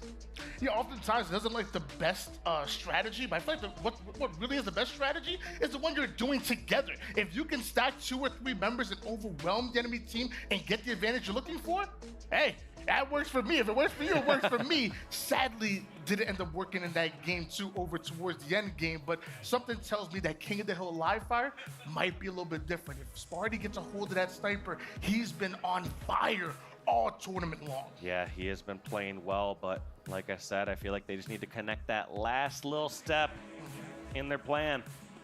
All Solitude long, I thought they did a great job being aggressive. However, a couple times they were being aggressive as the snipe was popping up.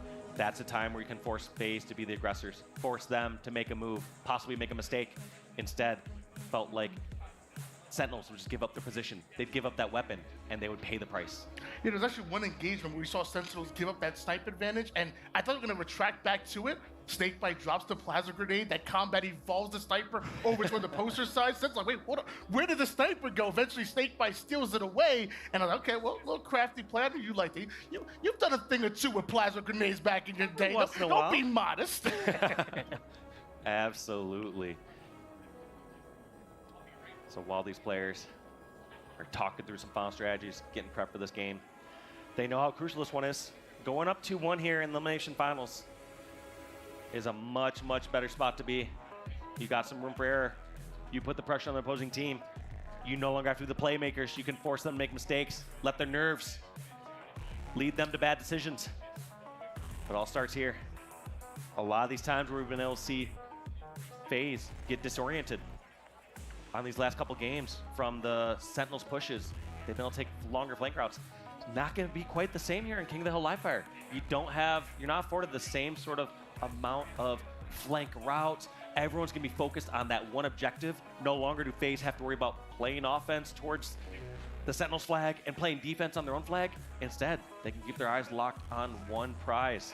Now, is that going to benefit FaZe here?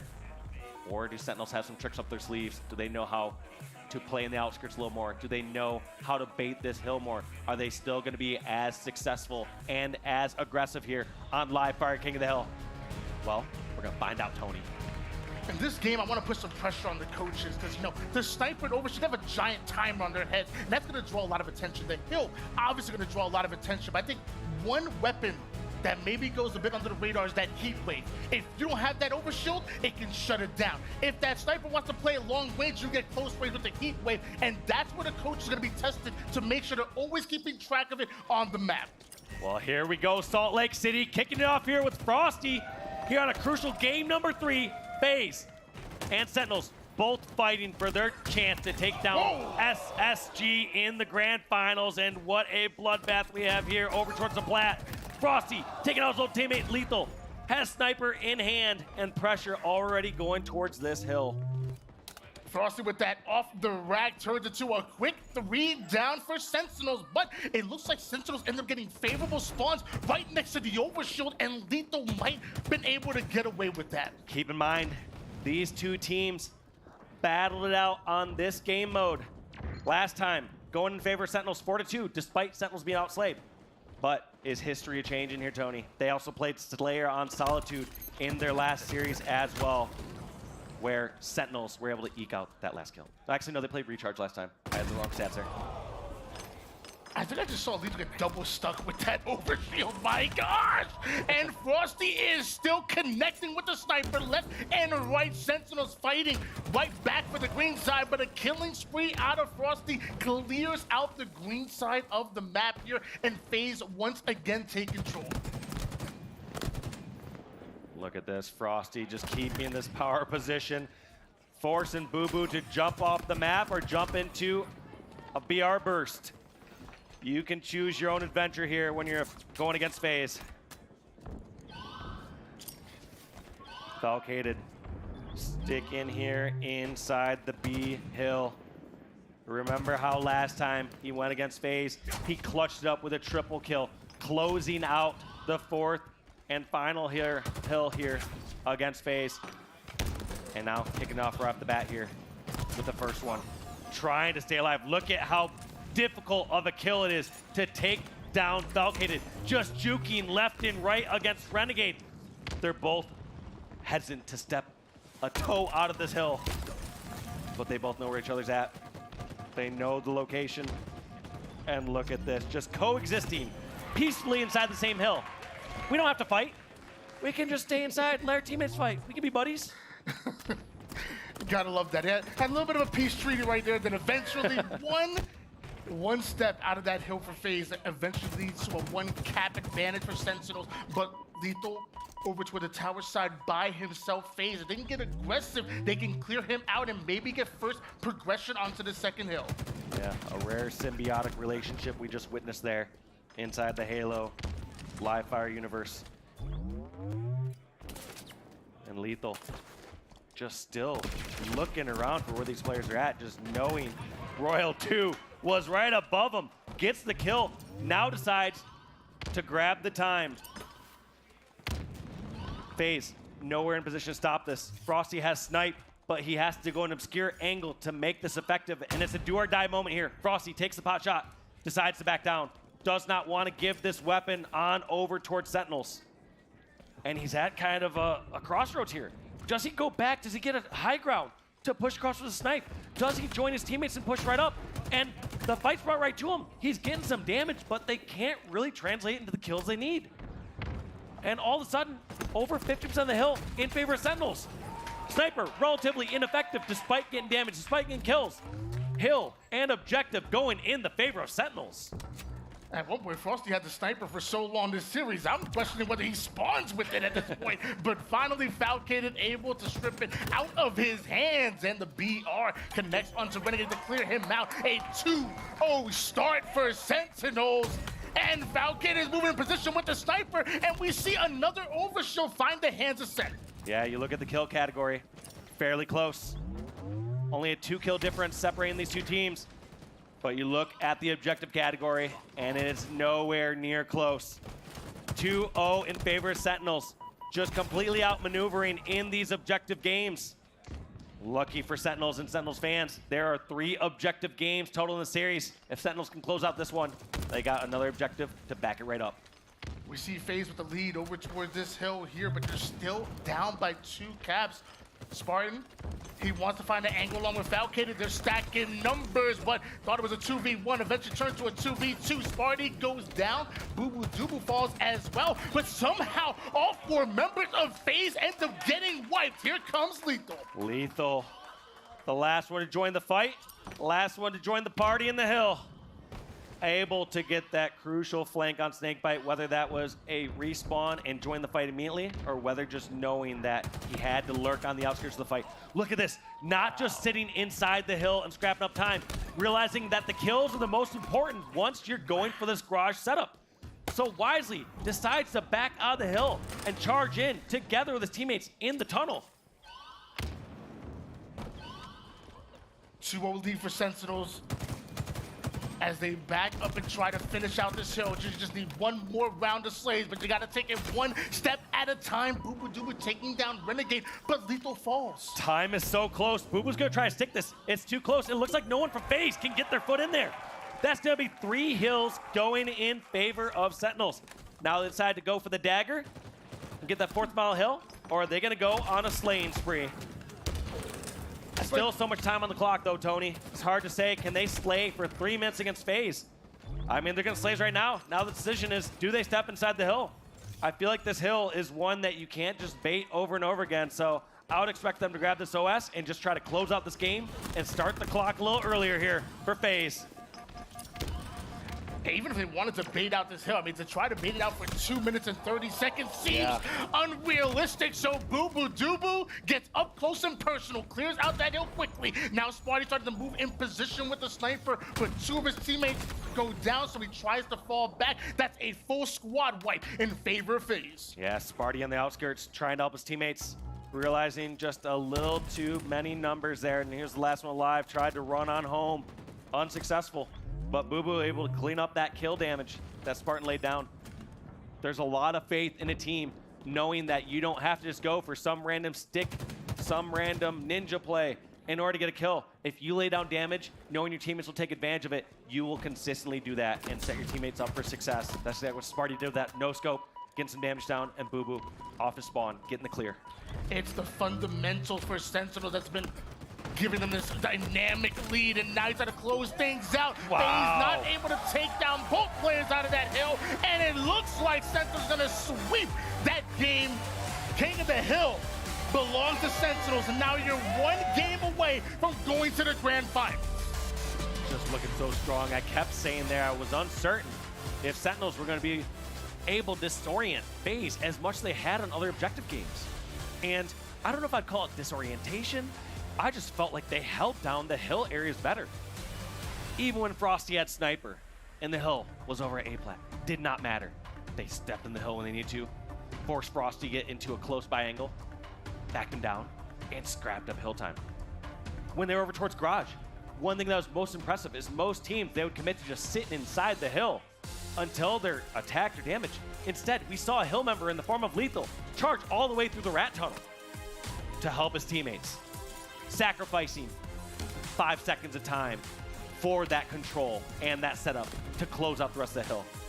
So just a better overall awareness of how to play the numbers advantage and use your teammates together, even if it's at the sacrifice of a short-term objective point.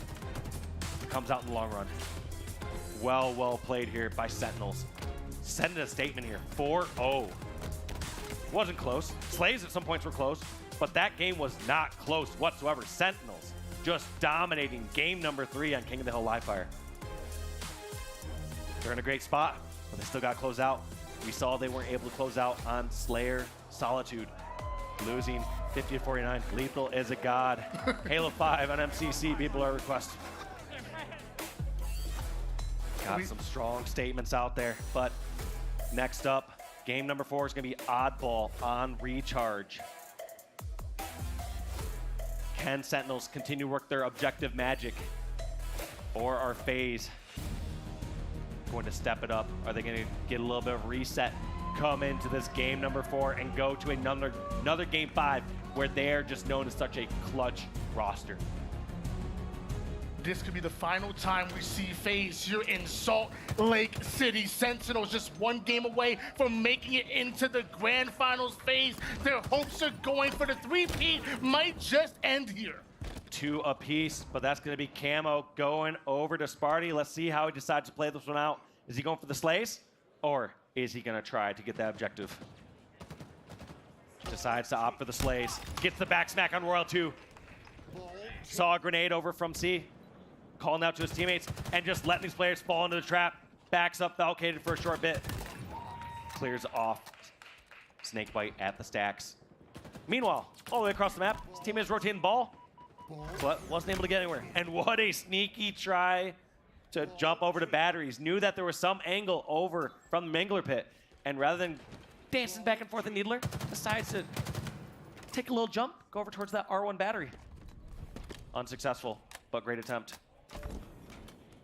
Sentinels playing that early game well, even trying to rotate that ball, but FaZe anticipated. End up getting that ball towards themselves, so a 17-9 run in favor of FaZe. Frosty now with the shock rifle. Teammates are going down left and right. He has to hit the shot, able to do it. Sentinels go 3 down. FaZe are spawning up onto the gold side. FaZe play ball, and it looks like Renegade has that grapple to get over towards bat ledge.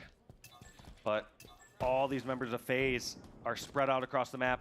Can be nice if you're able to find these members of Sentinels, but Sentinels have done a good job of rotating around and isolating fights. Lethal getting the kill of his own. And here comes the fight, over in control. Ball in the hands of Falcade and scrapping up some time. What can Frosty and crew do to break up this elevator setup? This could be disastrous if Sentinels die over at elevator with this ball and FaZe get all the kills. That's a spot you do not want a team to have a setup, especially a squad like FaZe. Very limited angles to charge into elevator. Less ways to be sneaky for Sentinels if it gets set up there. But it's all up to Frosty. Camel in the hands of Boo Boo. Frosty, last one, elevator, gets taken out. And this is going to be a setup. No! Must have been a spawn over at Pipes there for FaZe. Very fortunate setup there for FaZe to get that one. It was looking like that was going to be an elevator setup here in the form of Sentinels. A little back and forth, but those kills going one way or another. Just so crucial. These teams are so evenly matched. Booba Dooba with the camouflage behind enemy lines, and it looks like they have no idea. The green gun trying to come out in return for Snakebite allows Booba Dooba to stay alive, and he has 2 members of Sentinels with them over toward the long haul side, and he even has a full setup because there's a player addressing Whirlpool. Easy snatch by Booba Dooba. 1-person advantage. I was wondering if Sentinels are going to go charging across the map, try to push that advantage. A little tougher here on recharge. Some areas you can't get to as quickly. Don't have as safer routes. So they opt just to grapple the ball themselves and say, all right, Lethal's out. Let's go back to slaying. 24-22 lead for Sentinels. Boo Boo Doo down to 1 shot, and finally that day gonna take him down. In fact, Royal 2 was able to get the stick, so 2 down go Sentinels, and Royal 2 with some beautiful long-range shots. You have 2 players that are 1 shot in front of you. Finally, one of them ends up going down. Smarty repulses to try to take height, but eventually 2 down go Sentinels, and Royal 2 might be able to get the shot with the grapple. Sentinels, watch your head. Royal 2 already charging up. I mean, FaZe should be thanking Royal 2 for that breakdown right there. In Pipes, he took down 2 players single-handedly with a couple plasma grenades, laying down all those shots over towards C-Plat and Stacks, setting his teammates up for perfect position to push out, but not taken advantage of. Royal 2 literally killed 2 players, laid down so many shots, and no ball time whatsoever. He got shock rifle, but wasn't able to make use of it. And once again, the scrappy style of Sentinels paying off, grabbing a few seconds of time. Still early lead for Sentinels here as Sparty trying to stay alive over toward the tower side. Royal 2 and Frosty end up spawning up. Some great shots coming out of Sparty here, and he's able to stay alive. Meanwhile, his teammates cleaning up those kills, but Ball still won the mid-map. Yeah, ego challenge in there, not dropping whatsoever. And we're seeing a situation where FaZe had a 4-on-2, did not touch the ball. Now they had another 4-on-2, not gonna make that same mistake. They grab the ball, but are punished. Sparty gonna scrap up a little bit of time. No, decides to play ball and get some slays. 1v1 against Renegade. Going in Renegade's favor. But while that ball was being played over at Hydro, new ball being scooped up by Sentinels near the Pipes. FaZe decide to rotate a little bit faster this time.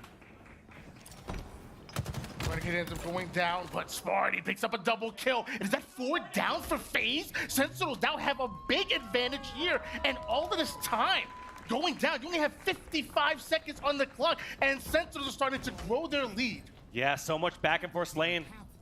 Rule of thumb I used to use back in the day when we'd be playing a King of the Hill or an Oddball is if the game at the halfway point is not progressing very fast, if very few points are being scrapped up, you need to put yourself in a scrappy mindset. You need to say, all right, let's get a couple seconds here and there, that's going to add up with the pace of this game.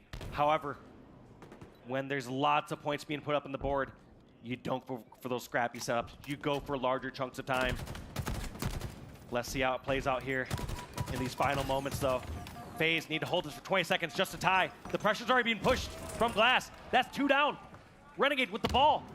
Pressure from both sides. He's going to try to play ball it. And Sentinels, they're going to welcome that. Sentinels either get the kill or they get more time off the clock. Spartan has the game in his hands here with Camo. I don't think he's going to be trying to scrap up time. He has so much time here we can bait out a kill. Spartan gets 1 kill here, and they just play defense here on this ball. FaZe haven't been aggressive on the ball when they have the advantage. How are they going to do it in neutral territory? Just like that, Spartan secures the crucial kill. This one's going to be so difficult for FaZe. They have no one in a position to touch this. Someone's going to have to desperately push on out. Who's it going to be? It's going to be Royal 2. He's going to get picked right off. Royal 2 goes down. Snakebite going to be the next victim. Snakebite already down, and that's going to be round 1 going for Sentinels. Sparty had a big responsibility to just zone out the enemy team and make sure nobody was able to touch that ball. And with the camouflage, it looked easy for Sparty and Sentinels. 1 round away from making it to the grand finals and taking out FaZe twice in the same tournament. Looking at the kills. Overall, the kills basically even. I believe it's in favor of 1 for FaZe outside of that starting break from round 1. Just going to show that Sentinels more objective efficient for their slays. If Sentinels are able to go even in slays, they're going to go ahead and objective. Renegade and his Camo might have something else to say, though. End of the day, against one of the best teams in the world, if they're slain and they're on fire, there's not much you can do. Now, can they chain together a bunch of these kills? They got 2 down thus far. We're about to see 3. This is one of the first times we're seeing FaZe get multiple down and keep control. They find Boo Boo in the corner. Gonna eventually hunt him down, but he's buying time. Now, how much time does FaZe get with this? Do they decide to just hold it in pipes? Do they decide to rotate it? Do they decide to play ball as soon as they reach some pressure? We'll find out here shortly. Eventually, Boo Boo does end up going down, and Frosty gets away with the shot. Body shot onto 1 Falcon. It goes in for the challenge, but Frosty can't quite find the hit, so he's gonna be elusive back down. Ultimately play his life. Smarty was able to take down Snakebite to grab a hold of that ball, and FaZe go 3 down. This is not good. Frosty has to make a play. Yeah, FaZe with their full setup, getting about 20 points of time. Here, not exactly a full setup, but Sentinels already having that lead. Scrapping up 11 seconds, play ball on it and saying, we don't want to put FaZe in position to get another full setup. Now they have the numbers advantage. Do they decide to go for it? They get Frosty down. Royal 2 also down. That's 3 down, and not a second goes by. In fact, they have 2 members ready to grab that ball. 1 to grab it down low. The other to toss up towards bat ledge. This team is so objectively aligned. Sentinels really starting to win these team engagements when it matters most. They are so close to that ball, and they are hopping on it immediately. But as I say that, Royal 2 gets a double cut out of nowhere. Boo Boo Doo snatches up this camouflage, and nobody from FaZe was able to spot him. So Boo Boo Doo definitely the player on Sentinels to watch out for. He's the one that has to break the setup of FaZe. Boo Boo, low behind enemy lines, knows it's too good true. He knows that player is not just going to be there with the ball without having his back watch. Some pressure there over from bat ledge. Decides to deal with the threats first. FaZe with a great ball rotation. During that time where Boo Boo was helping get slaves over at batteries, FaZe, they scrap up 18 seconds and go for the play ball. No play ball though. 3 down. They know the spawns are over at elevator, and this is a great position for Sentinels. They have 2 options. They can play ball it near Hydra if they want, or they can go rotation through long haul. They opt for the rotation through long haul. If they're able to get this all the way towards glass and now rotate these members over control, they're in a prime position to scoop up more time.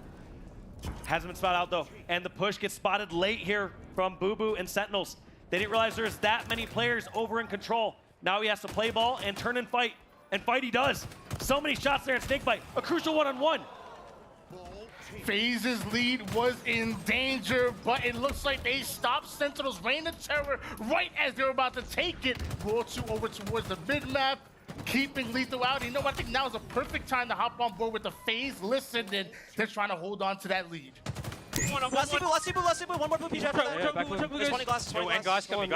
He can't play. Sig box, Sean. I'm trying to. I know. I'm just telling you where the box 15 triple. One hand in the corner. Yo, Matt, 10 seconds camo. Two split. I got another one. Nice, 5 seconds camo. Yo, I can bring more blue. I got 3. I can bring more blue. I got camo. I will get camo. I'm gonna block it. Alright, camo, get this camo. Long haul. Bro, Matt, I'm fucking bringing more blue. I know. You long haul. What's a long haul, Brad? Dead. Nice, Sean. Ungrapple, on shock. Triple, I'm gonna play for him. Yeah, still triple. I'm walking triple weak. He's still triple. I'm walking through. I do not see triple. What class? Dude, Xbox. Xbox glass. Dead. Can we play? Blue pipes. Yeah, I'm gonna play him. No. I'm here to play, bro. Yeah, he's trip sec, PJ. Jumped up C-plat. Play, guys. Huge play. Another C-steps, 2. Nice, huge. Back below on his back. Yeah, weak, PJ. Hey, you want to play? Two more. Top A. I'm here. Another on me, PJ. He's going into PR. Walking into PR. I'll push him. He's on the elevator. Nice, no one BR, guys. BR going to you guys. Mid-bridge. Neither. Don't die. He's probably going to rush you. Yeah, he was turbine. He's weak turbine still. Look at Matt. He's going to you, John. Half wall, John. One half wall. He's gonna die. PJ, you spawned out. Neither. Yo, kills, guys. Neither bottom main. Okay, bottom main. I'm at gold, guys. I'm at gold. I don't see neither. Yo, red steps, PJ. You have to play for the guy. Half source. I gotta wait nades. I'm going now. Yeah. Take your time. Matt, worry about yourself, so. Turn right. Where's this guy, I kill red steps. Turn right one, guys. He went red. Turn Dead. Turn right coming. He's fighting you, Matt. He went A. In bottom mid, Xbox and A. Yeah, kill Xbox. They're A, guys. He's spawning A too. I spawn blue. Where are you? Yo, top here. Nice. Top here weak. One in top here. Absolutely. Oh, check shock, guys. Check shock. John, can you check shock? On me neither, guys. Out in the open. Grapple. Shock is up, John. You can get it now. Trust. One turn pipe. Get some time. Shock is up. Yeah, we're getting a lot of time. Yo, make them come to you. Okay, they could have a shock, guys. They will. I'm gonna play. Yo, John. Camo in 20. Nice shot. Top right with shock. Where's he going, Brad? Talk to me. Still top right. I'm holding min, John. 15. Boobies have. Yo, we won top right. On the main. Sparty blue tunnel. Finally, Sentinels able to force FaZe to play that ball off the map, but look at the score line. It is a 66-39 lead still for FaZe as they're desperately trying to put their first round on the board. They are not trying to go down here. FaZe clearly looking so much stronger here as this has been moving on, but even in a 2v2 situation, Sentinels are putting a few points up on the board. One thing that really stuck out to me during that listening was I don't hear FaZe really that chaotic in their callouts. They seemed panicked. They seemed stressed. They were calling out with emotion where players were at. They're usually a lot more calm, cool, and collected. FaZe definitely feeling the pressure, and it's turning into energy that they might be feeding off of, but Snakebite ends up going down, and now Lethal wants to take height. He has to be careful. There's 3 members of FaZe, and I'm not sure he knows it. Finds the one-shot World 2, somehow stays alive, and now he's gonna rotate this ball forward. What a play by Lethal. Great play by Lethal, realizing that his teammates were clearing out another one elevator. They were gonna have temporary numbers advantage, and because of it, they're gonna go step in the elevator. This could be the moment. These next kills, as they stop over towards Turbine, is going to decide the game. And it looks like kills are being traded out. Looks like Valkyrie decides to rotate this ball all the way towards Hydro. And this is a spot they can wait until FaZe have enough firepower. He wants to get that lead 67 lead, and they do get the lead. Ball spawning towards batteries. Can anyone touch it from FaZe? Or is it gonna be a little stalemate? Are they going for slays? Boo-boo. Bird's eye view from that ledge. Knows players are at Turbine. And FaZe, they have to make a play, and they have to make it now. Royal 2 and Frosty, the last 2 alive that can potentially touch the ball. Frosty pushing over towards the batteries, gets a second. Royal 2 gets a second. Valkated in position to get the touch, and that brought it into overtime. We got another minute, Tony. Got a bit of sudden death here as the tie is up. Valkated doing everything he can to stay alive, and it looks like Sentinels finding those kills. Sentinels now gonna rotate this ball over toward the gold side as they have the lead, and FaZe go 3 down. Here comes the spawners. Royal 2 hit the flat screen here. Sentinels are taking over. How often do we see the game ball being dropped with 0 seconds left on the clock and tied? We're going to 1 minute that these players were not expecting. They were panicking for that last little play. And now only 10 points separating. This is totally feasible for FaZe still. They just need a couple slays and get that ball away. And getting caught off guard right there. Frosty gets taken down by Spartan. Snakebite also dead. Sentinels playing the clock. They decide they just need the slays. They don't need to worry about the ball. Somehow, Renegade sneak away with the ball over at C stairs. Could this be a blunder here from Sentinels? They just assumed they had more map control than they did. Renegade doing such a strong job here, getting the ball all the way towards Hydro. And it is a battle in the back of Hydro. All 4 members of FaZe down. 2-point lead. Sentinels, they're not going to touch that. They're just going to guard that ball. And this is going to be it, Tony. This is game. FaZe go forward, down. Smarty chucks it off the map. It's Sentinels that are going to the grand finals. Sentinels proving, not just in 1 series, but 2 series against FaZe, that they are the better team here at Salt Lake City. FaZe, with their lowest placement so far this year, should not hang their heads low, but you know they're a roster that was looking for a back-to-back-to-back win. Spartan deserving all the praise he's getting right now as they are working their way back up to the grand finals. Sentinels not only able to conquer FaZe once in that winner's bracket, but twice to knock them out of the tournament. How crazy is that? And the funny thing, look at their faces. Look, where's the celebration? They know it's just another day in the office. They must know they still got to do it in the grand finals. They have an opportunity to become your champions here in Salt Lake City. Sentinels just doing it all. I mean, look at their game history against FaZe here at Salt Lake City. They've won 6 out of 7 games. The 1 game they lost to FaZe, 50-49. Now that stat line is pretty deceiving considering the fact that we also saw Sentinels win a game 50-49. But many of those other rounds, Sentinels were so in control. You know FaZe are going to go back to the drawing board. They're going to watch these films. They're going to say, what little things are Sentinels doing here that are catching us off guard? They're going to work out those, come back and strong. They're going to come back real strong in Fort Worth. What a performance out of Sentinels, and you see the emotion on their face when Sparty got up at the end of that game and let everybody know about it. You gotta love that, but you also gotta do it in the grand finals because your work is not done yet. Why don't we send it over to Lottie at the desk and have them break down all of that action in your elimination finals? Get closer between those two. That series was so insane, to be perfectly honest with you. I mean, when you're looking at Sentinels, the fact that they're able to do that to FaZe twice, we talked about it, the mentality, you're coming off a loss, they have their number. There is something about Sentinels that they have the leg up on FaZe right now, and for me, it's got to be efficiency.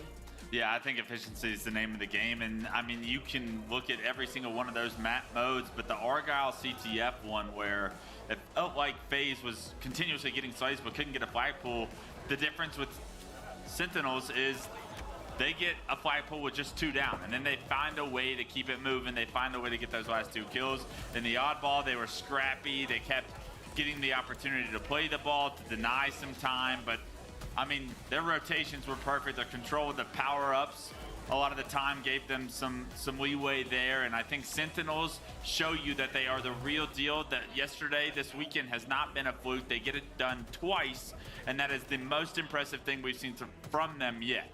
Yeah, I want to make it very clear that FaZe were good all weekend, but Sentinels were better. This wasn't the case of, oh, they happened to squeeze by and get lucky in a Slayer and win the series because of a Game 5. They made sure they got it done 3-0 and 3-1. That is as dominant a performance, as you're going to get. And we finally have an answer to the question of who let the dogs out, and the answer was FaZe, because Spartan the dog was running amok today. Yeah, it certainly was. The cage was split wide open by Spartan the dog. You know, somebody who really honestly took me by surprise, not surprise I would say, but I thought performed so well was Falcated.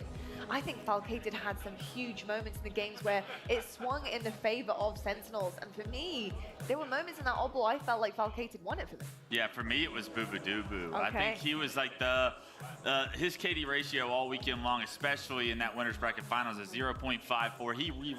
He rebounds unbelievable, a 1.01 with a ton of damage. He traditionally isn't up there with the Spartan the dogs in the damage. This time around he was a difference maker in the series, and what a rebound he had from that poor performance. It's not easy to do that, especially mentally as an individual, so he shows you that he's got the mindset of a champion and the mindset that he wants to be in this grand finals. Yeah, something that stands out to me today as well, the way Lethal is playing, super confident, charging at players, taking 1v1 gunfights and winning them as well. Whereas in the past, we've seen him struggle a little bit when he was on that roster with the former Sentinels boys. But honest to God, the last year, I've not seen him lose a 1v1, it feels. Every time he gets into an engagement, he's coming out on top and he's making the right plays. So shout out to TJ for making it to another grand finals. He was a difference maker, without question of a doubt. That was an incredible performance from every single player on that team. I think Lethal has been standing out all weekend long. I mean, he's getting some of the highest KD ratios on his team throughout every single series that they're playing against some of our biggest teams that we have in the HCS. Now the next question is, can they get it done against Spacestation Gaming? It's going to be another rematch for them. It's a grand finals. It's going to be so difficult. They were bounced down to the elimination bracket by Spacestation Gaming earlier on in the winners finals. Meet FaZe Clan, they get it done 3-1. And Jersey, they have quite the distance to go with 2 best-of-7s. Yep, but one thing that fills me full of confidence is that Spartan tweeted out after they lost to SSG that they started off a bit flat, but they started to figure out Spacestation in game 3 and onwards. So he said it was a little bit too late by then, but now they have a second crack at it. They have a second bite of the cherry. And I think this series is going to be a banger. Yeah, they have a second crack at it for sure. And they have a bunch of different maps and modes, combinations to get through to get it done. And I think, honestly, you may look at 2 best-of-7s and think, damn, that's a lot of Halo. That might be really tough. I actually think it's a good thing for a team. I think it's good to be able to have, you know, a deep map pool to go through, just in case you have a couple in there that might not be going your way in terms of favorites. To know that you do have more games to get done, and to get it done in is, I think, a really good thing, a confidence builder for Sentinels. So I'm really excited about this grand finals. I think it's going to be a good one. I'm hoping it is. I'm hoping for you guys it's going to be a really good one. But I know Spacestation, they're going to be out in full force. They don't want another second place, especially not in front of their home crowd. Folks, we're going to go to a quick break. When we come back, we have your grand finals on Championship Sunday. It's going to be Sentinels versus Spacestation Gaming, and we'll see you right after the break.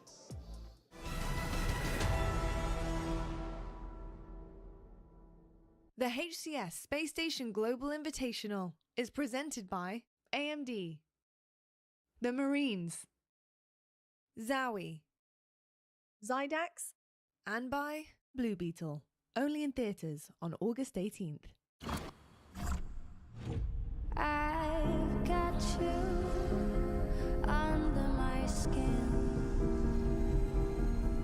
I've got you deep in the heart of me. So deep in my heart that you're really a part of me. I've got you under my skin. For every generation, it has started with the call to serve. Discovering purpose and belonging well-earned. Fighting and winning for our nation and its people. But Marines are never really finished serving. Their commitment is visible in communities across our country. This is Semper Fidelis. Always faithful. Always Marine.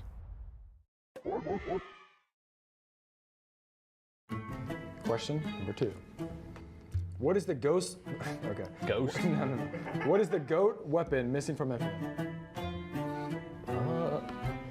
I'd have to say the GOAT weapon missing from Infinite. Probably the. Dude, I know what it is. LR. That's a good ass weapon.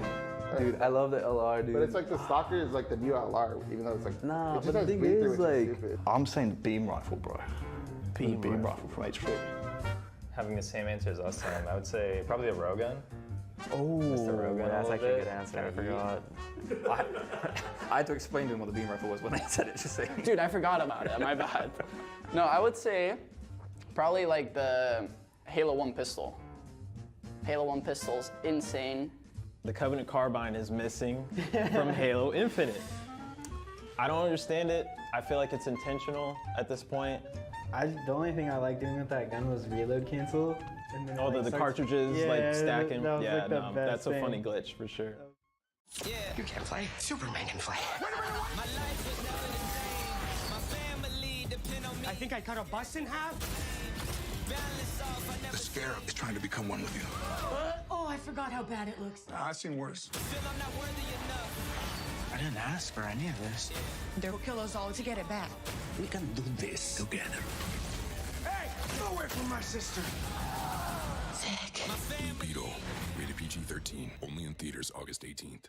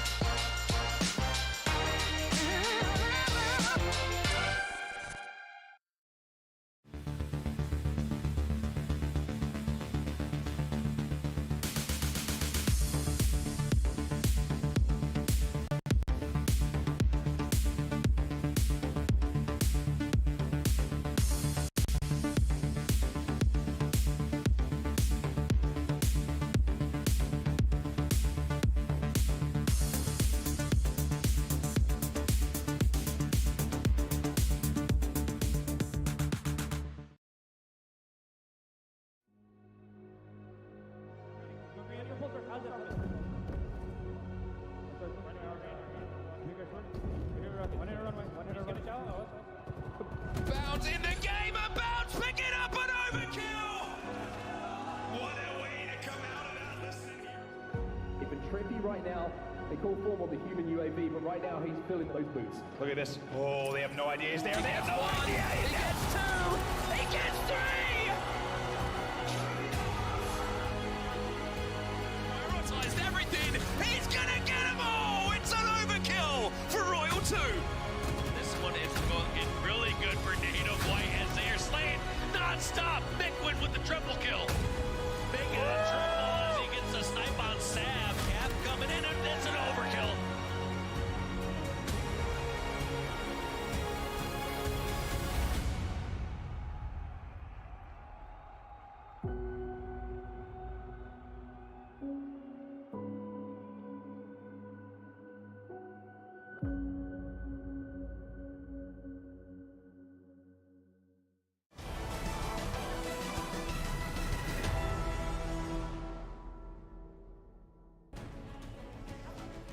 It is Championship Sunday, Halo fans. We are here at Salt Lake City, the Global Invitational, hosted by Spacestation Gaming, and we have 2 teams left. There is 1 trophy, 1 championship title, and 1 winner at the end of this. Will it go to best of 7s? Will it just be 1 swift one for Spacestation Gaming? They have their home crowd here, but Sentinels, they're looking to put an exclamation mark on the end of growth, which is the big buzzword for this roster coming out of this tournament weekend. What a showing from all of our teams here so far. We say goodbye to FaZe and hello to our grand final set on the stage. Clutch, Gaskin, lovely to see you guys. And folks at home, if you are watching and you do also like playing Halo Infinite, I'm sure you do, then have I got news for you. We do have our weapons bundles for you. It's a weapons collection and they're on offer right now. They're 20% off. It's today only. They have been 20% off all weekend long, but it ends today. So make sure you go in store right now and pick these up. If you want to support your favorite teams, they may not be still in the tournament, but they can be there in our next one, our next major, excuse me, in Fort Worth. And I got to ask you, Clutch, in terms of how these look on the weapons, you've been playing with them. You get all the secrets before all of us do, before we can see them in game. How good do these look? They look clean. I think I rock a mixture of a few teams right now, but I really like that complexity blue. But in all honesty, it's shout out to the artists that were able to design some of these and really put their hearts and soul into them, because they really do look amazing. Thank you for the collaboration with all of the organizations, and I hope you can rock your favorite organization pridefully with a bunch of sick skins that are coming soon. Indeed, they're available right now. Make sure you go pick them up, 20% off. I'll tell you what though, elimination bracket was looking pretty damn good for a lot of our teams here, but the run will end short for FaZe Clan and Sentinels. Only a brief moment stepping their toe into that elimination bracket, showing that they are the team to beat here, and going into the grand finals against Spacestation Gaming, hoping for a little bit of a rebound, a little bit of a response to Spacestation Gaming, because the series before that, in the winners finals, Gaskin, kind of was a difficult one to watch, I think, if you're a Sen fan.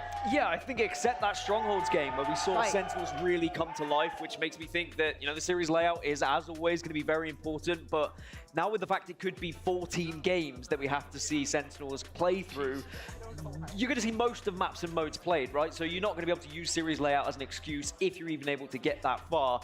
But certainly they need to have a bounce back. Spacestation look insane at this event. I think everyone knows that, you know, there's a feeling in the arena that this is going to be the time that finally Spacestation hoist that trophy. But there's still that what if. What if there's still the moment of finishing second place again? Do Sentinels suddenly do something miraculous? It still could happen. It still could happen indeed, and Sentinels, well, they're betting on it, that's for damn sure, but they've proven that they deserve to be here in this grand final spot. Let's meet your Sen team.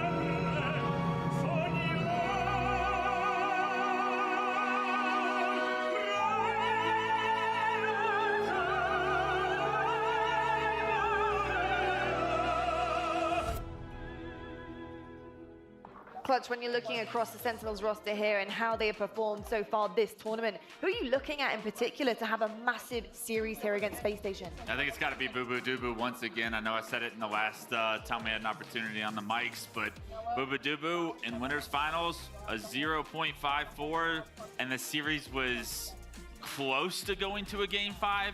If he picks it up and plays like he just did against FaZe, which I hope is the case, this could be a very interesting grand finals for Sentinels. Gaskin, do you feel like there's a lot of pressure on Spartan right now as well? Because we saw how Stella played against them in the last series in the winners finals.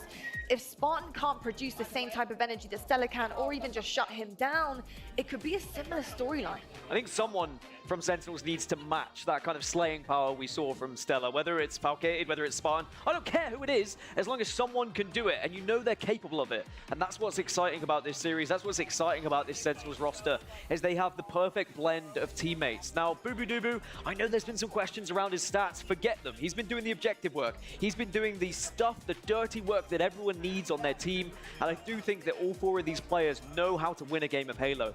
And I think they can really be a threat to this championship here for SSG. SSG cannot take them lightly whatsoever. They're certainly going to be warm after that elimination final, but looking to light up the stage on fire is Spacestation Gaming in front of their home crowd.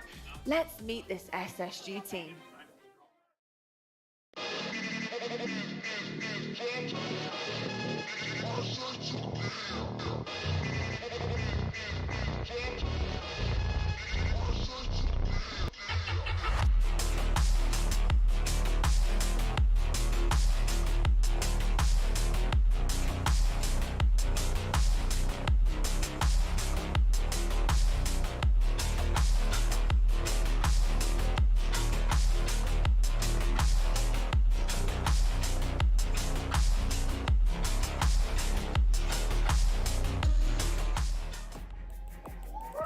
Now, I'll tell you what, in terms of Spacestation and how they performed the last time they matched up with Sentinels, Bound and Stella, they ran through it. I mean, Bound finished with a 1.36 KD, and Stella, he had a 1.53. It was a countless highlight reel from both of these guys. This duo working together in tandem, you know, with the kind of dirty work like you were talking about for Sentinels, but with Eco and Penguin being put into that equation.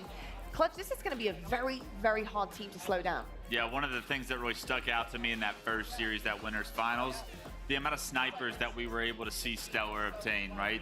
You cannot afford to give power weapons over to this SSG roster. You can definitely not afford to let Stellar get his hands on him, because he has proven time after time in big moments he will make a play, he will hit the shot. If I'm Sentinels, I'm throwing it off the map, I'm wasting ammo, or I'm trying to get it into Spartan's hands, but outside of that, let's get those erased from the equation as far as the win condition. Now, Gaskin, when you look at individual players and they've popped off in a series, especially on the same day and the same weekend, and with the same team. Do you see a level of consistency with that player? Do you tend to see the fact that, hey, we are going to have to slow him down? Stella didn't just have a crazy series and it was a one-off. Like, Stella is on fire this weekend, he's on fire today. Do you think we'll see that again? Yeah, I mean, Stella's not just been on fire this tournament. Stella's been on fire all year long. I mean, ever since Halo Infinite came out, 5 years now, Stella honestly. is constantly on the tip of our tongues, and I think it's about time that he is in a grand final ahead with the advantage as well here in Halo Infinite, with this roster in particular. But I think the one player we need to look on for is Bound. You know, this is now a chance for him to finally have that trophy that he's been so desperately searching for. The most pressure, if anyone, is on that man on that stage. That is very true. What do you think it actually means to Bound right at this point? You know, we've seen an episode, it's come out, and, you know, there's a lot of talk about him, and he is performing out of his mind with this team as well. You know, what do you think what do you think it would actually mean to this kid? Yeah, he's the only player on that stage that doesn't have a win. And although he's got the youngest career up there, I think the first win, I mean, I only won once, so asking me is It was tough. still an important one. But, you know, 15 years ago, but it still matters, but all what right? I would say is, like, it means everything because it solidifies all the hard work that you put in. It literally cannot be replaced with anything that you're going to achieve. And I think that for Bound, a player that is truly self-confident, it would only allow his ego and confidence to grow. And with that, I think he plays better and better with those accolades next to him. Well, we've been waiting for this moment for 3 days. It is the final day, Championship Sunday. There is a trophy to be grabbed at the end of this series. Or will it be 2? We'll find out. Your grand final start right now.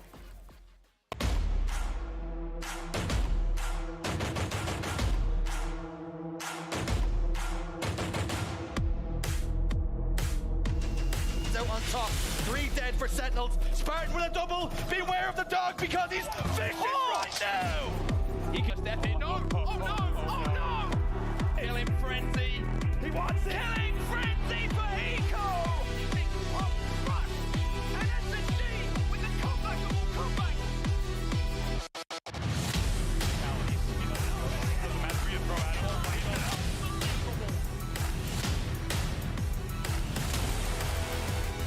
To do something special. Spartan's not going to allow it. He's going to do something special. It's cooking once more. We started this weekend off with 16 of the best teams all around the world in an insane global competition with one goal, to be a champion. And now is that time, Salt Lake City, for the grand finals. Are you ready? Coming out first, looking to have one of the best villain arcs since Aizen. You can love him or hate him, but get ready for Sin City! Give it up for Sentinels! We got Boo Boo, Lethal, Spartan, and Valicated. Give it up one more time for Sentinels!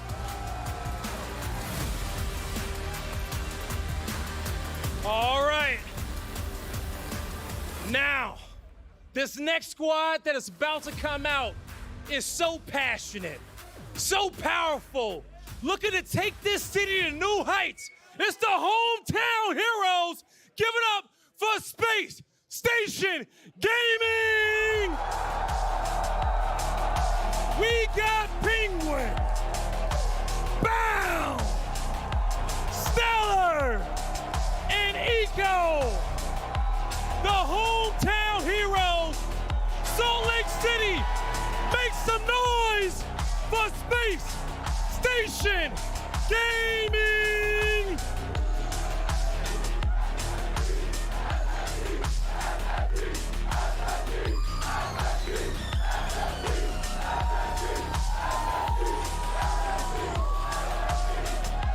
Wow! Salt Lake City, you are so passionate.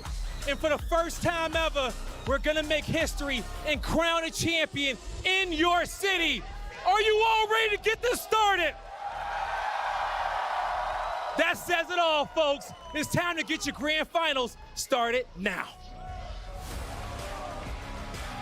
It's a Sunday night in Salt Lake City, and you know what that means, everybody. It's time for a grand final. finals on Set and Bravo here to take you through what is going to be an absolute epic of a final to what has been an incredible event here. I mean, incredible event, incredible crowd here. It's been unbelievable. Here's a first look at your series layout in the grand finals here, starting things off with Pit CTF. However, it must be said the phased era was short-lived.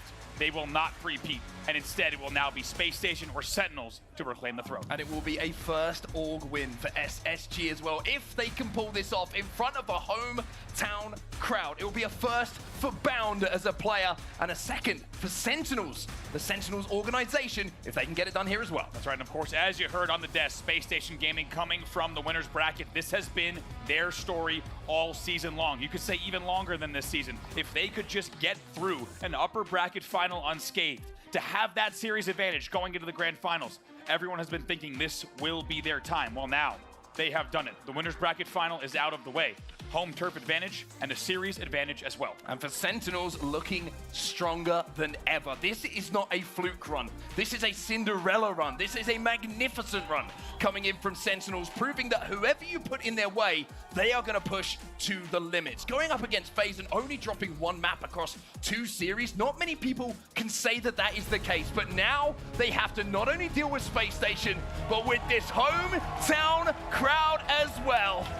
The game is about to be live. Imperium CTF is how we start this one off. You heard people say on the main stage they thought about putting this roster together for a very long time, and now you see why. You see what they've done here now. Poised to potentially steal a championship out from under SSG on home turf. However, it will not be easy. Sentinels will need to win 2 back-to-back series. While if Space Station takes this series, they will take the tournament. Well, there's a roof on the building right now, but if SSG can win here in this grand finals, let me tell you, it's going to become a convertible building. Oh, what? Stella! I mean, the man's not from this planet. He is interstellar at this point. Come on, I mean, y'all saw Lethal's tweet. He said somebody stop him. He hasn't been stopped yet. Finally, he gets taken down by Lethal himself. But what a way to start the tournament here. And if Stellar's got more where that came from, we will be in for a fantastic series here. Let's see what Eco can do on his opposing runway. Well, what an electric start to a grand final. Beautiful shot coming in from Stellar. Falcated is going to deal with Eco as well. Falcated now under pressure with the sniper rifle himself. But Space Station, after early success there, getting those early slays, now have to reset. Sentinels do a great job of holding their side of the map. Wild to see it here in Salt Lake City. When you saw Stellar hit that shot, everyone leaned forward even a little bit more. As you can tell, this is going to be one for the ages here. 1 minute of play and no advantage just yet. Eco trying to be a nuisance. Stellar still alive, and Eco more than a nuisance. Picks up a kill onto Falcated and continues to push the courtyard. And I love what I'm seeing from SSG. Consistent aggression from Eco, trying to get control of the Sentinels tower. I was going to say the exact same thing. We're learning a lot about what Space Station's thinking here as he picks up another one. They're just going to continue flying in, right? Eco dies, he goes right back to the S1 to challenge top turret again. Great little shoulder peek there from Falcated though. Stellar, surprise, surprise. He's there with the long stick once more. And as if it's bad enough, oh my god, this is taking the... Stellar with another shot, Andy. Another shot, which is just a highlight reel. I've never seen something like this. The shots from Stellar over the past 2 days have been historic. In 20 years of competitive Halo, I don't know if we've seen something like this. But now he's got to deal with the entire roster of Sentinels, and even though he gets a couple of needles in, not enough for the Super Combine, and Lethal will make those defensive plays, and I think that's what Sentinels have got to keep in mind here. At some point, you're expecting Stellar to do something nutty, but you've got to keep your fundamental Halo all together as a team and not let those big plays get to kind of overwhelm your own strategy. Absolutely. Stellar now the only player alive for Space Station. He will be over here on the long haul trying to push through. And once again, you're seeing it again. Stellar is the last player alive. We're learning a lot about SSG. They're going to be holding forward the whole game. They're just going to continue to overwhelm their opposition. And even when they don't have the man advantage, they will continue holding forward. Good thing SSG recognize here on Imperium Pit, whatever you want to call it, that if you die on the opposition side of the map, it's fine, because it's going to take you a few seconds to get across anyway. Rocket's going to be picked up here by Bound as well, and you can see SSG also working on the overshield. Spartan's trying to do what he can to slow the progress down for SSG on that overshield. We'll have to see who comes out dressed in gold at the end of things, but for now, Bound is trying to hunt down a few players. Not going to connect with that one. Sniper rifle's dropping as well in 10 seconds. Also grabs a repulse to make sure it can't be used against him there. Oh, whoa, oh, what? Falcated, I think everyone kind of gasped there, maybe hands to the mouth, wondering how he got away with that. Maybe Falcated even wondering himself. He will now continue on. Normally a shake of the head, but it's a shake of the fringe from Bound. Not quite sure, like you say, how that Rocket did not convert into a kill, and now Bound having to do some defensive work inside of his flag. The first time we've seen Sentinels on the SSG side of the map, but there is that team fight. The firing squad clears out Sentinels. 4 dead for them. Penguin's already holding forward, and he's got a sniper rifle. Ooh, look, you can just tell. Boo-Boo's sprinting towards Cuts, and Penguin already has his hard scope on Cuts, right? These players are both on the same page. They know exactly what to expect, toe-to-toe. Everyone making the right guesses about where the pressure's coming from. Penguin now on the tower. Boo-Boo should be dealt with. Boo-Boo will be dealt with. Still 2 dead here for Sentinels. Make it 3 as Falcate is now last alive on the Needles. Penguin can't quite locate where he was, though. If he had his reticle placed a little bit better that time, then he would have got Falcated, but sometimes you don't need to line things up, you just play off instinct. The last 2 are both one shot. This should be a push, this should be a pull here. 4 dead for Sentinels. Space Station will pull here. Penguin turns from the Slayer to the Flag Runner, and there's nobody better at doing this. Already into the Needles. The Spawns come in though behind him, and he almost no-scope Spot out of his boots. Sparty there gets Bound, should take him down here in the feed. They will eventually be traded out here. 2 dead for both sides. Stellar continues the run. He should be able to get this through as well. A little bit of a misstep here from Stellar. Something we're not used to seeing in this event so far, but he's got the cover, he's got the support, and he's got the first flag on the board here for SSG.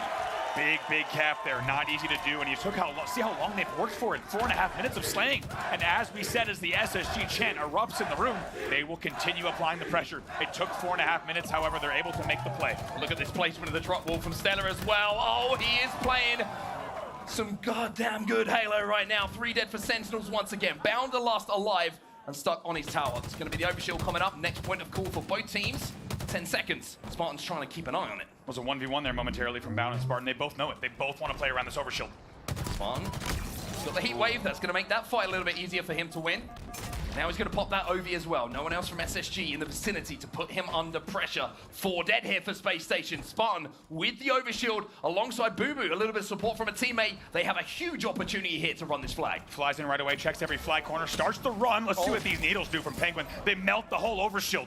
However, 2 players still alive for SSG. Spartan's going to start the run. They melt the overshield, but unfortunately, Sentinels melt all the players, and Sen have this one through the long haul. 2 still dead for Space Station. Lethal picks up another. Spartan, he's been doing some work with the sniper himself, but he says the flag's pretty good as well. Beautiful technical work there for Spartan. Notice when he picks up the overshield, he even turns his body away. Just in case he died, that overshield would have been played. It would not have been picked up by the opposition. It's the beautiful little technical details that you're seeing from Spartan. Here, 2 dead for SSG, 2 dead for Sentinels as well. 2 dead in either side, and Penguin now has to decide, do I go forward, do I go back, or do I try and get onto the other side of the map? 3 dead for Sentinels. It looks like Lethal will kind of even up the numbers a little bit with a couple of kills himself, but Penguin now just trying to survive. Wait for the support to come from the rest of SSG, and by being sneaky and by being annoying, he's going to force Sentinels to wrap through their own flag and not progress up the map. Lethal finally taken down, so Lethal will be spawning on this side of the map as well. It's a very nice isolated 1v1 from Penguin to stay alive in the Mauler.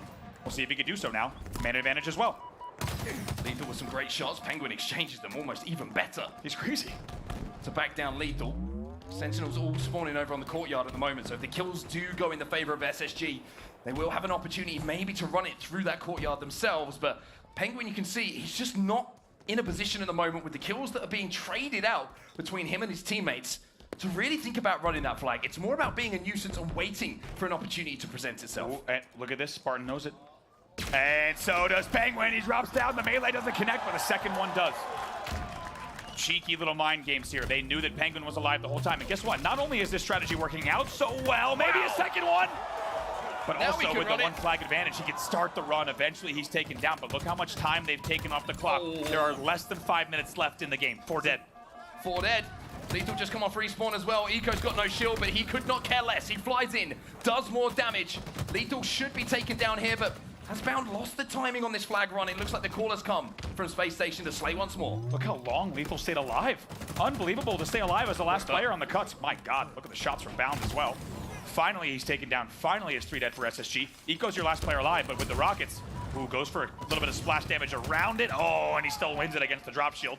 Cost him 2 rockets, but it's very nicely done. will stay here at 1-1. Spartan will be pretty happy with that as well. Overshield, though, has gone over to the side of Sentinels. Lethal's got it, and as you can tell from the tracer bullets over his shoulder, there's going to be a sniper in the hands of Falcated as well. Now, the last time that we saw Sentinels get the Overshield, it was converted into a flag cap here. The question is, can Space Station hold off this time, or will Lethal do the same again? It was a picture-perfect push last time. Less Overshield to play with here this time. Nice team shot. Look at Lethal's awareness there. Gets the comms on mid-bridge right away, snaps to it. Might even win this one on 1v1 and cuts as well for the double now. They will have a man advantage, and he will stay alive on the turret. Big challenge on the Penguin as well. Penguin going to re-challenge himself. Full of confidence at the moment, Penguin.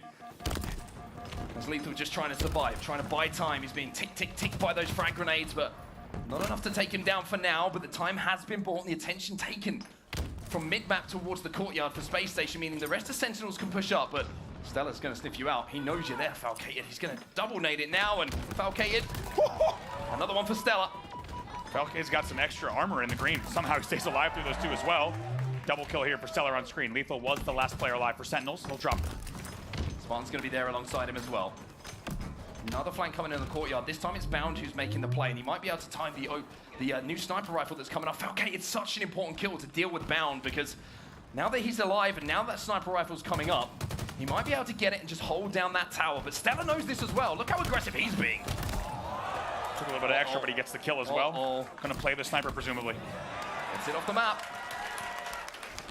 No sniper here for Sentinels to play with. SSG still on the map, though. Eco gets a nice kill, traded out immediately. Now, Falcated says, okay, you threw our sniper off. I'm gonna try and get some eyes on you, but look at the position of Boo Boo Doo Boo here. He was trying to be sneaky on the cuts, but Stella saw him immediately. See what Stellar does here. It has been an unbelievable highlight reel as another SSG chant erupts in the building. 2:22 left on the clock. SSG with positioning. We'll see if they can make it happen. It's the first shot I think I saw Stella miss in the entirety of this event just a few seconds ago, and you know it's not going to miss the next one. Spartan, just another victim of Stella, and he knows there's someone behind him. Falcated getting chased down. No scope's not quite connected, needs to get away from this. The overshield, I think, just got popped by Falcated as well, so now Stella knows that. He hears that audio cue, and even though the flag is moving, Stella's got to deal with Falcated. Bound there as well. The bait and bound is so good from SSG. How about the buddy system there? Stellar stays alive perfectly, checks the runway, then they check the training ramp, they pick up the kill beautifully. And just like that, we'll stay at 1-1 now with still 2 dead for Sentinels. Here's the push, that's 3 dead. 1 spawner already up, it's courtyard spawns. Falcated, really important win from him. Really important win from him. Stops those split spawns coming in. But there's enough room on the map here for SSG to think about running this one, and the damage that's coming in from Eco is overwhelming. The spawners from Sentinels. Spartan gets one, but Eco thinks there's a window. He thinks he's got the timing to get this one down the long haul. 2 of his teammates are dead, but Stella, he picks up 2. Can he turn the corner? Can he get round? Yes, he can. Wraps the corner here. He's got help. Penguin's here as well. This could be it. This will be the flag being run home. SSG up 2-1 with exactly 60 seconds left to hold on. And what a time to do it. You have to wonder if Boo Boo doesn't check again on runway. Does he maybe get a little bit better of a push? You have to think over challenge there. It cost them. And now SSG leading 2-1 with 47 seconds left in your game 1. An absolute grueling battle with CTF here. Sentinels have to go forward, but you've got to go through Eco. He picks up 1 onto Spartan, 2 dead again for Sentinels. Now, do Sen think about a flank? Do they think about just sending someone through the runway just to try and get a flag pull? Well, it's pretty difficult to send anyone anywhere when you're in the death screen at the moment. SSG are outslaying Sentinels. It feels always on their side of the map as well. How about Stellar with a heat wave as well? That is going to cut off this entire side of the map. If Sentinels want to go through, they're going to have to go through green and long. 2 dead for Sentinels. This is the last push. Eco gets 2. Falcated left on his own. And even though you want to go forward, Fal, the only place you're going to be going is down 1 in the series. SSG will take game number 1 in your grand finals. To the excitement and the joy of the hometown crowd, they will take game number 1. Not easily done, though. 1 flag separating the 2 teams, and it took 12 minutes on the clock. However, at the end of those 12 minutes, it will be SSG leading in your series 1-0. Now only 3 games away from taking the title. Need to take time to talk about that Eco run. I love talking about the intelligent players in Halo. And I always mention the internal clock that they have in their head. Thinking about timing, where a player is on the map, who has a line of sight. Eco recognized that there was a window of opportunity to force that flag into the needles. And by doing so, that by the time he got there, he would have support to at least get it down, run through the long haul, excuse me, and deny those spawners from being able to kill him. It's just perfect from Eco, and it's so good because he didn't have to fire his gun in the entire play, but it's such an intelligent play and one you have to make if you're one of the best in the world. Great run here from Spartan as well. As we said, a very technical play. The needles are eaten by the overshield. Look at this Penguin, just once again, the mind games. Penguin eventually wins that battle. It doesn't translate to a run immediately, but all that control eventually leads to that flagpole that started things off. And here we are, still at the 1-1 mark. You saw him, look at the way that last flag came in. And I also have to say, the mind games between Eco and Bubu. As I said, Bubu re-challenge on runway, thinking that Eco would leave and not check the re-peak. And you really have kind of smash level battles of mind games back and forth. Who is he going to do this? I think he's going to double back, and then he does. Eco wins that mind game and the battle, and that gives him that window that you described to run the flag. There's some stats coming in as well. You can see these are the Slayer stats for both of these teams. Here at Salt Lake City, Spacestation Gaming 5-2, Sentinels 4-4. So a little bit of a, I would say, an up and down game type for them, but we wanted to talk about Spacestation, how they went away and worked on their Slayers, because they knew better than anyone it was costing them tournaments. Let's not forget Bound's tweet. After DreamHack Dallas, he said, "This is on me, we gotta work on our Slayers."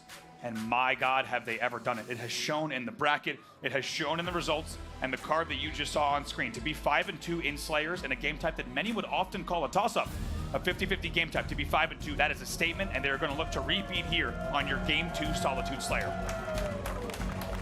A new map, and of course we'll be crowning a new champion in the Halo Championship Series after this grand final is done. How is Solitude going to play into that? Well, we'll find out in this next game. 50 kills to win, of course, the QT. The first time we're going to see that in this grand final as well, top middle, and we have seen some outstanding plays already with the new equipment. We really have, and we've seen players really starting to min-max that QT and really take advantage of what it offers. We'll have to see which team is going to get the better of it in this one. We're underway in game number 2. Ridiculous KD from Stella in map number 2 of our winners finals. And you get the feeling by letting him have the sniper, he's only giving the positive for the next few moments as well. 0-0 off the rip here. And that is the ultimate sign of respect. Finally, the first 2 kills get picked up, and they're both in the favor of SSG. He's like a robotic drone. Bubu comes flying through, and somehow he catches the first. He catches it. He knows exactly where Lethal is. Look at the awareness. He knows that he's S1. And right now, a 4-1 lead just like that. And how quickly things can change. All 4 players are trapped in snipe. He's got too many toys to play with at the moment, Stella. He knew where the spawns were coming in. It's a perfect spawn trap coming in from SSG. Unfortunately, for the first time in quite some time, Stella couldn't connect with the snipe, but the frag grenade will do the work for him. Target-rich environment for Stellar here. Just hitting everything. 5-1 off the opening. He's going to do a full rotate of the sniper as well. 6-2 now. Valkated narrowly avoids that bullet coming to top snipe as well. The Q2 is still up top middle at the moment. Nobody really too interested in getting their hands on it right now, and I don't think you can, to be honest, with the way that Stella is shooting right now. Spartan going to re-challenge, and some strong shots coming in from Spartan just to back Stella down. He is the gatekeeper. Look how this team is moving around the sniper rifle as well. They're already up 9-2. Let's get into a listen-in with Spacestation Gaming. Watch out flowers on me. Where? You lift down and help her. Lifted. Top left. I'm here, Kevin. Sitting top left. Sitting top left. Going low. Not weak. Kevin, I'm here. You got me. Watch out, man. Off my pitches. I hit that top gold. Top gold, and the guy's on your lift. In your lift. Sniper ramp weak. Right here, sniper ramp. I'm flanking. I can flank that guy. Sniper ramp still weak. Blue truck to dip. Dip. Two dip. So now Kevin, burn it. I'm good.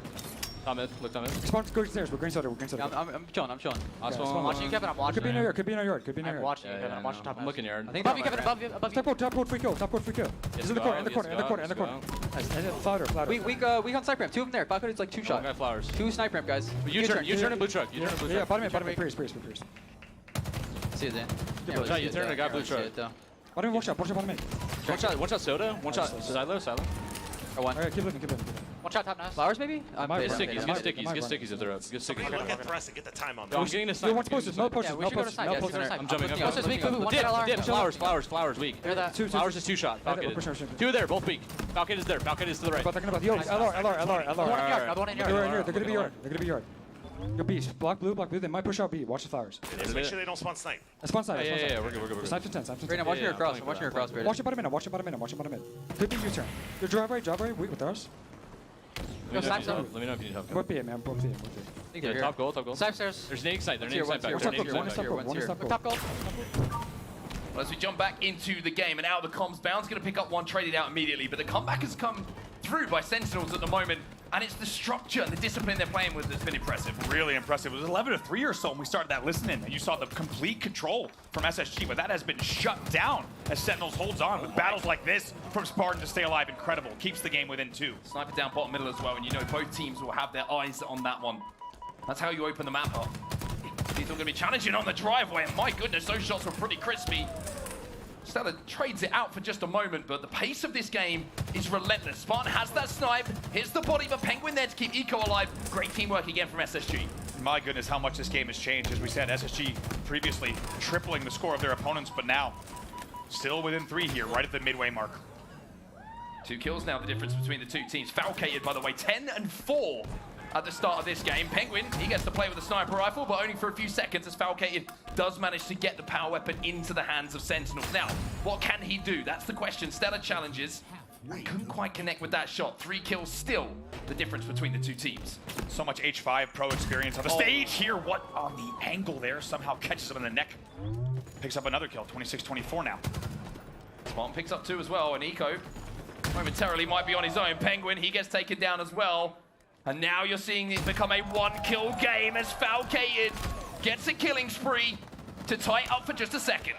Just a second, the kills are traded out. SSG back into a narrow lead here, 29-27. Such a close matchup here on this game number 2. Some elite level Halo we're seeing at the moment. Nobody missing shots, everybody flying in. Speaking of flying in, there's Bound with a very, very simple looking double kill. More damage onto Boo Boo Doo Boo as well. The question is, do Space Station have the numbers to push off of this? Eco thinks yes. However, Boo Boo says no. The trade comes through. Boo Boo there manages to get that trade, 33-30 now. Space Station continuing to trade here, but they cannot afford to do that for the rest of the game. They know it'll be a little bit dangerous to do so. Looking for a little bit more control here, and that's why they're slowing the game down just a bit. Oh, cool. Big repulse. Double push coming in from Sentinels here. The more time that Penguin buys, the more likely he is to survive, and that's exactly what he's done here. Spartan will get 1. Another challenge coming in. Spartan gets 2, but Penguin manages to take down Lethal when it looked unlikely. Boo Boo now, alongside Falcated, trying to hunt down Penguin, but look at the movement from him. Penguin has done such a good job of baiting himself for SSG here, staying alive this entire time and being such a thorn in the back of so many players. Almost makes it happen there. Eventually he's taken down, but as you say, not before. A lot of damage and buying a lot of time in loop. That does, however, bring the game up just a little bit more. Increases the SSG lead now, 38-34, off of great peeking, baiting, and switching coming in from Penguin. 5 seconds until that sniper rifle comes up. Eco knows it more than anyone. Happy to take this battle with Spartan just to keep his hands off of that weapon. Sticky goes in. Oh! Narrowly misses. But Spartan under so much pressure. Frag grenades, everything exploding around him. He can't even get to fire a shot because Bound, he's on his case. Boo Boo. Traded out once again, Lethal last alive, and Sentinels now starting to get into the deep waters. The gap is starting to increase. We're now up to 7, and Stella has a sniper rifle. And you might say, there's no way! I no longer know what to say. I think it goes without saying, game in his hands here if he continues at this rate. Still has 6 shots to play with, which is dangerous for Sentinels. Thrusts in, gets another. Almost just shocked that it wasn't a headshot at this point. Stella, an MVP-like performance from him for Space Station so far this event. It's 4 to go. Look at him checking every corner, checks LR now. Checks the top angle as well. He's lost 2 teammates, but still gonna anchor here. Of course. Manages to find 1, it's now just 3. Challenge accepted. Oh, there's no way you can stop this man right now. It's 2 dead. You truly can't. 1 more to go here for Sentinels. Space Station, excuse me, looking for that final kill. It's 1 bullet, maybe in the hands of Bound. Bound gonna check cafe angle. Doesn't miss by much. You get the feeling that this is gonna be finished off with a little bit of style here from Bound. He's looking for the angle, he's looking for the head, but it's Eco, the captain, who closes out map number 2 and sends Space Station 1 step closer to what they came here to do. And with every game, this hometown crowd on their feet, proud of what this team has done so far. As you see SSG taking a quick break on the stage to grab some water, but not before taking a 2-0 seriously. And as we see the SSG fans, and a snug feeling helmet, we will say. Safety first. Very, very happy with their team's performance at the moment, and why wouldn't you be? 2-0 up in this game. Another conclusive victory in game number 2 as well. They always had that 3-4 kill lead.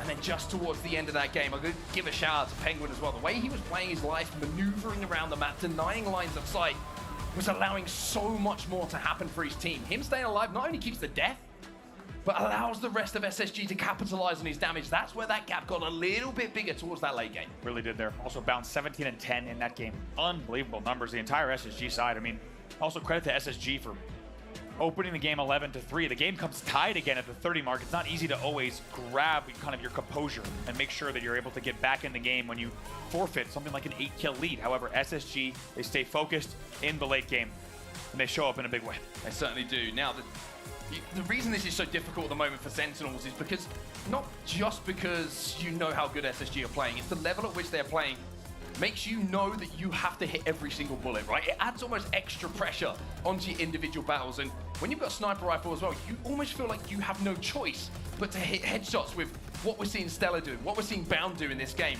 It just adds extra pressure. I mean, I don't know what to say about that shot we just saw. The reaction time, the quick scope, and the fact that he's so accurate from Stella, there is no counterplay to that. I have never seen, I could safely say, I've never seen sniping this consistent and this unbelievable in a Halo tournament in history. Look at Stellar, he has now topped your KD leaderboard here with a 1.22 KD and doing it with style. I mean, the look on his face as well in that picture says he ain't finished yet. He wants to see that going one way, and that is upwards. He wants to be at the top of the leaderboard with a huge KD ratio by the end of this tournament, but most importantly, he wants to do it with a trophy in his hands. Truly unbelievable sequences that you're seeing on screen here. And I agree, it's at the point where you probably cannot, if you're on Sentinels, and I would normally never say this, you probably cannot afford to challenge Stellar. You need to find a way to get different angles, you need to fire team shots, you need to be taking routes where you don't even have to challenge him, because it's been some of the most consistent sniping I have ever seen in the history of the game. Next up, Oddball on streets. Good news for Sentinels, no sniper rifles. That's one way to deal with it, right? Just keep the maps coming that aren't going to be featuring that sniper rifle. Speaking of objectives though, we are going to be playing a little bit of Oddball, and we're going to look at some of the objective players who have been doing the work for their respective teams. Penguin on one side of your screen, Boo Boo Doo Boo on the other. The KD's not too impressive from either, although they're not too bad at the same time. If you're doing a lot of objective, you're always going to be in the positions where you're probably going to die a little bit more. So all of them hovering around 1-ish is good enough for me, but you're looking at percent of time. Yeah. I mean, Penguin is doing it all. And that's not the first time we've seen Penguin with that kind of percentage on the team, right? When SSG is playing their best, oftentimes Penguin has that kind of objective percentage. And to be going a .92 with 54% of ball time, you cannot ask for more from your objective player. Big stuff from him. However, Boo Boo, of course, on the other side of the stage on your screen, looking to shut that down in game number 3. Going to be an interesting one for Sentinels here, because Oddball, obviously, we're going to be going the long game, right? We've seen them win a couple of close, longer games. We've seen the Argyle CTF. They have the stamina for this kind of game, and they're going to need it, because you get the feeling it's not going to be a 2-0. It's going to be a 2-1. It's going to be the last few seconds when one of these teams grabs that Oddball and gives themselves a round win. So keeping focus is going to be important for both of these teams. Seeing the long game as what has to be played is going to be so vital for them. For Space Station, though, an opportunity to go one step closer. 3-0 up in this series and within striking distance of a championship. For Sentinels, you get the feeling the series starts to turn around now, or it doesn't at all. Exactly. It took the words out of my mouth. Sentinels needs to think about waking up in this series in a big way and get ready to get back into the series. Completely different set of events. If you come into the next game 2-1 in the series, everything's back on the table. You come in 0-3 with no room to lose, and you have to reverse sweep with 4 in a grand final. That is an unbelievably tall task. Sentinels knows they need to win this one. They need to win it now. One thing while we're just waiting for this game to get underway, it gives us an opportunity to say thank you so much to Space Station Gaming, by the way, for what they have done in this place. It has been one of my favorite events of the year. The crowd has been incredible. The staff have been amazing, and the team now is stepping up. I mean, it almost feels like it'd be the cherry on the cake if they took it home. It really would be. It's been a Space Station party all weekend long, and what a cherry on top, as you say, it would be if they took this event as well. Right now, up 2-0 in your grand final, but as you say, it's been an unbelievable weekend so far. One of our favorite weekends of competitive Halo in quite some time. Also, Halo's debut in Salt Lake City, which has been quite fantastic as well. Halo's debut this year in Cyberlane's awesome music. Yeah. I kind of like it. I like the vibe, right? Yeah, big shout out to the Depot as well. Been an incredible venue, incredible hosts to the Halo Championship Series, and an unforgettable weekend already. Question is, can Space Station make it even more memorable with a big win here in your first grand final? Little break here. Probably a good thing for Sentinels as well, right? Just reset the mental game a little bit. They've been close games, but they haven't been games which have really felt like at any point they were going to swing in the favor of Sentinels. Well, a first round on the board here after a little break, a little time to think, a little time to recollect what the strategy is going to be. We'll completely maybe revitalize them and give them the belief that they can go on and push this series to a reset. A long way to go, though, and Space Station certainly in the driving seat as we finally head to Streets Oddball. It's been an incredible weekend so far until now for Sentinels. We'll see if they can kind of find that rejuvenation, find all that momentum that they've had all weekend long, starting things off with the man himself. It's Stellar. He goes down as well, nothing picked up. So he knows the battle's going to be going on bottom middle for those rockets, 2 down on either side. Lethal going to be trapped, Bound going to be chasing, Lethal gets taken down, but Boo Boo still has that Stalker rifle. Where do those rockets go? That's the real question. Pretty sure the SSG want to get them, but Spawn, with a little bit of help from Boo Boo Doobu on your screen, is going to turn them in the favor of Sen. Perfectly timed there with the red gun. He's going to convert on the second rocket as well. It's a nice push here. Look at the confidence. Boo Boo was your last player alive, by the way. Trying to be aggressive, trying to pick the pace up. Don't mind it from Boo Boo whatsoever. And Sentinels now have that ball back inside of Tram. So they have a setup, but Boo Boo, by being aggressive, just gave that red gun, I was going to say, over to Bound and SSG. But the pressure continues to be pushed. You saw Falcated flying forward, gets that important win. 13 points on the board already. Penguin, though, might be able to change that. Spartan there with the play ball, which brings up a good opportunity here. And Spartan takes him 3, but he goes full Mike Tyson's punch out and hits the ones he needed to. Yeah, that was a little bit ugly. That was more like a YouTuber's boxing fight, to be honest with you, than a professional one. But we come out on top, at least to the end of it. 14 points on the board, but Space Station now rotating that ball all the way back to the tower. Eco is down, so there's a numerical advantage here momentarily, but I mean, sniper rifle, bandit, it doesn't matter. Stellar doesn't miss. Yeah, good news, there's no sniper rifle. Bad news, there's a bandit here, and Stellar's going to pick whatever he needs to deal the death and destruction that he's been doing all weekend long. However, it's a big advantage here. Eco's your last player alive on Space Station. We will take him down with that Bulldog. And now you're going to see that ball be able to be picked up. Stella's trying to force his way forward off Sport, but look at Falcate. He gets that first pick, and just at the right time as well. Because not only is Space Station coming off of respawn, also those rockets are coming up, Andy. And if they can get them here, Sentinels, this will be a guaranteed 20 seconds. Bound was your last player alive. He was L, he went benches now. Everyone else is spawning in Tram, so the next kill's Bound has taken down. It's continued staggered control from Sentinels. This is going to be really big here. I wonder if this ball's going to be rotated as well. Booby's pushing up aggressively. Maybe a little bit too aggressively. Manages to get the trade, however, and it does create the opportunity for Spawn to move in and get the biggest weapon on the map. The rockets are in the hands of Sentinels as well as that Oddball. Got the boom booms with only 1 boom left. It has not translated to a ton of time, if we're honest. Sentinels here with a 15-point lead, but with the control, you thought they might have even eked out a bit more. Crazy the timing, right? Obviously, we can see the player outlines. We can see Spawn looks away from Bound just the right time, but reacts to a call out perfectly to still use that rocket effectively. 32 points still on the board. 17 points between the two teams. Oddball is down in an awkward position for both teams to fight for at the moment, just in the front of Tram. Lethal with that first pick, though, might give an opportunity for Sentinels just to tiptoe forward and think about getting that objective. An opportunity here for advantage, and also leading for the first time in quite some time into this series here. Lethal sneaks away with the ball. Let's get into a listen in here with Sentinels. One shot, Bound. I got him. 2 dead. Last 2 I have 2 front C, walking P1. Yeah, they don't mirror. 2 P1 fast. They're coming. Get rid of it. I got a man on 1. I probably spawned with you. Just one A-gen, there's 2 there. I naded. We'll keep spawning over here with you. Higher gen maybe? Yeah. What's here? Stalker. One's arcade. Back A, back A, back A. I have shots. Gonna be plants in a second. Back A, you guys. Okay, we got 2 there. Dude, just try to live, Jesse. Trying. Plants. One shot arcade. Is a shroud. All's 1 shot as well. Music with 1 shot, never died. Nah, I kept the 1. Oh, you might. Nice, dead. Shroud is down arcade. The shroud down arcade for rockets. Yeah, rockets up at 20. Rockets up at 20. If shroud. I think he picked it up. No, it's down arcade music. It's down. Okay. One was shoddy window. On laundry to tires? One mid. He's pushing me tires. Right, 10 for rockets, guys. No easy deaths here. No easy deaths. Caution, 1 shot. I got nice numbers for rockets. 5. Can you get rockets with shroud? Ball's 1 shot. Ball's 1 shot and 1's back A. Alright, we have rockets. All dead. Yo, ATM, one shot. I hit him with a rocket, He's try ATM to You're bench. alone. One shot benches. You're both on wing. I got it. Still benches. That's 1B, that's 1B. They're gonna be a lot of cafe, I think. One's B-Rail on me. Yeah, one's going driveway. B-Rail, one shot, or you go. You have help. And driveway pushing me. Yeah, in red. Penguin could be a bear. Hey, B-Rail, he's on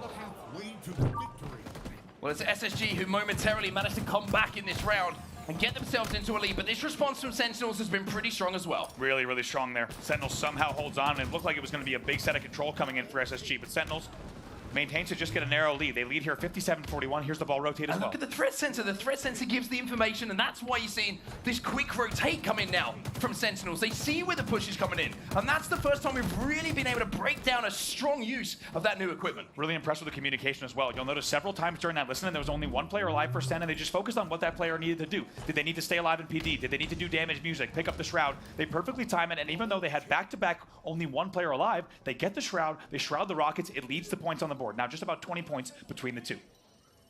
Stalker rifle about to pop as well, and Stella is the one to get his hands on it.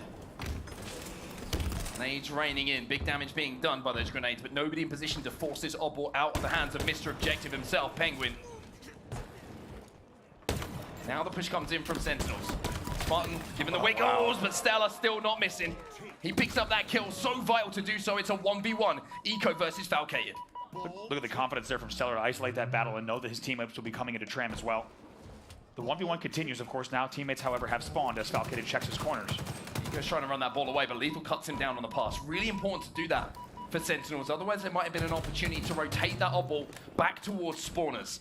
Stella going to pick up one. It's a 2v2 now. And what's the play call? Is it back into Tram? Is it to hold? It looks like there wasn't one. And Falcated just gets left on an island, disintegrated by grenades. Stellar perfectly times his nade, and he perfectly times his team shot as well. Rockets are up. Bound's going to get him. And SSG look like they might be able to go into the lead if Bound can put these to use. Falcated gets one, however, and information as well as to where those rockets might be. Penguin now with that Oddball. It looks like Bound's decided, I've got to try and get close to my teammate. He gets one. Lethal will trade it out, though, and it's such a good play from Sentinels there. They put pressure on time after time and make it so awkward for SSG to get any sort of consistent hold. Eco was your last player alive. He just tries to play the ball a little bit further into court. Bound is your first spawner here on B-Rail, which is very, very good for him because he can keep the team off the ball. Game clock starting to be an issue here for Sentinels as well, even though it is so close between these two teams. The lead is Space Station's. Sentinels will know that. They know they're the team who have to make the plays. They're the team who need to find these last two players alive and get this ball back in their hands, and that's exactly what they have done. It was a momentary 3 dead for SSG, and Sentinels with this hold might be able to just about go into a lead, but Falcated decides to put the ball down. He looks the wrong way at the cross, and Stellar once again comes in. What route does Stellar take there? He just walks in the front door uninvited and breaks the setup wide open. Threat sensors there as well. Sentinels now have the info. Boo Boo gets the kill onto Stellar. It's 2 dead for SSG. And even though they're down by 3 points here, they've got a kind of transitional setup inside a Tram here. They will go into a lead here, Sentinels. They turn it over. Boo Boo wins the fight. And all of a sudden, Sentinels are in control. Next kills go the way of Space Station, however. If Eco picks up this one, this will be big. Ball might be played into the courtyard here. Spartan re-challenges. Spartan wins that fight, and boy, oh boy, was that important to do so. Bound comes in to clean things up. 18 seconds left. The game clock's still a problem, but Space Station lose 3. Penguin on his own. Penguin's the last player alive. He has to make an enormous play here if he wants to have any chance. Lethal's going to go for those rockets.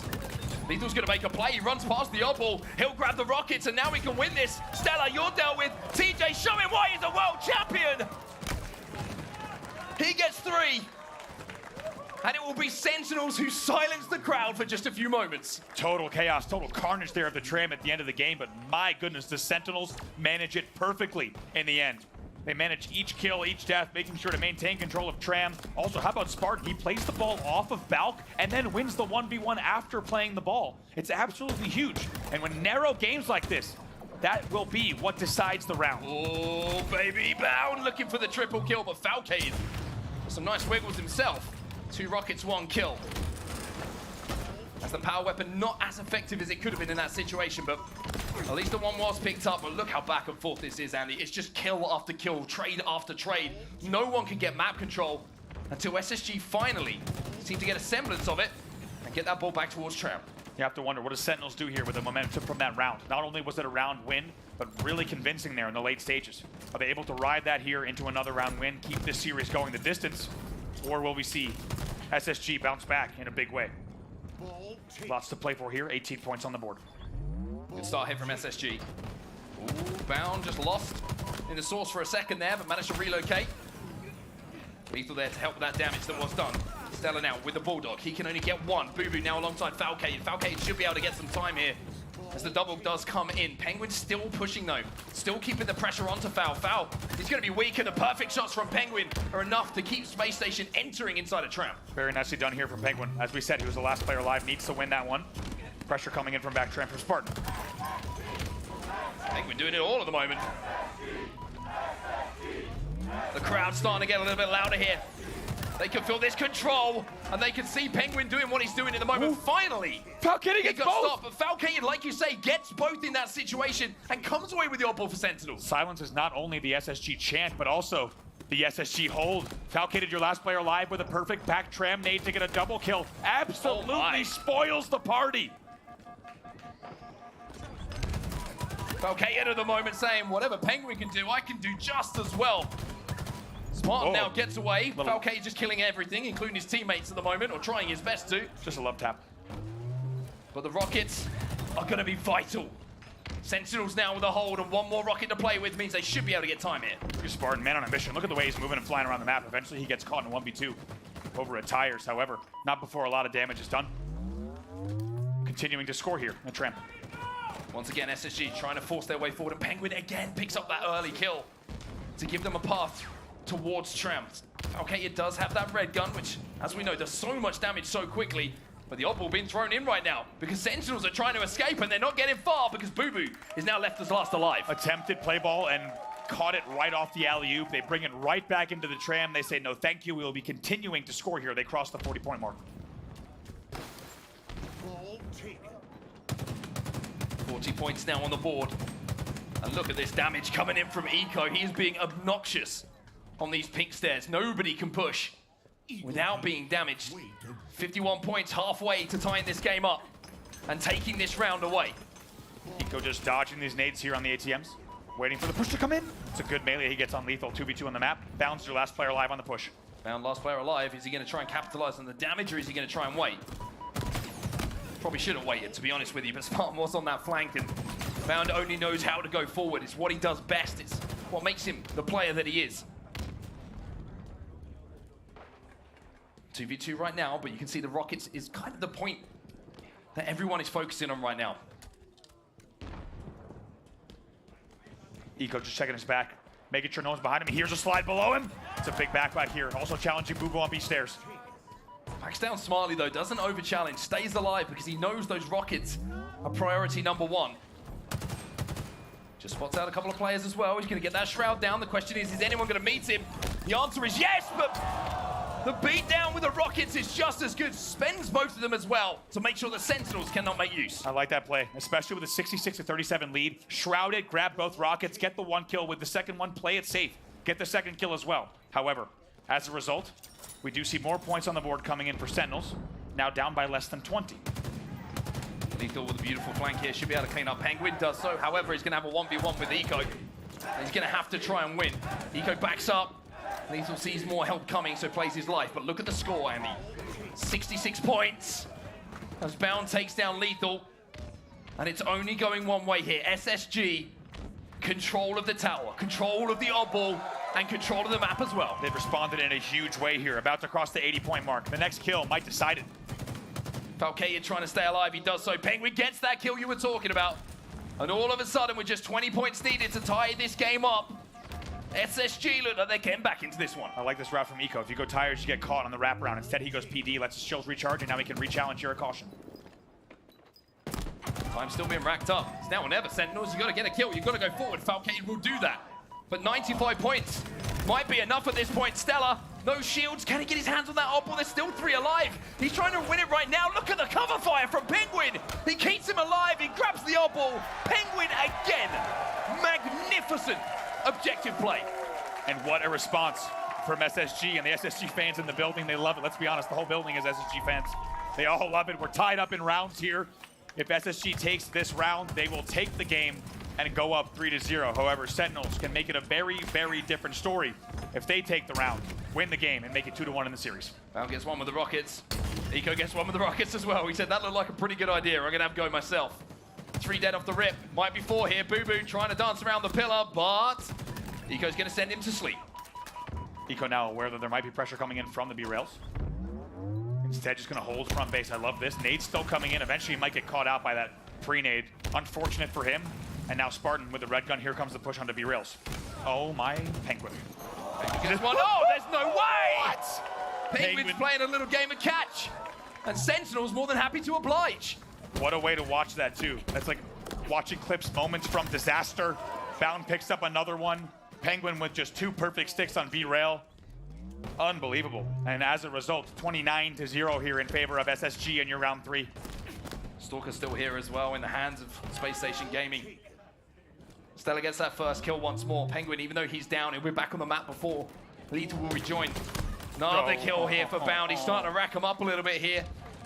He's -1 at the moment, but he's got a good amount of objective time, big amount of assists as well, and now Bound's starting to look to take over. Look at this damage he's doing. Just absolutely anyone pops into tires, he just shot melees, picks up the kill, and now he's just so aggressive, so confident. He's holding down driveway himself.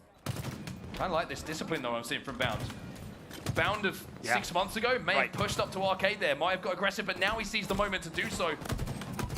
Might be able to get one, but no, look at the damage he's done, and now you're going to see Penguin try and move in. And while all the Sentinels are fighting Penguin, Eco's just watching. He's grabbing that Oddball. Meanwhile, at back A, Eco still scoring. It's 70-0 in favor of SSG off of fantastic map control. Rockets popping in 5 seconds.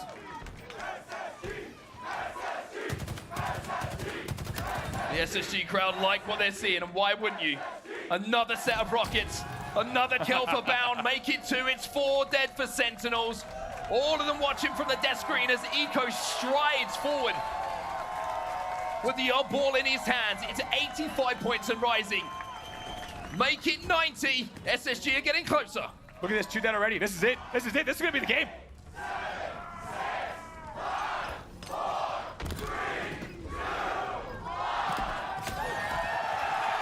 SSG fans in the building, do our jobs for us. They count down to the win as SSG move within 1 game of being your champs. And how about it? We wondered about the momentum coming out of Sentinels from that first round of ball. And SSG just shuts it down. An unbelievable sudden death, round 3, to take their 3rd game in the series. And the SSG chants continue in the building. They are 1 game away. 1 game away from that man on your screen finally getting that first trophy. We saw in the documentary on him, he was saying, I feel the responsibility. I know the pressure is there. I've got a lot to prove. You have nothing to prove. If you can call yourself a champion, and look at that series layout, they are so close. They can taste it. 1 more game, and Space Station will be your champs. Black and gold all the way across the board. Let's take a look here at the Stronghold stats across Charlotte, DreamHack Dallas, Arlington, and here at Salt Lake. It's a big, big record for Space Station Gaming. They are 15-5 over Sentinels, 8-7. Phenomenal record, only 2nd, and you can guess who to, probably Quadrant. And I don't think they've ever lost it, to be honest with you, so Space Station got to be feeling confident to see live fire, Strongholds in front of them right now. As the map and mode that they have to win to call themselves champions. And I just want to go back to what we were talking about, Andy. How important the winners bracket final was for them. The confidence that they got off of that win. You can see how focused they are right now, knowing what they had to do, getting that awful kind of horrible record off their back. And now they're in a final and 1 game away. This is the best that Space Station Gaming has looked, without a doubt. Now only 1 game away from closing out your grand final, and they're going to be locked in. And who else to start with but Bound? Here we are. Game number 4 is underway. From rookie on a mission to potential champion. The man on your screen, Bound, has been waiting for his moment. And maybe this is going to be the game where that moment arrives. Off the break, Couple of kills going to be exchanged, but it's Sentinels who seem to have the advantage of map control at the moment. They're playing for the ends. B's going to be left. Overshield coming up as well, but here's the flank coming in from Bound, but can't find Lethal. Picks up the first kill here. That will be the first damage that they needed. Now going to go ahead and push on Boo Boo. Boo Boo grabs the overshield clean, however, so this will be an opportunity for a little bit of regain of control for Sentinels here as he moves to sandbags. 2 dead though, and now he's going to have to play his life, Boo Boo, and that's going to mean more time. That overshield isn't going to be too effective. So you're going to be flipped over, so Space Station will be scoring. Boo Boo trying to make a play here. Bound's trying to sniff him out. And Boo Boo Doo provided with armbands by Bound, sends him in the drink. As soon as you saw Bound crouch walking, that sneaky little man. Oh my god, Eco's having a go now. Everybody on SSG's putting on a show. We can't keep up with the pop-offs. The commentary cannot keep up with it. Penguin's not done either. Finally, he's taken down, but how about Bound crouch walking on C-Plat to send Boo Boo's overshield straight off the map without any contest? It's the kind of play that completely deflates you as a team. You've got to have some strong mentality to come back from that one. And SSG will continue scoring. A and B in their hands, and I tell you what, when they're where they're playing, they are looking for blood right now. They are looking for a triple cap, but Sentinels split their resources and look like they'll be able to turn the scoring back over. 55-16 as things slow down for just a second. Somehow they get the reset. And just because it might be one of our last chances to do so, let's get into a listen in here. Space Station Gaming leading 63-16. I think you're going to have nading you. Hold on. Nothing. Could be Rad. Oh, yo, Brad and Big. 2-8. They have a one bull heat wave. One bull heat wave. Am I by myself or no? Just go Kevin. Help's coming, Kevin. They're distracted. Getting him B. Top A, one shot. Top A, one shot. Absolute top mid. Absolute top mid A. Heather B. Top A was one shot after that. Shot B. Dead. Kill me. Nice. Last two on Kevin. Last one on me. Last one on me. Go to Kevin. Gotta go back C. Kevin, we do it somewhere. He went C. He might have left. Yeah, he went C. They're spawning dummies. Can I go overshield or no? Dummies to C. I'm looking tower. Bottom tower weak. Bottom tower and elbow. Let's spawn overshield. Elbow weak. Elbow weak. One shot dummy door. One shot dummy door. One shot dummy spark. One shot dummy spark. One now. Got one. Oh no. Yo, my dummy door. One shot's party. One shot's party. Yo, dummies on dummies. One shot. Nice. I'm capping C. You can hit that. I'm one. They're gonna spawn big door to A. Big door to A, Kevin. Big door. Big door's weak. Lethal. Big door's weak. Lethal. Big door's really weak. Lethal. Rat tunnel. Kevin needs help. Kevin, just live. I'm behind you. I'm mid. Nest on me. Small Kevin. Hurt. I died just pillars to mud. One shot Keter. Backed up Rat. Nice. Sniper now. We have it. Bound has it. One's on pistol. One could be left, guys. One could be left side. Keep I'm small trying to get to B, guys. I'm trying to get to B. I'm looking at you for a second. Stickies real quick, guys. Give me the live. I'm trying to Top A. I'm on overshield. on pistol. One shot pistol. Nice. Top A. Same spot. We can top A. We can press it. I'm going A. Weak.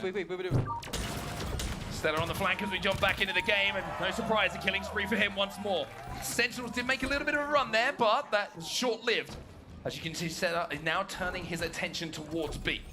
The Sentinels keeping the game respectable, keeping it close here, and do they ever need to do it? Because this game, as you saw, can run away at any moment. Stellar, by the way, 10-2 in this game. Of course. Making an unbelievable statement in this entire tournament, and game 4 is no exception, making 11-3. And B was still in the control here of Space Station, but finally maybe with some weapons, maybe with a little bit of map control, and maybe with Spawn needing to heat up, they can find a way back into this Sentinels. Bound gets what can only be described as a very annoying position, but from the heavens, from the top rope, Spartan gets one. It's still a 2v2, and even with Spartan doing what he just saw, they just cannot get the numbers in their advantage, but they do get an overshield. Seems to be the new hot spot for the World Stars. Good trade there in the end. Stellar will make sure he doesn't get fully clipped. Valkated, still a lot of overshield here to play with. 98-39 on the board. Chasing down players as well, gets one. And now tries to help Lethal out. There is a player at back B that they have to deal with here. And Lethal doing what he can is going to get the conversion, and they get the kills as well. Now, sniper rifle, overshield. This is what you need to put to use, but the melts are coming in from Space Station. Eco and Stella trying to take down Falcated. The overshield keeping him in it. Stellar does so well there to just melt the overshield off and just get out of dodge. He gets off a bridge. Take a look. He's already a dumb. He's going cuts. However, game now within 40 points. Penguin gets that kill though. And you can see SSG turn their attention towards flipping A. The timing might be good enough to beat Sentinels towards B here, which is where that fight's going to be. Now, are they going to try and go over the top here, Sentinels, and play for A? That's the question. Penguin is there, and it looks like SSG have read this. So they're trying to play for those kills, trying to bait Sentinels in, but they don't take it this time. And now Sentinels are closing in on that 98-point advantage. Those are two spawners there. You saw Bound had not been taken down. So Bound, still going to be, as you can see, he's still going to be low pillars right in front of your screen. Uh-oh. Oh, boy. Found's going to get that kill onto Falcated, that sneaky position you were talking about. Now allows Space Station to turn B back over in their favor. Sometimes that kind of works out though. Sometimes you're kind of looking for the attention elsewhere, and even though you don't hit the perfect repulse, you buy yourself a few seconds. And now Found finds out the Spartan's got a plasma pistol. Eventually he's taken down, goes for the mini-me grab. Can't make it happen. 114 to 82 now. Space Station continuing to score here. And once again, as you said, what looked like it was going to be Sentinels tying it up is answered back immediately by Space Station. They will keep ticking away on the scoreboard, and they also have 2 dead with the overshield popping. This could be a very big turning point in the game. Could be a tournament turning point. Penguin goes in for it, doesn't get it though. And off the respawn on the dummies, you can see that it's going to be Sentinels who should be able to get control of this overshield. It's 2 in a row now for Falcated, but they need to make the most of this. This is a situation now where they've got everything to play with again. They flip B, they should be able to flip A, and they should be able to pressure the respawners. They need to be aggressive here, Sentinels. They need to put the pressure back onto Space Station. They do very well to prioritize Stellar back green. They take him out right away, which is going to continue the staggered spawns. They also get the first pick now, and while the overshield has been melted, second kill will be traded out. Once again, Eco's your last player alive. Eco 4 dead here. Eco gets taken down now. Sentinels is back in this game. They are now crossing the 100-point threshold, and now only 38 points away. The question is, can they continue to string together these plays? Oh, they do get that first kill as well. They might get a second. Spartan finds the heat wave, almost finds 3 through the smoke. But it's enough to give Sentinels map control again. Now, will they push for that triple cap? Will they look to just hold the 2? It looks like the answer is the former, and Eco, he has to win this one and does. Can he get the trade? Falcated, yes he does. It's a 1v1 on the map, so you would expect Stellar may be able to get out towards B. Stellar's gonna be able to get C here. Now, as you said, Stellar already went straight to B. Penguin supporting him on pillars here. Those are your first 2 spawners from SSG. They right away get to B, and Bound flips B. Very nice place here. This is so close, this game. Look at the score. Neither team going on a huge run. It's always 20, 30 seconds. Spartan gets one alongside the man on your screen. Stellar though, surprise, surprise, when you need the kills to come in. He has been electric for Space Station in this tournament, and now, having held B, having got those kills, SSG will continue scoring. And we're back in the deep waters now for Sentinels. It's 164 and rising. Doesn't even trade shields. Stellar just technically so sound in this game. A big win at back B paves the way for him to win that battle on Big Door as well. Overshield topping, and they still lead 175 to 122. I think that's the concern here, right, for Sentinels. They're getting overshield after overshield, and they're still losing this game. Oh, big. They get another one here. Spartan's going to use it this time. Falcated got the last 2. But the pressure is on C already from Space Station. You can see the triple cap is what they went for. The overshield now is out of there. And even with the situation where they don't get the overkill, it might be the triple cap which hurts Sentinels most. Incredible pressure there from Bound to challenge C plat out of nowhere. 2 dead here for SSG. Look at B and C also flipping. C gets reset. All eyes on B for this flip. B will be flipped. Eco gets the kill, which is going to allow an opening now towards A. Now, what's the play call from Space Station here? It looks like Survive is the call, as 2 players from Sentinels do rotate back towards A to try and deal with Eco. They knew he was there, but look at the time he's buying, finally dealt with. And Space Station find themselves 2 dead. Penguin, though, while the distraction came in from Eco, managed to get out to B and flip it back in their favor. Oh, no. No. Somebody call a lifeboat. We need an emergency pickup. Someone call the police. Are you kidding me? 4 dead for Sentinels, and you heard it here in the room. That is insult to injury. I don't even know what to say. Penguin with the double mind the gap, making them look silly. Stellar with the sniper rifle as well. That's what happens at the end of it. And SSG are getting closer.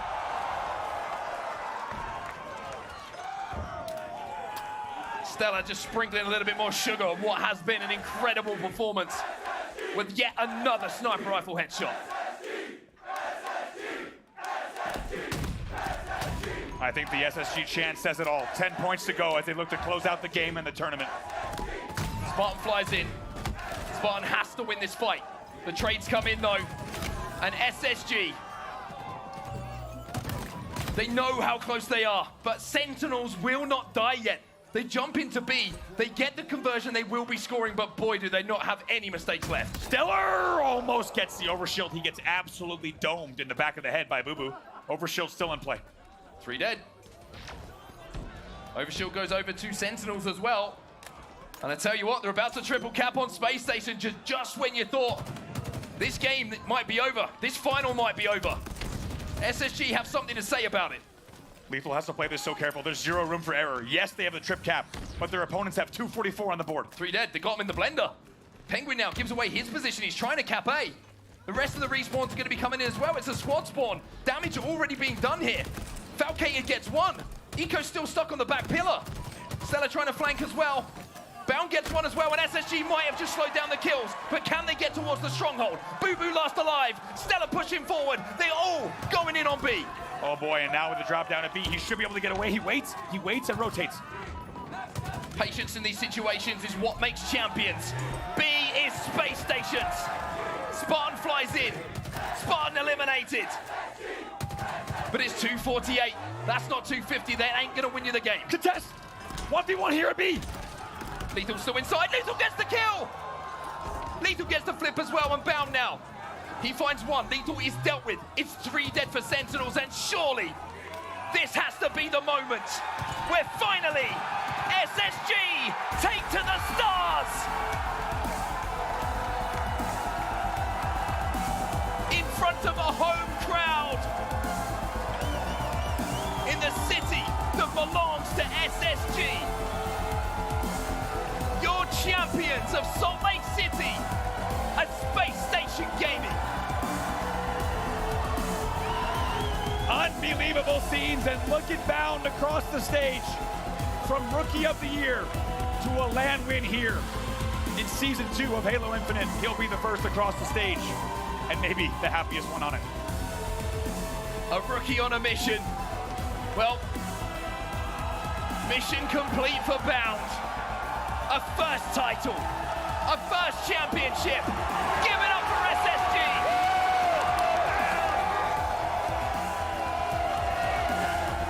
You could not write a better story. From seeing the documentary just yesterday for the first time, hearing about his story and his dreams in professional Halo, to now raising a trophy. And the man that was holding that trophy for just a few seconds as well. One of the most insane individual performances with a power weapon. That sniper rifle needs to be renamed Stella. I'm sorry, it was ridiculous what he was doing this tournament. Ridiculous is the only way to put it. And an incredible hometown crowd here. On their feet for a 4-0 Space Station Grand Finals victory. It's a Space Station statement. The Guardians of the Grand Final. Finally don't have to watch someone else pick up the trophy. They get to do it themselves in front of the home ground. I mean, it's been an incredible tournament, Andy. Absolutely amazing. It is. Unbelievable scenes here, and SSG taking their first tournament in such a dominant fashion in front of a Salt Lake City crowd. You couldn't write a better story. Well, they picked up the trophy. It's time to hear from your champions here. Blaze, it's over to you. Thank you so much, Mark and Bra, for the awesome cast. Salt Lake City, one more time for the home team. Give it up for the champions, Space Station Gaming. Wow. Penguin, it has been 529 days since you and your boys have won a tournament. What has it been like? What has that drought been like? And how does it feel to do it in this city? Oh man, that's way too freaking long. We're way better than that. I can't lie, but no, it feels great. Honestly, this win obviously means a lot to Adam. It's his first win, but for me personally, it's nice to win with someone who hasn't won yet versus playing with a bunch of people who have. So I feel like this one means more than my first one even too. So congratulations to Adam. Give it up for Bound, everybody. My teammates are gods, and yeah, shout out all the fans. They truly are. They truly are. Here, I'm gonna take this mic. Here, pass this one down the line, okay? But I want to talk to Bound, because Bound, you were a phenomenon online, okay? You entered the league in Raleigh. It has been 595 days since you've been a professional, and you get your first title. Talk to me about how that feels.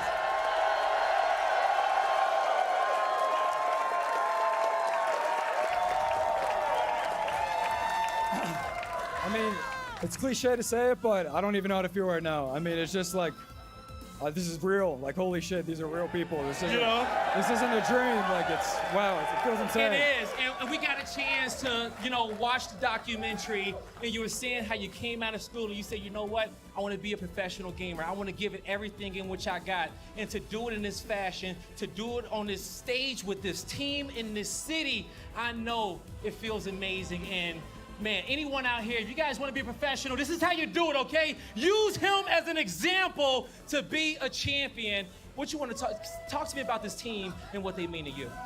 I mean, this team, I don't know what to say. They picked me up after they won 2. They may have lost, got second, and we had to, had to stride a little bit, but once I fit in, it felt good, and it felt like we've been the best team for a while now, so it feels good to actually hold one of these. There you go, it's official now! It's official now. Pass the mic on over to your teammate, Eco, okay? Big brain himself, one of the masterminds out there. It's been a while since you got a championship, and I know your family and everyone is proud of you. How do you feel right now? I mean, kind of like what Bound said, this doesn't feel real. I'm happy we could win with Bound.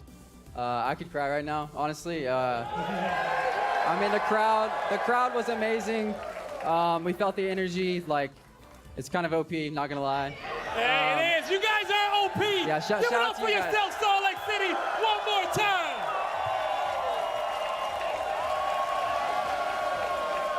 Wow. Now, yo, you guys are already gonna say it, okay? If there ain't nobody else saying it, I'm gonna say it, all right? Because this is the MVP of the tournament right here, the way he been playing.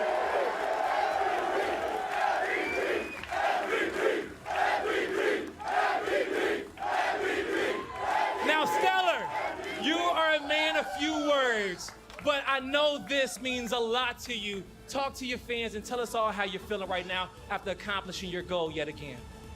It's kind of surreal. I feel like we've been so close multiple times since picking up Bound, but we finally were able to do it, and I wouldn't want to do it with anybody else, and yeah, happy. There you go. He's happy, everybody. Give it up for Stellar one more time, okay? Now, pass the mic on over to the legend himself, okay? Coach, Elamai, what is it like here to be able to come out with this win? You've been practicing so hard to get these boys in shape to be able to get this championship, and yet again, you are a champion, and this time as a coach, how does it feel to hoist yet another trophy? I mean, I'm just honored and lucky to be with these guys. They're incredible, the SSG, all the staff that put this on. A bunch of amazing people down here, up here. The fans are nuts. The sponsors are incredible. Oats of Night Seal Series, everybody. This is really special. I've never experienced anything like this in 15 years, so it means a lot. There you go, okay? Now, I'm gonna let you guys have one more moment on this stage, but Coach, close it out for the team. What do you want to talk to me about the organization, these fans, and thank them for everything that you guys have been through and all the support so far? I mean, I've been on a lot of orgs in my day, and this one's special for sure. And it's different, and it's just amazing, and I wouldn't want to be anywhere else. There you go. Coach, hand me this mic real quick, okay? Be with the squad. One more time, Salt Lake City, blow the roof off this venue and give it up for the champions, Spacestation Gaming!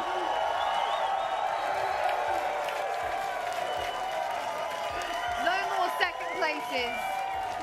No, not going down in the winners finals. They're going to do it in the grand finals, and what a way to do it. Spacestation Gaming crown your champions here at their hometown in front of their home crowd, and you can hear the cheers still going. It's just ringing inside this arena. Clutch, what a special series that was for Space Station. A dominant performance from every single person on the main stage, and you got your MVP up there holding the trophy right now. Stella, how important was he to this team? Yeah, you don't win a tournament without everybody being on fire, but the way Stellar was playing all weekend long, he found that level of consistency at that flow state. I mean, it was something special to watch. I think Onset and Bravo said it best. Like, very few times have individuals had a consistent repertoire of that performance with the snipe across an entire weekend long, but every time Stellar picked it up, you knew he was about to do work. You knew he was about to change the outcome of the game. and it was everything SSG needed to finally get this championship under their belt. It really was indeed. He was a huge difference maker alongside the rest of his teammates. And let's just talk about Bound for a second, because we've seen an episode on Bound come out recently, and it's about his rise, his come up. Well, there's no bigger rise than to the top, right? And with the championship, with a trophy, Bound has managed to do that. He's honestly created such a big storyline around rookies, around being able to join a team and get the job done. What about this individual? Because he's just a superstar right now. Yeah, it felt like a matter of time for Bound, but there's always going to be that extra pressure when you join 3 champions. I mean, remember what Cloud9 used to do when these previous players were on that roster? It was almost boring watching them win event after event after event. No one was touching them. And then Bound joins, they start to slip to second place. It's a question, can they be back on the top yet again? And finally, him answering that question is so huge for him personally, mentally.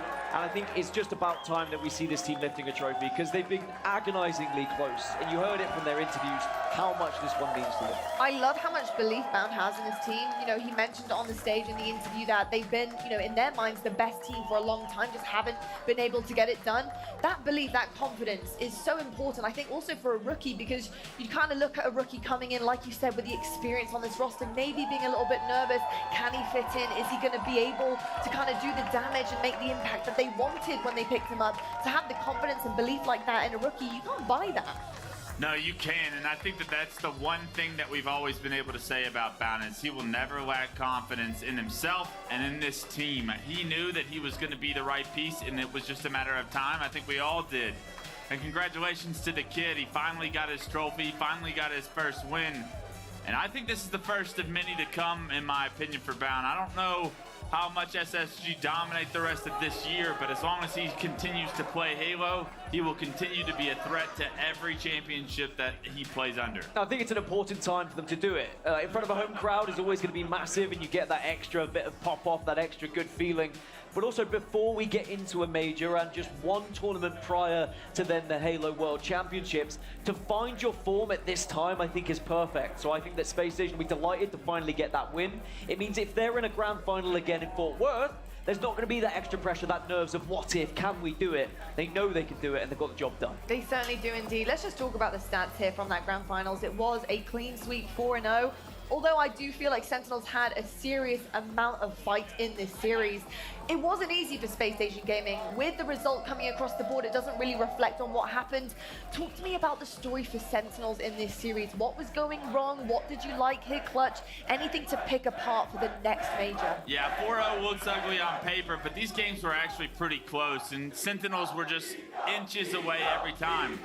They don't need to hold their head high. They should be proud of the road that they've been through, and the fact that they're on such an upward trajectory, especially Dan, like you said, SSG winning this tournament is big for the rest of the year. Sentinels getting into this grand finals is massive for the rest of the year, because we have yet another contender for the World Championship at the end of the year. A team we may not have counted out or in that conversation before this tournament. Sentinels have now made themselves known to the world.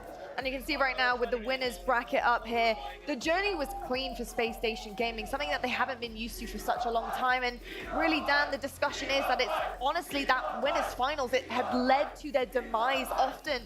Now getting over that winners finals, beating Sentinels twice now in a row, was everything the Spacestation roster wanted, and including the money here as well. But a really impressive run from them. Yeah, and I think I tweeted about it yesterday, or sorry, I X'd about it yesterday, is that how competitive this league is now. That's our 3rd different winner that we've had this season. We've had 10 different teams in the top 6 so far this season as well. The top 6 could not look any more competitive, and you saw it on that bracket with how close those series were.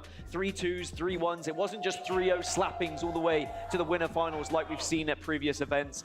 It is so unpredictable at the moment, and who knows at Fort Worth who is going to be that team lifting that trophy, because there are probably 4 different teams that could be. Yeah, indeed. I've got to say, what a performance from Spacestation Gaming, though. I am so impressed with every single one of those individuals on your screen. But we do have plenty of Halo left in the season. We do have lots of events to attend here on the roadmap. Of course, we've just had our Global Invitational. Up next, we do have our major at Fort Worth, which you guys can go and actually pick up tickets for right now. And then, of course, our Halo World Championship at the end of it. These team passes and spectator tickets are available. Go pick those up. If you want your chance to go to a Halo event, go and scream your lungs out and try and maybe beat that SSG crowd, because it's going to be a hard one. Yeah, I don't know. What are we thinking? Optic Gaming fans versus SSG fans? I think we have a bit of a rivalry. I think we're going to have to see for the rest of the year who shows up when it matters, right? I think we've seen a little bit of both, but when they're in the same house under the same roof, that World Championship, I guarantee you, whichever crowd shows up bigger is going to give their team a little bit of leverage. That is very much true. I think the hometown crowd definitely has a favor in terms of kind of motivation behind teams. You know, Eco even said it like, this is crazy. Elimine, in 15 years, hasn't seen anything like this.